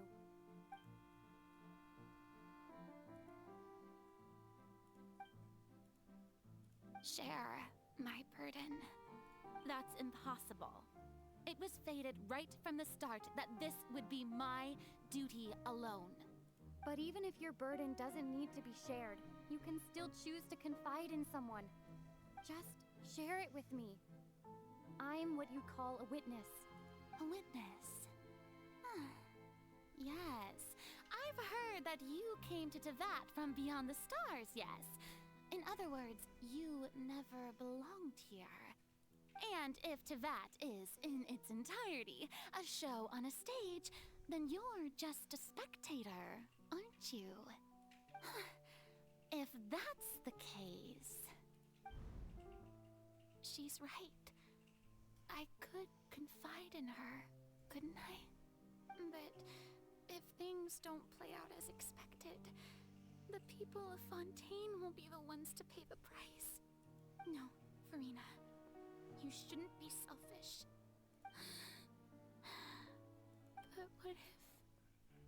But what if it's really alright? Farina, you've worked so hard for so long. Surely it would be okay to put yourself first for once. Just this once. Is it such an outrageous thing to do anyway? To find someone in whom you can confide your frustrations and sorrows. Surely it could not hurt. If you let this opportunity slip through your fingers, it might never come by again. Think about it long and hard.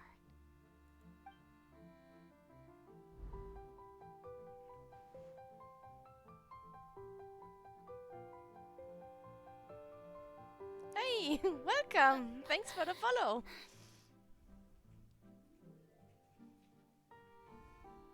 No, I have nothing to say. I am Farina, the Archon of Fontaine. Everything will surely get better. All you need to do, dear spectator, is to witness my performance until the curtains fall.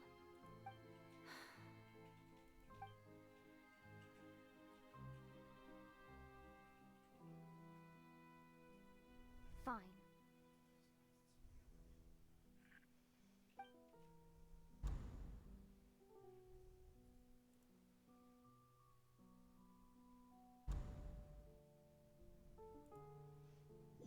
Well, it's going well, but it's just So a even Farina story doesn't know grind the to truth? catch up. You've never once let her in on the full plan?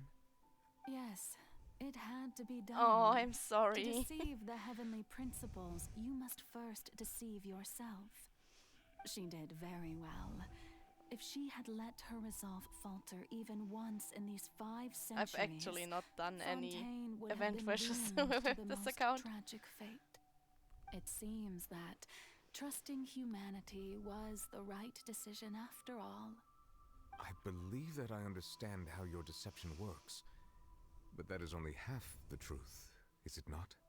How would you build on this foundation to save the people of Fontaine? That is the most important thing. Ah, good, good. Yeah, Of I'm course, super the close, Index but of I've Fontaine been that has close for pinpointed the like crux of the issue. a few weeks I'm now, sure I you've think. long sensed But that the thanks. Oratrice is no You are simple getting me closer. machine. Yes? I've always suspected that it had its own consciousness. And Lenny did mention that he heard a human voice within the core chamber. It now seems that that person was you, hidden within the machine all along. Am I right? And then I became one with the Oratrice, taking Fontaine's gnosis with me. Yes, it would seem so, wouldn't it? Alas, your understanding of this device still lacks sufficient depth. In truth, it is no enactor of justice. It is, in fact, a device created to kill the god of justice. I beg your pardon? Oh, you have it. And to be more precise, not only will the Oratrice take down the god of justice, it will also take down the divine throne upon which she has been placed. I mean, Would did you have been think so I would be cruel the to sort give enjoy Farina peaceful that thing repose as like while Farina signature suffered? weapon as a claimer. My work over these last 500 years has been to constantly accumulate indemnitium within the Oratrice. Oh! But really, That's some actually have already cool. discovered that only a small And yeah, I fraction of definitely the energy can generated by understand the you device wanting was her ever then. used to provide power to Fontaine. The vast majority has been, had to be, accumulated to enact this death sentence. It was all part of your plan then? Both the trial and the sentence? Indeed. This power, accrued over 5 centuries, could have sustained Fontainians for millennia, had it only been used for that purpose. Almost all of it has now been stored within the Oratrice. But only power of this magnitude could hope to destroy the Hydro Archon's divine throne, shaking the rules established by Celestia, and breaking through the institution that is the Seven. So the Oratrice's call for death was for neither Farina nor Focalor, but for the Hydro Archon. The destruction of that divine throne. If I do not misunderstand your intent, you must be... Returning what's rightfully yours to you, of course. In other words, Yay! So this our was dragon will all be a done to true return the dragon again. authority of the Hydro Archon to the Hydro Dragon of this planet.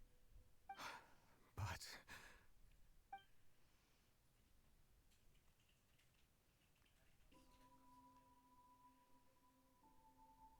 Oh, what? Getting sad again, are we? The authority of Yeah, the he ancient tends to dragons get shall sad soon often. be yours once more, O Hydro Dragon Sovereign. And this is the face you make. all you've done throughout the years is just so you can sacrifice yourself at the very end. I've never quite seen it that way, you know. Even now, I'm quite pleased at how well my deception worked.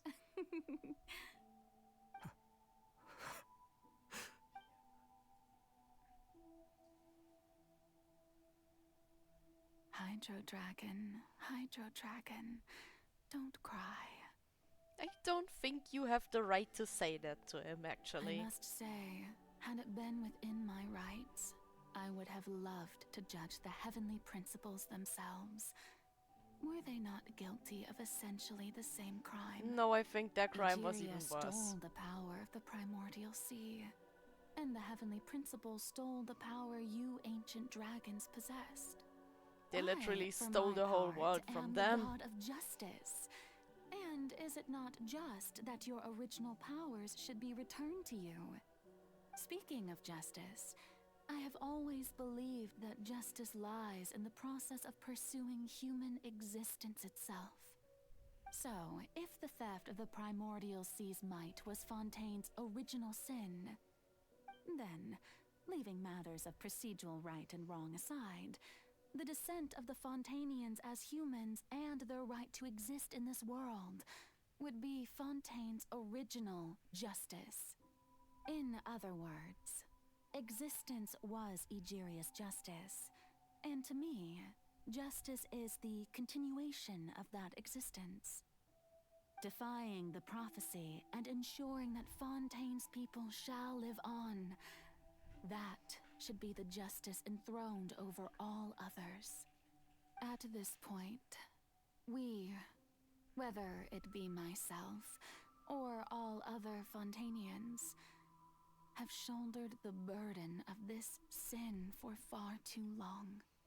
Iudex Neuvillette, the highest judge in our land, when you regain your full power as an elemental sovereign, what verdict shall you pass upon us? She's actually So when I super was invited manipulative. to the court of Fontaine to serve as Iudex, I see now that that was your idea too.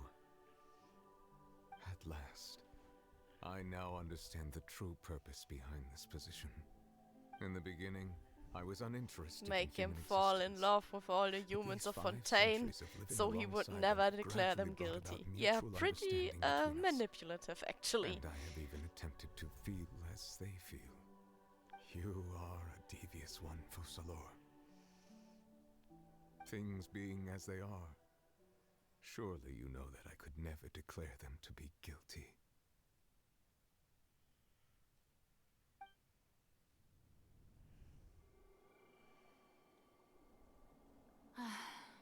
The hour of my execution is almost here. For the sinner, the curtain call has come. I know I may not sound it, but faced with death, I find myself a little afraid. Perhaps this is one thing both gods and humans have in common.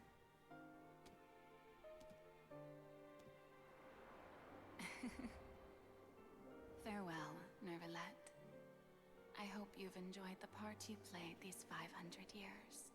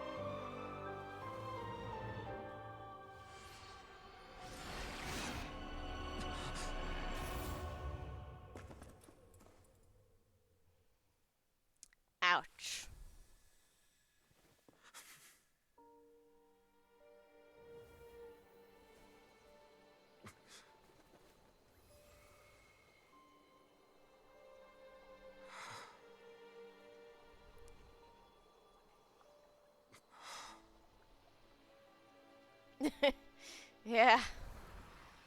But that means he has his power back now.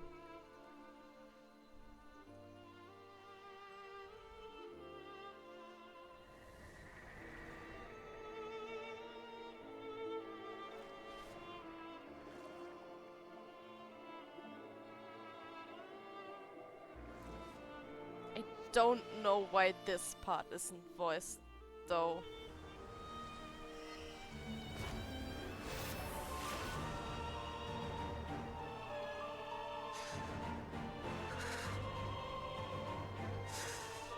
Like he is voiced again, but like the I'm sorry, Farina isn't. Hereby declare, people of Fontaine, your sins are forgiven.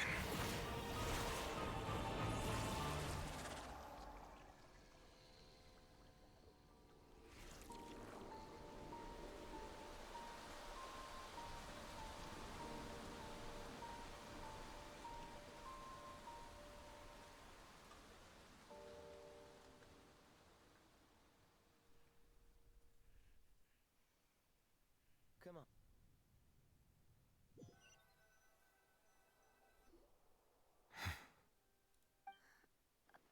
What just happened? Has the death sentence been carried out? Was that bright light some sort of misdirection? I have a feeling that something huge just happened. But since we're all still alive and haven't been dissolved, I assume whatever happened was good for us. It's time to end this. We must mete out punishment to that beast. Oh yay! You can all watch me fail with my 4-star team because I don't have any 5 stars. Through certain means, I now have the ability to separate the power of the Primordial Sea from that creature. We should seize the opportunity to pursue our quarry. I don't think this is now not that the the oratories can no time longer for function, questions. I require an executor to help me mete out justice. The root of the calamities befalling Fontaine. The beast that enacts the prophecy. Its name is the all-devouring Narwhal. Come with me, traveler. The hour of execution has come. Okay, I'll do my best.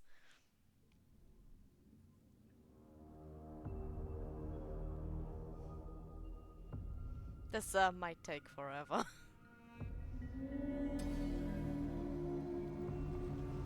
Still think it's a super cool design though. But how are we going to do that? That's a really good question, Paimon. My best to separate the power of the Primordial Sea from the whale. Considering the size of the beast, I cannot reach the power source. Unless I find a way to attack it from within. I shall share a part of the ancient dragon's power. I shall look for an opening to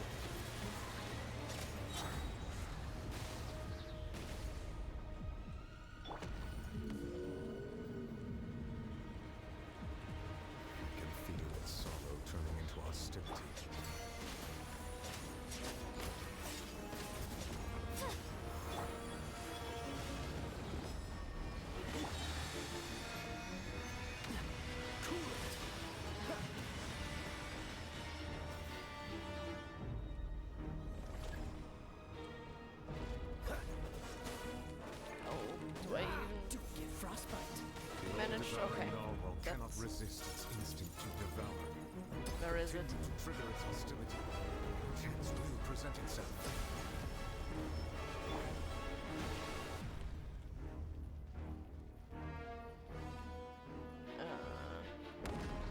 There you are. Yep, come on.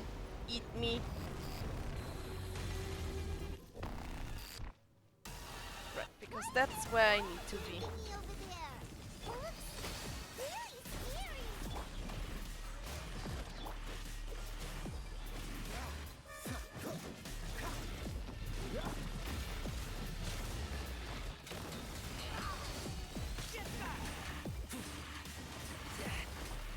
I have granted you my protection. Do not fear. Seize the moment and use my power to suppress its roots from within.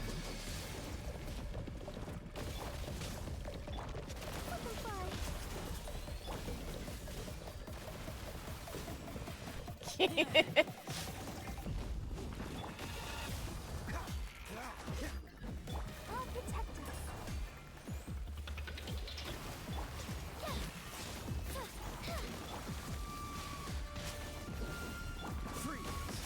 mean that whole fight with the whale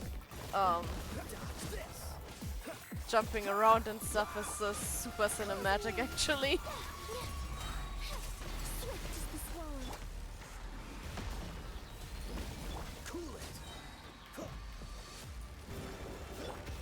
It's good that this is basically all you need to do for the story version of the fight. There's like no chance of me killing it legitimately. Not without actually farming artifacts and stuff. Because I've still been avoiding that.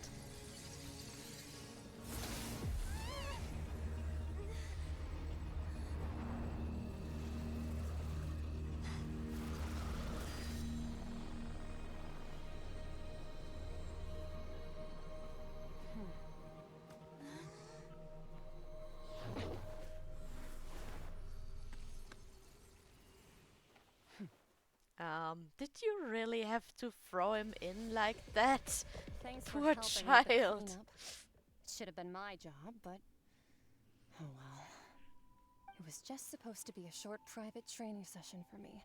I didn't think that my disciple and my master's pet would start brawling in the meantime. You remember Well, actually, that I she'll had a feeling that it would happen at that some we point, will but get they her bumped into one another probably earlier than I rather thought. soon, right? Blunder.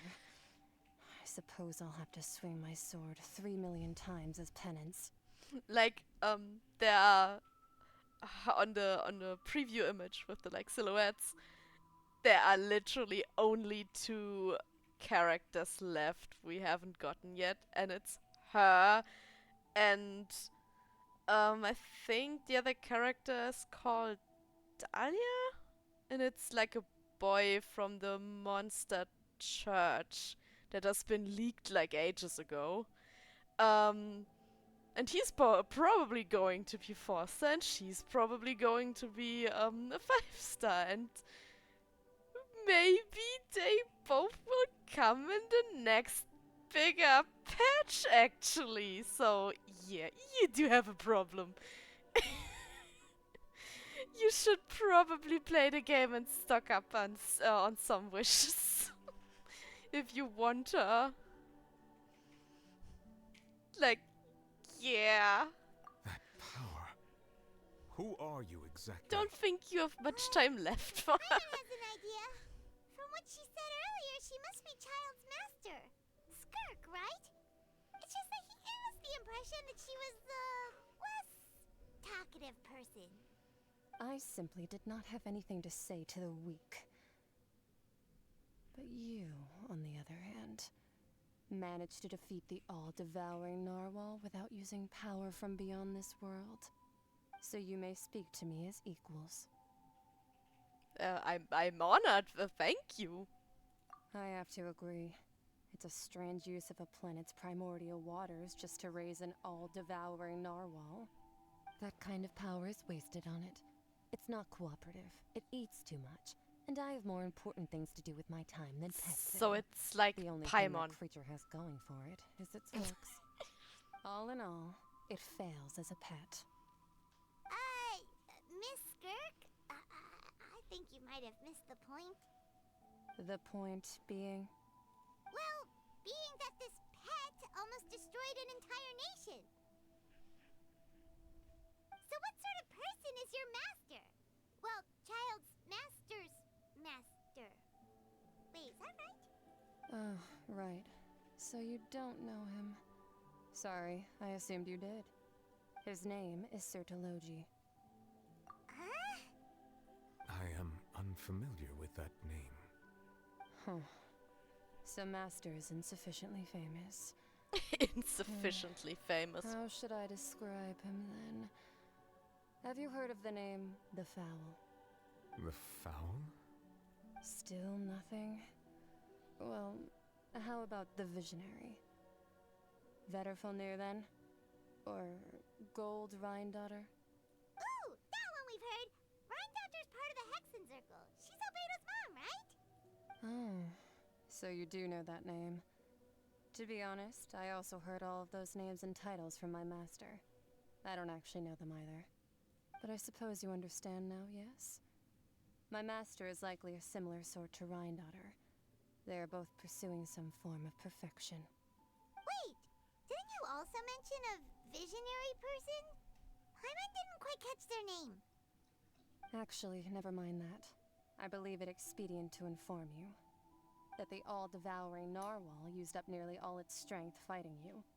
Such roiling hydro energies will prove difficult for the planet's deep seas to digest. As such, the fontaine back on the surface has most likely been thrown into chaos.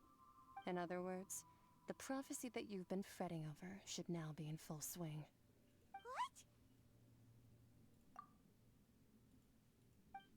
Not to worry. Focalor has already managed to deceive the heavenly principles. In the end, the people will all be dissolved into the waters, and only Farina will remain, weeping on her throne.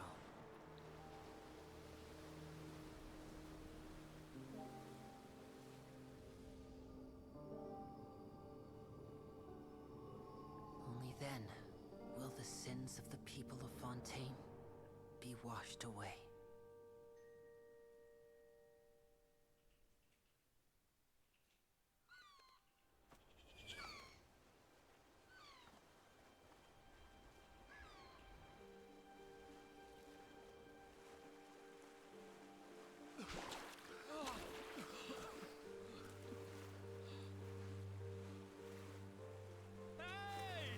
Help! Over here!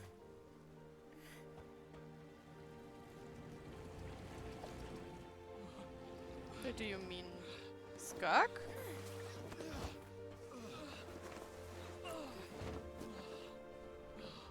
Honestly, her design seems a little bit strange for Genshin, though.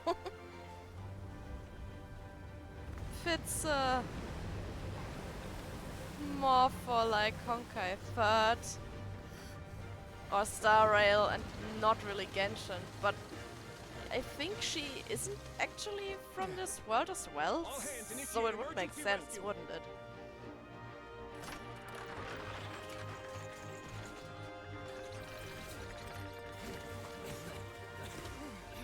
Hurry!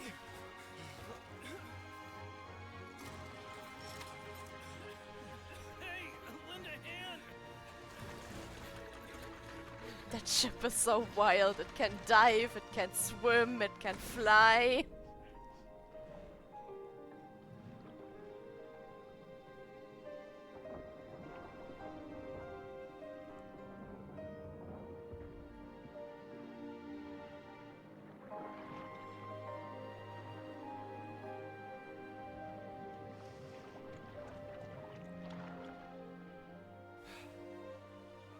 Look! The water's receding!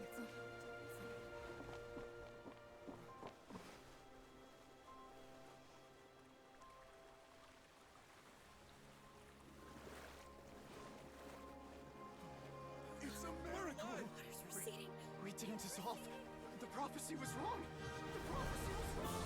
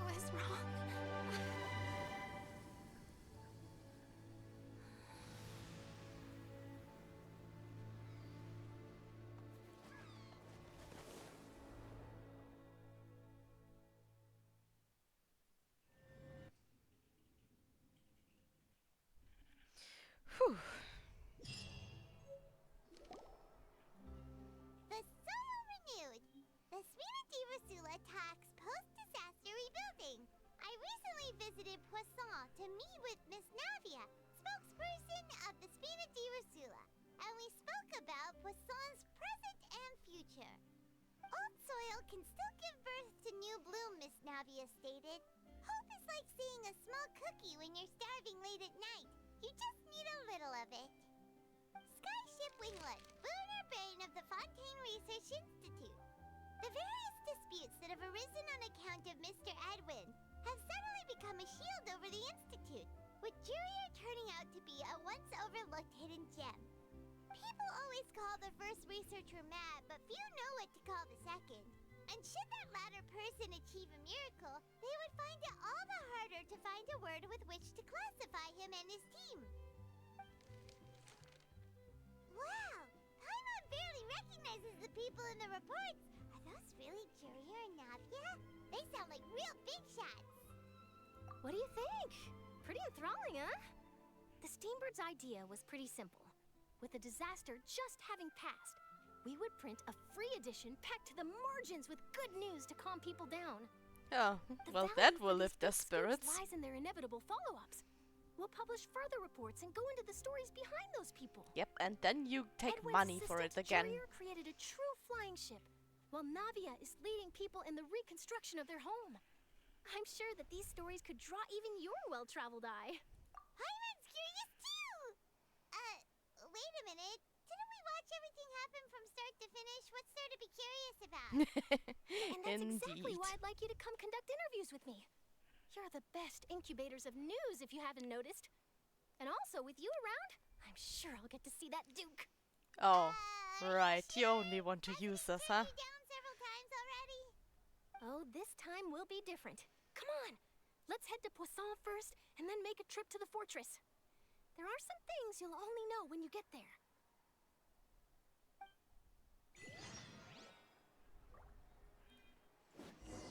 Oh. We want to completely wrap this up, probably. Wait. Did you throw it? You threw it out of my navigation again. Why do you keep doing this?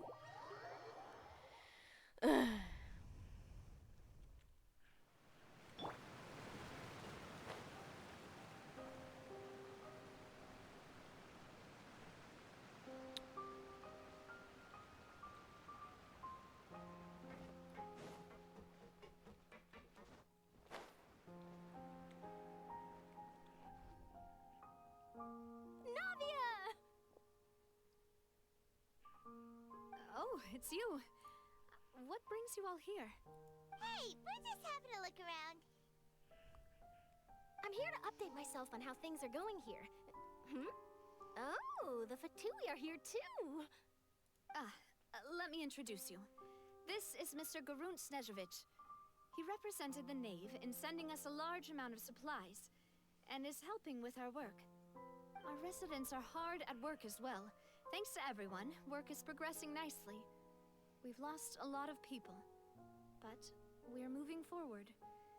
That will have to be enough. Hello, Miss Charlotte. I'm a big fan of yours. I especially like that article you wrote last year about Fontaine's stray cats. Aww. That's cute. But if you don't mind, could you not emphasize our role too much in your report? It's not charity we're doing here. We just happen to share the same interests as the Spina. I get where you're coming from. I'll keep it as simple as possible.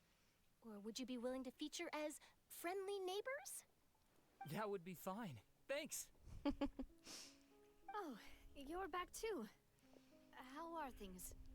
We finished laying down the construction materials. It'll be another hour before the workers are able to go over there.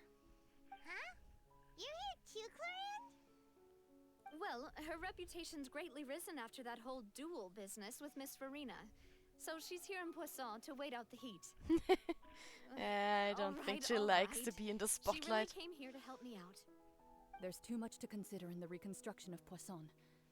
The Spina has need of more decision makers. And, well, I do already happen to be connected to Mr. Callis. Oh, wait just a moment. Do you mind me asking a few questions?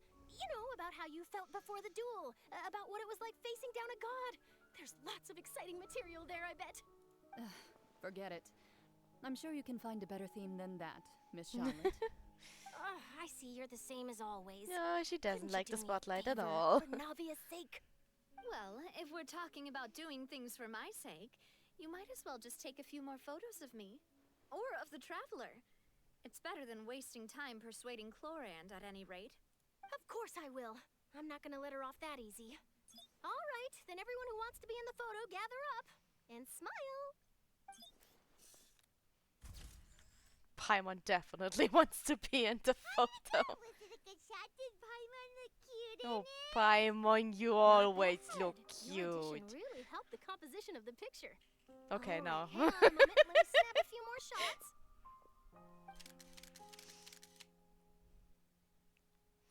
All right, that should do it. I'll be back here later anyway, so let's call it a day.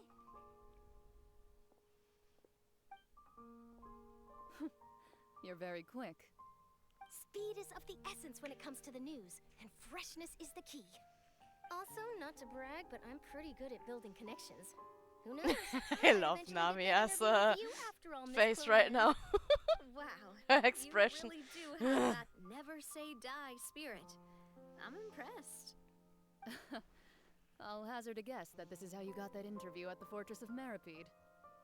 Whoa, you're well informed. Let me make a guess too. I asked Sigewinne, who told Monsieur Nervillette, and he told you, right?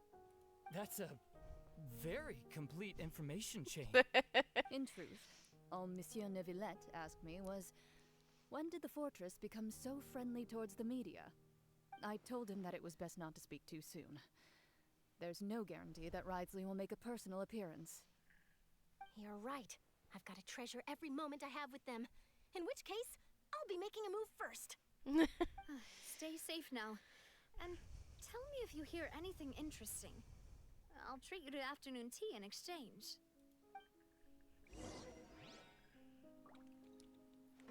Okay, who do we meet next? Risley, I guess. Or Sigewinne. One of them. Or both, maybe.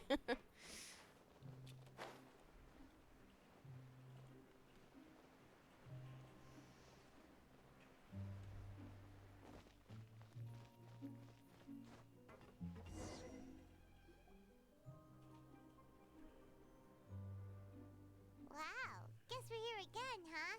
There's a real nostalgic feeling to this place. Is there? Looks like you've been missing us. Duke! Did you come all the way to the entrance to greet us? Of course. I'm here to welcome you and our dear Miss Charlotte, whom our good head nurse recommended to me. It's an honor to finally meet the much-rumored Duke. Thank you for consenting to my visit to the fortress, sir. No need to thank me. But that said, I shouldn't be the focus of your interview. I trust you recall our agreement? Of course, of course. All right then, this way. Okay, what was the agreement actually? I see. They also don't like to be no need in to the be so spotlight, I nervous. guess. I've already taken all the photos we need. Miss Charlotte, do these pictures really need to be published on the cover of the Steambird? It would seem that Miss Lorvine doesn't want her face to appear beside that of Mr. Jurier. Oh, Sir, please don't someone say things might like that. find out they are a But it looks like dear couple. Mr. Jurier denies it. Might this interview be very important to you then? No, I just... This is my first time being interviewed, and I'm very thankful to the Steambird for... Now, I might not look it, but I actually did meet Mr. Edwin once. And I'll be honest, I enjoyed chatting with you more. You've definitely got more of that genius vibe going on. Oh yeah, now you The flatter boat that him. brought about a miracle, the ark that saved the people. Why, you recreated a myth back there, like an emissary of legend. Still, if I might ask, where's that flying ship now? Huh. Looks like Charlotte's trying to get herself another exclusive scoop. Like I always. have to apologize, but that ship is presently in the bowels of our factory. I'm afraid it won't be easy for you to get a shot of it. Really? Well, then in that case, could I have an interview with you to make up for that loss? You already know my answer, I'm afraid. Best you interview our head nurse instead. Or perhaps you'd like to take another photo of this couple of researchers? Did you really have to use the word couple? Yes. Well, then, 2 solo He photos did. will do. Is my hair messed up? Please, someone help me have a look. Things sure are getting pretty lively here. I still think those two should get a room together. Oh, seems like everyone's here.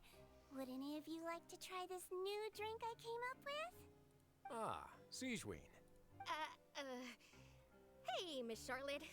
Why don't you, take some pretty photos of our head nurse? Sure. Come on, Miss SvetaSchnee. Over this way. Let's find a brighter spot. Huh? Sure. Do I have to smile? Yes. How have things been at the fortress? Same old, as you can see.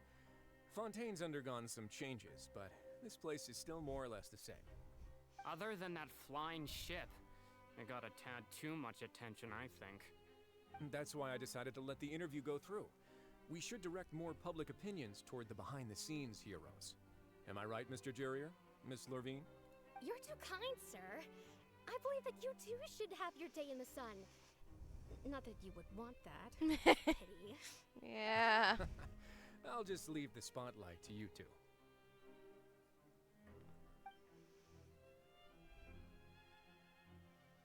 I see. Lots of things happened that day, huh? Anyway, regarding that Harbinger, I'm not sure you remember, but his 3 young followers are still waiting for his return. He sure did win them over, huh? I'll tell them that there's good news and bad news. The good being that their boss seems fine, and the bad being that they must face extended sentences for abetting his escape. Oh no. Oh, actually, what about you? Are things gonna change for you too? What change can there be? The fortress will keep chugging along, and so will my duties. As to what Miss Farina's departure will mean for the nation, and if our laws and governance will be transformed, we'll leave those to the folks in the overworld. Hey everyone, the photo shoot's done. Alright, you don't need Good. that sluice In gate that case, down let's there call it a anymore, day. actually. Thanks for your cooperation. Come on, So Traveler, let's go. the fortress has basically lost its There'll be a purpose next time? besides being a Maybe. prison? Who knows? I might write a story about the underwater factory next time. Until then. All right, last stop, the docks.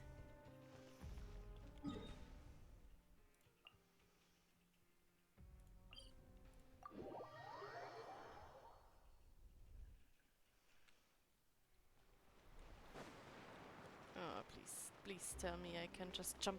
Yep. Okay.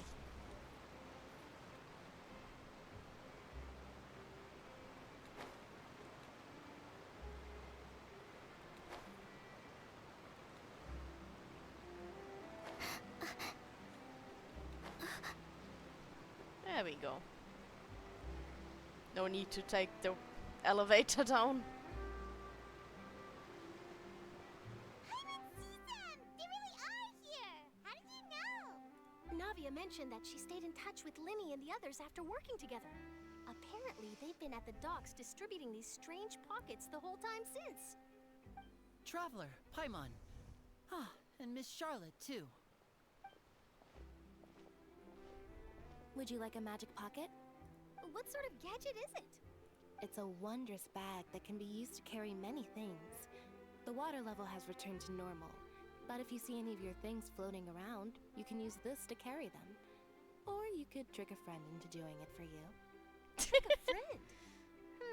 I wonder which of my friends would fall for that.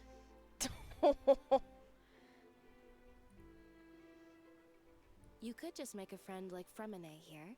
Isn't that right, Fremine? Oh, the poor one. Not Is leave him this what you alone. meant by, I'll help you make some more friends? To be honest, that sounds pretty sweet. Could I have your contact, please? Sure. Please, write down my address. Lynette sure is working hard to help Remine socialize. He was the one who proposed doing this. He even wants to assist in our magic shows. Okay. Yes, I was planning to first introduce Pear as an assistant, and later Fremine himself. In the future, I think we can leave underwater escape magic to him too. That said, would anyone want to see a diver escape underwater? Huh. She has a point. It'll work out. Every journey begins with the first step. He'll become a part of our show eventually. Lynette, could you come over? Miss Charlotte says she wants to take a picture of us. Got it. My, that Charlotte is rather perceptive. She got rid of everyone the moment she realized I had something to say to you. So, how have things been, Traveler? Father says that you did a great deal during the latest events. She's very grateful for your contributions to Fontaine. That's all right. We were more than happy to help. So, what's she doing now? Oh, good I question. guess you haven't heard. Well, after Lady Farina left, Father and Monsieur Nervilette opened negotiations, during which he gave Fontaine's gnosis to her as a diplomatic gift. A diplomatic gift? A gnosis? Come on, this time Yes, it's actually I was justified. quite surprised at first myself, but when I thought Fontaine it over, has a real there were dragon actually now. a They number don't of need the things going gnosis for it. anyways. It could have been done as an apology for the incident with Lord Child, or as thanks for his help in tying the all-devouring narwhal down. Furthermore, Father did also lend significant aid to Fontaine and Poisson. That's true, but this is a gnosis we're talking about. Doesn't this seem a bit irresponsible? I think this was I like would the agree, first time but I I've wasn't also angry heard at the that gnosis being It gone. seems that Monsieur Nervilette has had a significant change of heart regarding the matter. So there's some reason for this that only Nervilette knows about? I suspect you'll have to ask him about that yourself. Ah, yes, speaking of which, I did see him strolling around the entrance to the Fortress of Meripede a while back. Isn't he real busy and stuff? Paimon didn't think he'd have the time for that. But back to the topic. The gnosis was given to the knave, right? What about Child? They say that he's returned to Snezhnaya to recover from his wounds. I hear that the recent disaster really did a number on his health. That's true. When you think about it, we've had loads of run-ins with the Fatui. To think we'd be allied with them this time. So shocked by such a simple switching of sides? Not really, actually. Hello, Alecino. Father! Well, what do you know? Come to the docks to see how my children are doing and meet the Traveler by chance. Please do not pay my accomplishments in Fontaine too much mind. I would have done them regardless. Are you going to take the gnosis back to Snezhnaya? That is our duty as Obviously. harbingers, yes. Don't be too preoccupied with sides. The goal of the Fatui concerns not a single place or person, but the entire world. With such a grand goal in mind, it is inevitable that we must wear many masks. Switching my masks is something I've always done. Well, that depends on many things. No one truly knows what the future holds. What good is honesty if you can't rely on it forever? As for you, I very much look forward to our next collaboration.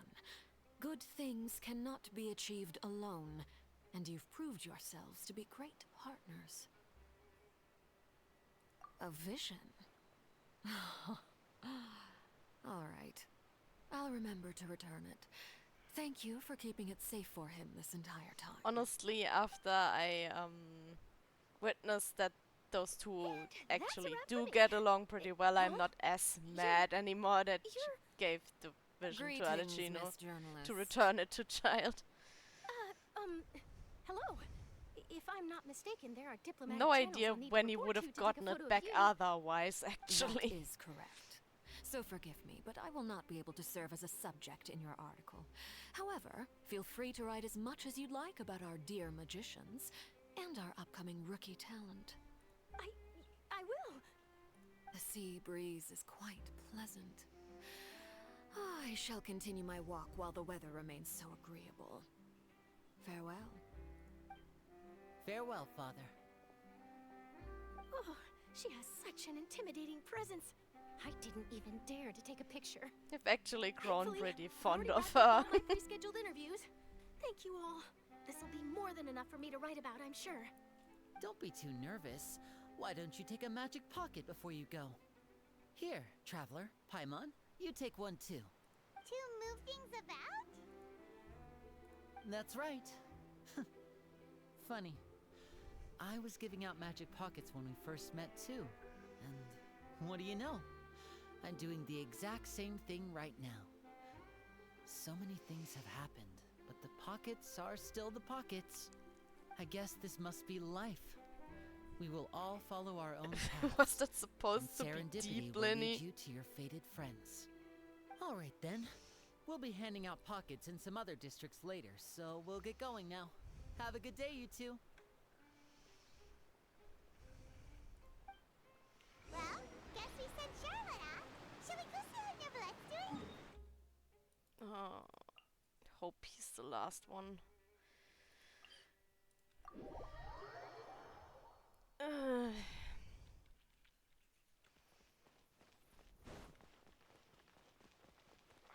Well, I'm not that tired. It's just that my stomach is still, well, not necessarily my stomach. My tummy is still hurting a lot. Okay.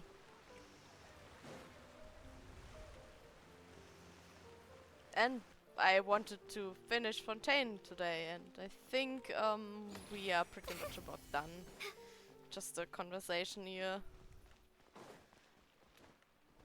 The entrance to the fortress! Ooh, he really is there!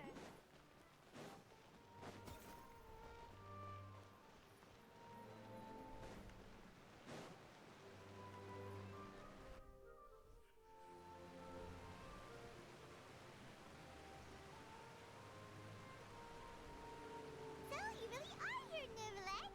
Paimon didn't think you were going to have free time this hour of the day. Really? Oh, I suppose you must have met Mr. Linney. He took the time to greet me earlier when he passed this way. In any case, you came at a good time. I was just considering reaching out to you to set up a meeting, so I may explain some things that I haven't had the time to before. Aw, Paimon's glad that you remembered. Thank you for keeping us on your mind, what with you being busy and all.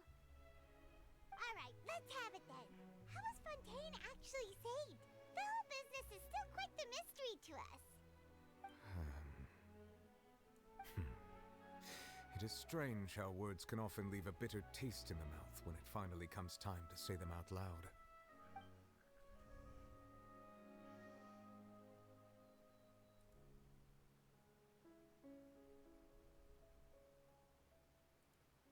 Whoa. So that's what happened? Alright, they didn't actually see it. It was only like divine us, the throne of the Hydro player Archon who and saw restored it. your power to you, transforming you into a fully fledged elemental dragon sovereign. But Paimon still doesn't quite get what you did to save the Fontainians from dissolving. For me, the authority of the ancient dragons refers to absolute control over the hydro element. Fontainians were incomplete humans born of Egeria's use of the power of the primordial sea, with constitutions similar to that of mimics.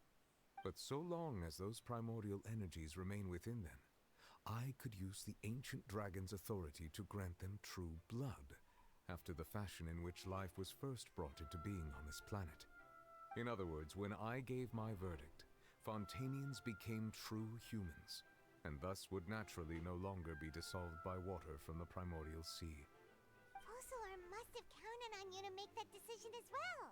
Your verdict was the key to making the prophecy appear to have come true while saving everyone. Yeah, and in a manner of speaking, Fossilor finally managed to fulfill the original Hydro Archon's wish to turn Oceanids into real people too. It seems from your expressions that you still have more things you wish to ask. No, actually not Ask away. really. I will tell you the truth as I know it. No, I actually don't have questions. Paimon's still got a question about Gnosis. Oh, come on. When we spoke to Linny earlier, he mentioned that your attitude towards giving away the Gnosis had clearly changed. We guessed that there might be some reason for it that only you were Paimon, why are you so interested in No the wonder the House of the Gnosis? Hearth is the Fatui's intelligence division. They are certainly sharp.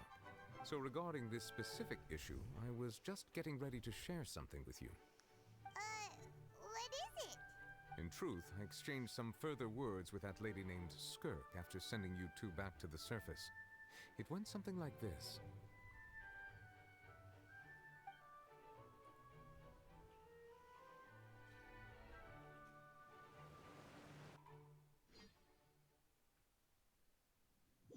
Oh, you actually give me a flashback. Well, we're going to head topside to see what's going on. You hurry over soon as well, all right, Nervalet?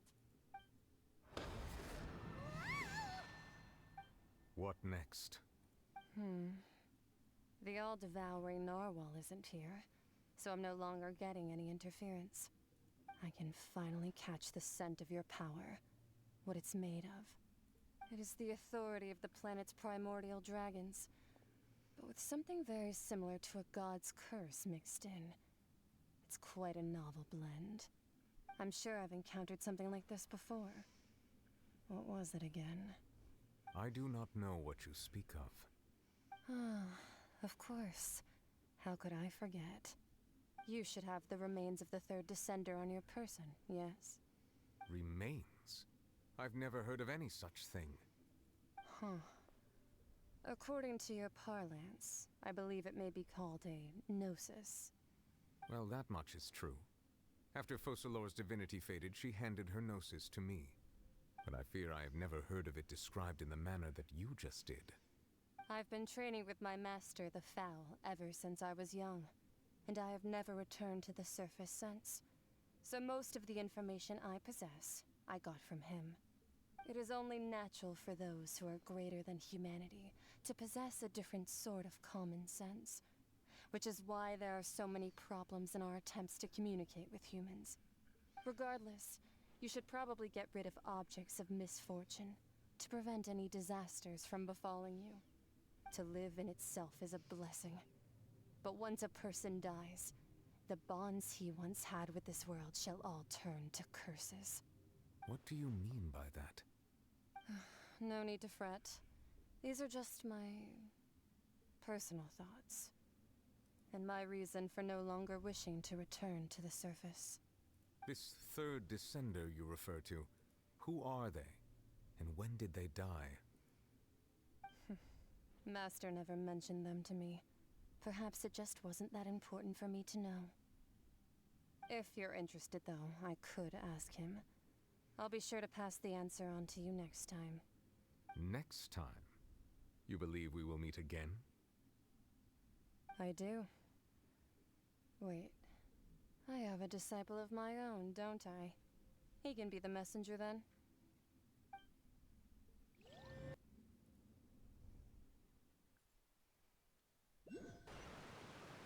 That's so. That's one what way she to told put it. me. Whether it would prove useful or not, I wanted to pass that information on to you. The remains of the third descender? So that's what Can't the you just actually are. call Paimon just thought they child looked to her like at any babies, so time? How could they be a person's remains? All the same, And she assuming that there was says no he can pass the misunderstanding message or along. special metaphor at play, that is what she meant to say. And she said that it would bring misfortune and that you should check it, which is why you gave it to the Fatui. If she speaks the truth, then I would simply be putting Fontaine at unnecessary risk by keeping it here.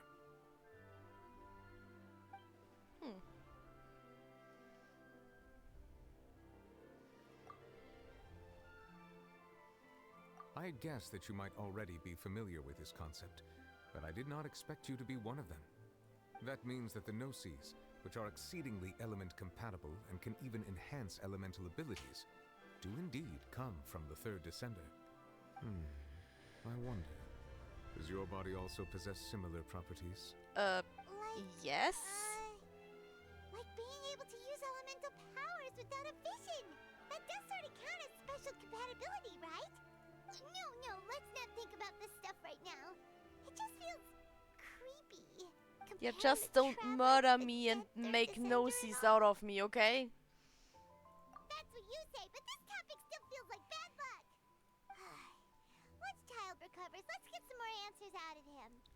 better go look for his master and get the answers that way. I too believe it unwise to make too many blind guesses when information is lacking. The same is true of being at court. Alright. Whatever the case, it seems like the crisis here in Fontaine's over for now. Yes. All of Focalor's efforts were for this moment as well.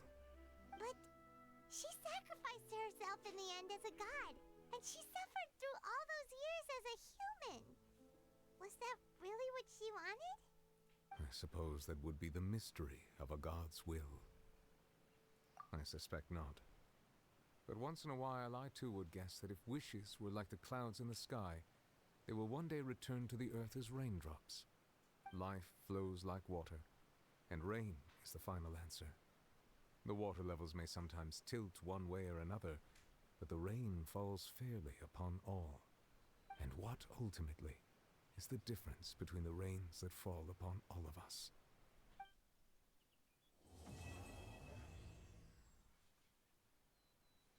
There we go. I'm pretty sure this was all of Fontaine's main story now. Yep. And the next one basically regards the siblings again. Yeah. But we will not be doing this today. I wanted to finish Fontaine today, and we did that. So it's time to look for someone to raid. Let me give you the right messages again.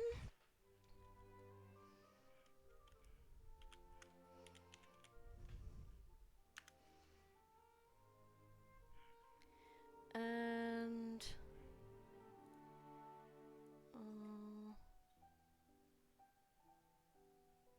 let me see.